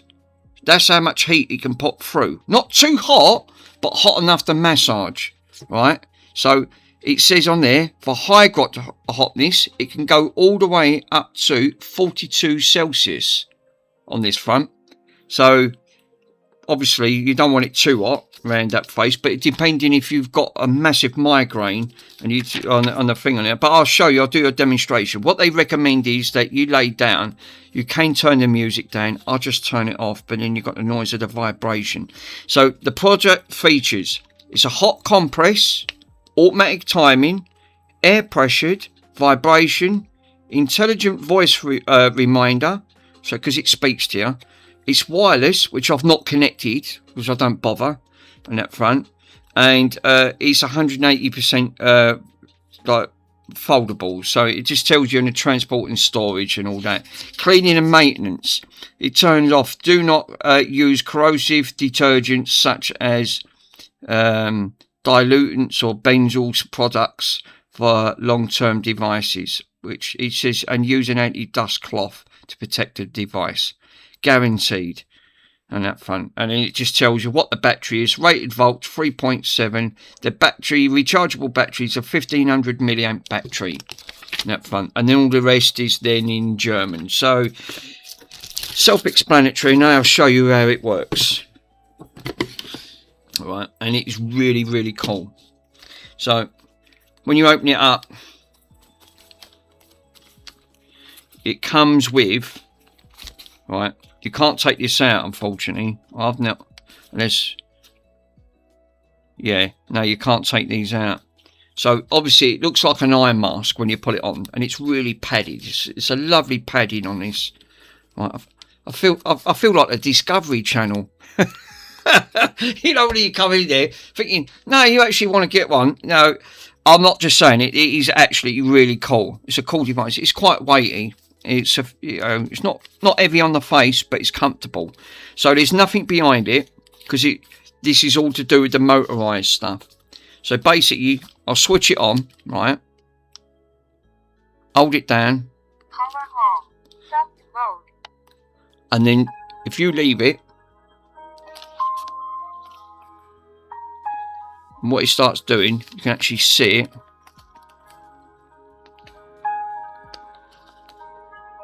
See it puffs up.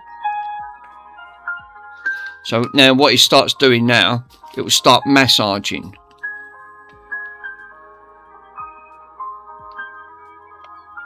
Now if you want the music off, just hold it. Music off. That holds it, turns it off.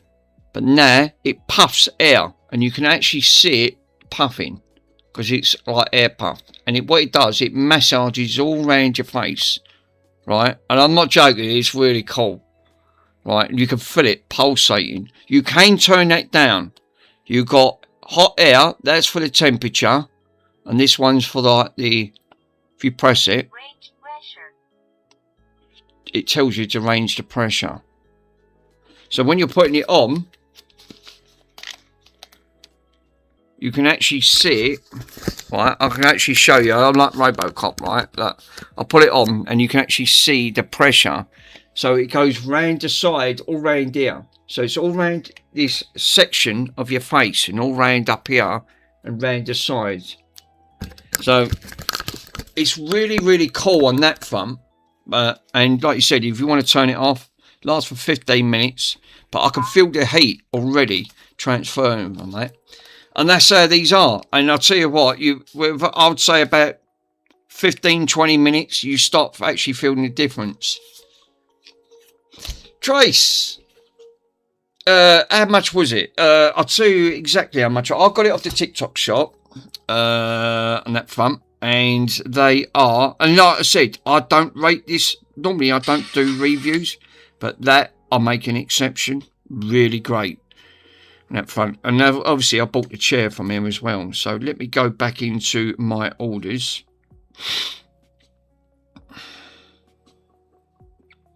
Orders, and I'm pretty sure I ordered it from here. Yes, I did. So I paid a grand total. It was retailing at $69.99. And let me open the phone up because it's just easier just to show you. So obviously it was $29.99, and what did I get that for? On that front, and I can click on it. Yeah, there you go, free shipping, and then you can pick obviously white or black on that one. But it's obviously not black because it's mainly grey on that front. But obviously it's a 9 massager with heat balloon massage, voice prompt function, wireless music, eye protector, rechargeable, gifts for your family and friends on that front. So yeah, obviously for the sake of 30 quid on that front, but it obviously does tell you it has got massaging sections around that eye, so obviously you can see it on that front, and it obviously just gives you a bit more information. Oh, and it's Bluetooth. I didn't even know it was Bluetooth. Yeah, obviously it goes to show I didn't even look at the instructions. How long does it actually take to arrive? Well, that was just it. Obviously this wasn't coming from overseas. It was actually let me have a quick look. It actually tells you where it's being delivered from. Linces, England. It's obviously on that front. I can't pronounce that, and I'm no good with bloody. I'm like you, but it's in the UK. It's obviously how long did it take me? If I look back at my shipping, and then I can see when did I place it? Ordered. If I view tracking info, oh yeah, hold on, eligible for refund. So if I get tracking information, I ordered this. I ordered this the 3rd, right? No, the 2nd. I ordered this on the 2nd, and I got it on the 5th.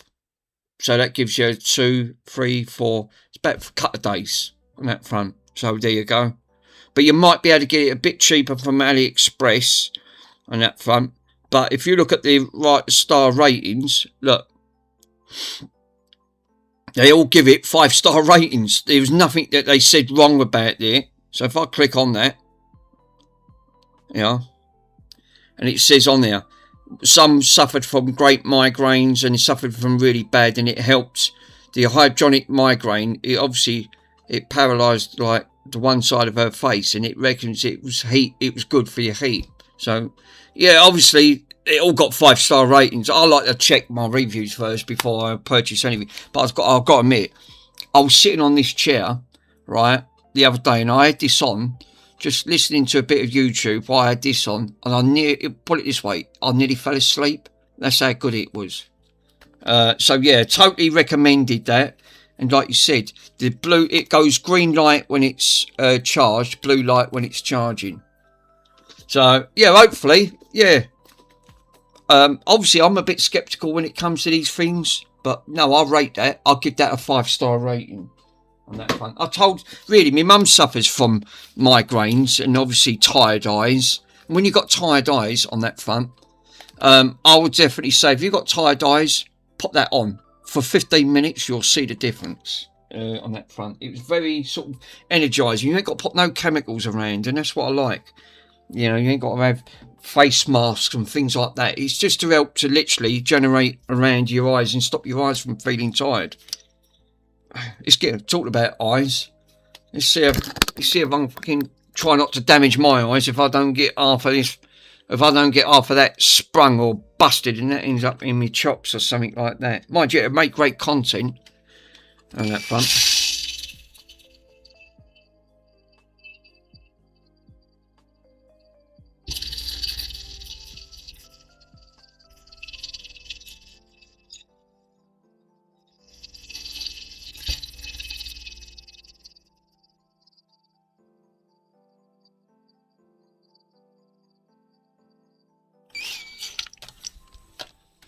It's still not gone through.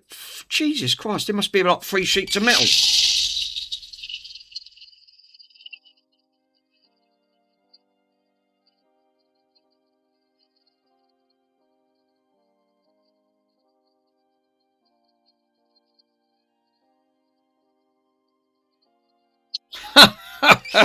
Well, obviously I haven't got an eye thing, but obviously unless you tried it, you'll see what I mean. All I say is give it a go. The one good aspect, right, and look, it goes to show if you're not 100% happy with that eye mask, they even said send it back, right?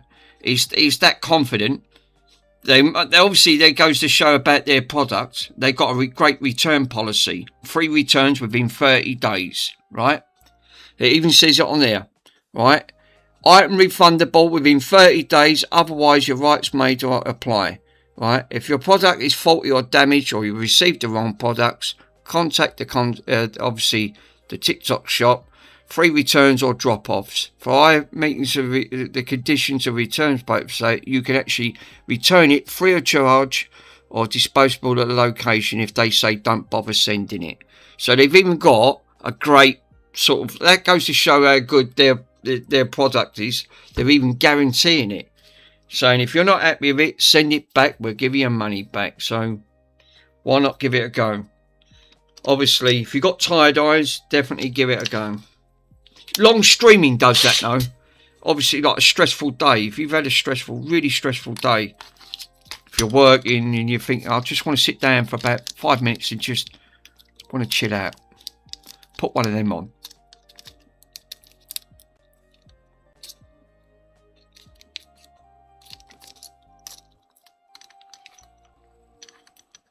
This still ain't fucking going through. Okay, well, it's as it goes for family faults, Andy. You can actually fix it. Yeah, actually, yeah. It's a good shout.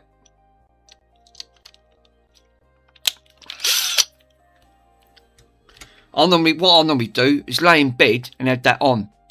Just literally, and I'll tell you what, and it shuts off after 15 minutes. I'll forget. And then I'll turn around and I've got this bloody big face mask on my face. Then I have to then I have to literally just turn it off. Literally, physically turn it off. But it does help me just sleep a lot better.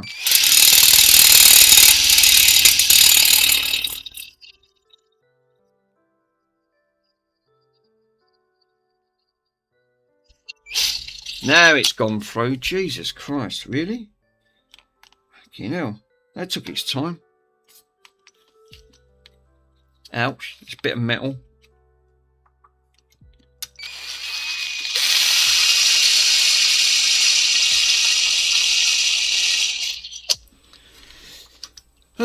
Questions. Who's going to use it most? Andy or Trace? Well, you both will. Well, all I say is, get one. Use it, right? Even if you use it for a week. If you're not happy, send it back. They'll give you your money back. I guarantee you won't want to send it back. And I won't just say it, because you're not. Just saying, I'm not even promoted this stuff all the place, right? I'm not even saying, right, I'm that confident saying that you'll say, what a miracle changer. I was sceptical, like I am with all my stuff, because you know what these people like. They just want to get you. They just want to get a sale. Yeah, I actually got it a little bit cheaper than me, $27.99, right? For the sake of 28 quid, right, you'll see a difference. Without not keep taking tablets, tired eyes or anything. Exact one. Yeah, there you go. You actually paid a little bit there, so a nice one. But if you're not happy, send it back. I'm sure you'll be entitled to a full refund, but I guarantee you won't want to send it back. I did, first of all, I thought these are gimmicks, but obviously, without not trying it, is it a gimmick? But we don't know until you try it. Until I tried it, I went, Jesus, it was sending me asleep. I went, that's working. That's doing its job. I ain't got to keep taking painkillers, knocking me out. And up front. Right. So what I've actually done, I've punched a hole in that side and punched a hole in that side. So, I mean, it's metal shavings. So I've measured that hole, and that's actually equal to either end.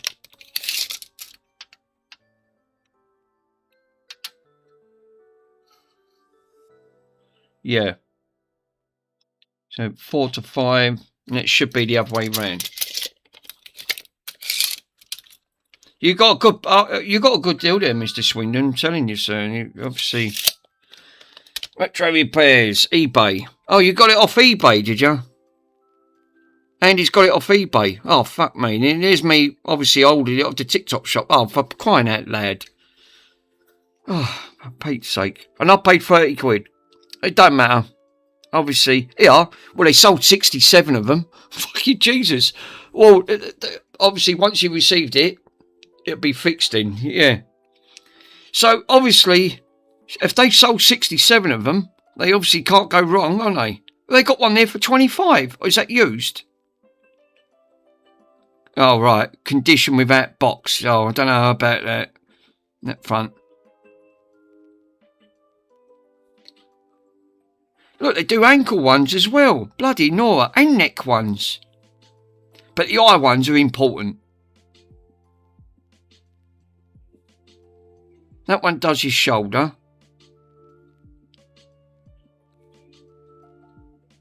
Bluetooth. I didn't even know it was bloody Bluetooth. Yeah, you're right. 27 quid. It's actually the same one. Unbelievable. Up there's me paying over the odds for things. It ends up being like that. But the grey one is nice now. Bit of a fingerprint magnet because it's glossy on that front. But I've got to admit, I do like putting this on. And it really, if you just pull it on, it just defaults to the settings. Literally. So I need one there off to work soon. So yeah. See you later, Trace. So yeah, obviously, tired eyes. Plonk one of these on. You look like Robocop, but who cares on that front? I just like it because it massages and gives you that hot air. Like it really puffs, and it really does. And you can feel that heat transfer straight onto this. I don't know how you would go if you start sweating though.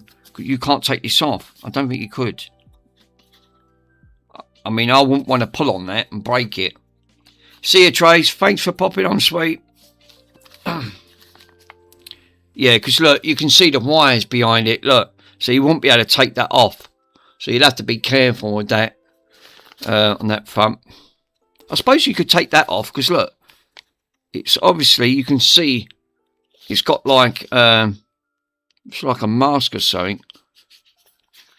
I think that's the heat thing. But again, it's good quality. It's not. I wouldn't say it's a cheap build. You can feel it. It's motorised as well. I suppose it would do. I'm not sure of the music. I mean, I didn't know you could actually Bluetooth your own music over on that front.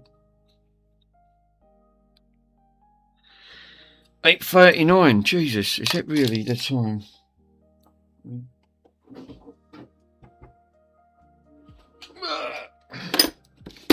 Well, bit disappointed with the radio because obviously I didn't want to put the belts on without getting the stylus, but at least the stylus worked. Hopefully Mr. Pico can do his wonderful magic and get that wonderful machine up and running in that front. So I've labelled it all up properly anyway, so I won't have no issues with putting that back, that front. Get the gun. So obviously the other thing was obviously not fixable. There was too much damage done to it.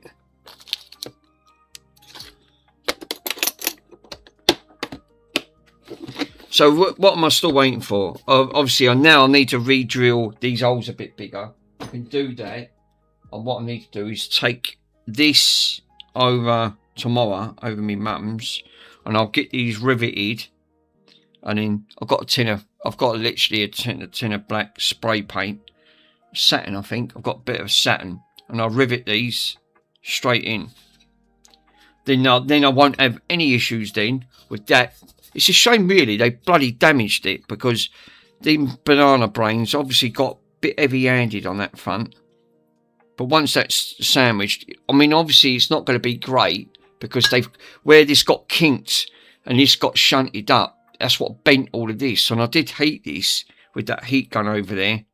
Managed to pull that back into shape to a certain degree. But it's not too bad. You can't see it when it's obviously like facing. Yeah, you'll be able to look at it. Hopefully, you'll be able to streaming it if you have, yeah, video in a bit. Yeah, it's like you said. This is another nice, really nice machine. So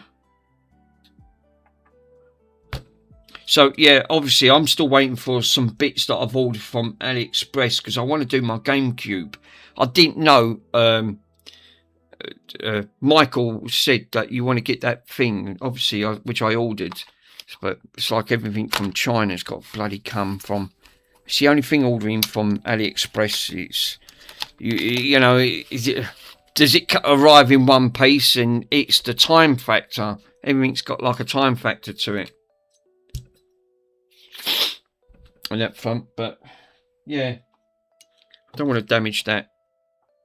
It's a lovely bit of kit that is. I'll tell you what, if I would not take that back. That's how confident I am in that, and I've got confidence in that, and how lovely that is. What I normally do is just before I go to bed, I lay on the bed and I just literally have this on for 5 to 10 minutes, and it's just lovely. Really gives it a lovely feel. Just helps me get me into that sort of sleep mode where I think I'm just about to doze off, and then I take it off, pull it to one side, and that was it.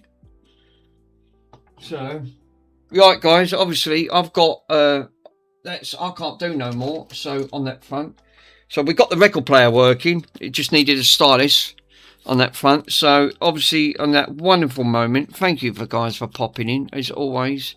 It's been a great stream as always. It is bit of a special guest today. On that front. Oh, let's move the mouse. So thanks Carfor for popping on, my friend. Juiced, Andy, and up front, Pico as always. Stu was on earlier. Obviously we've got some lurkers obviously lurking in the background.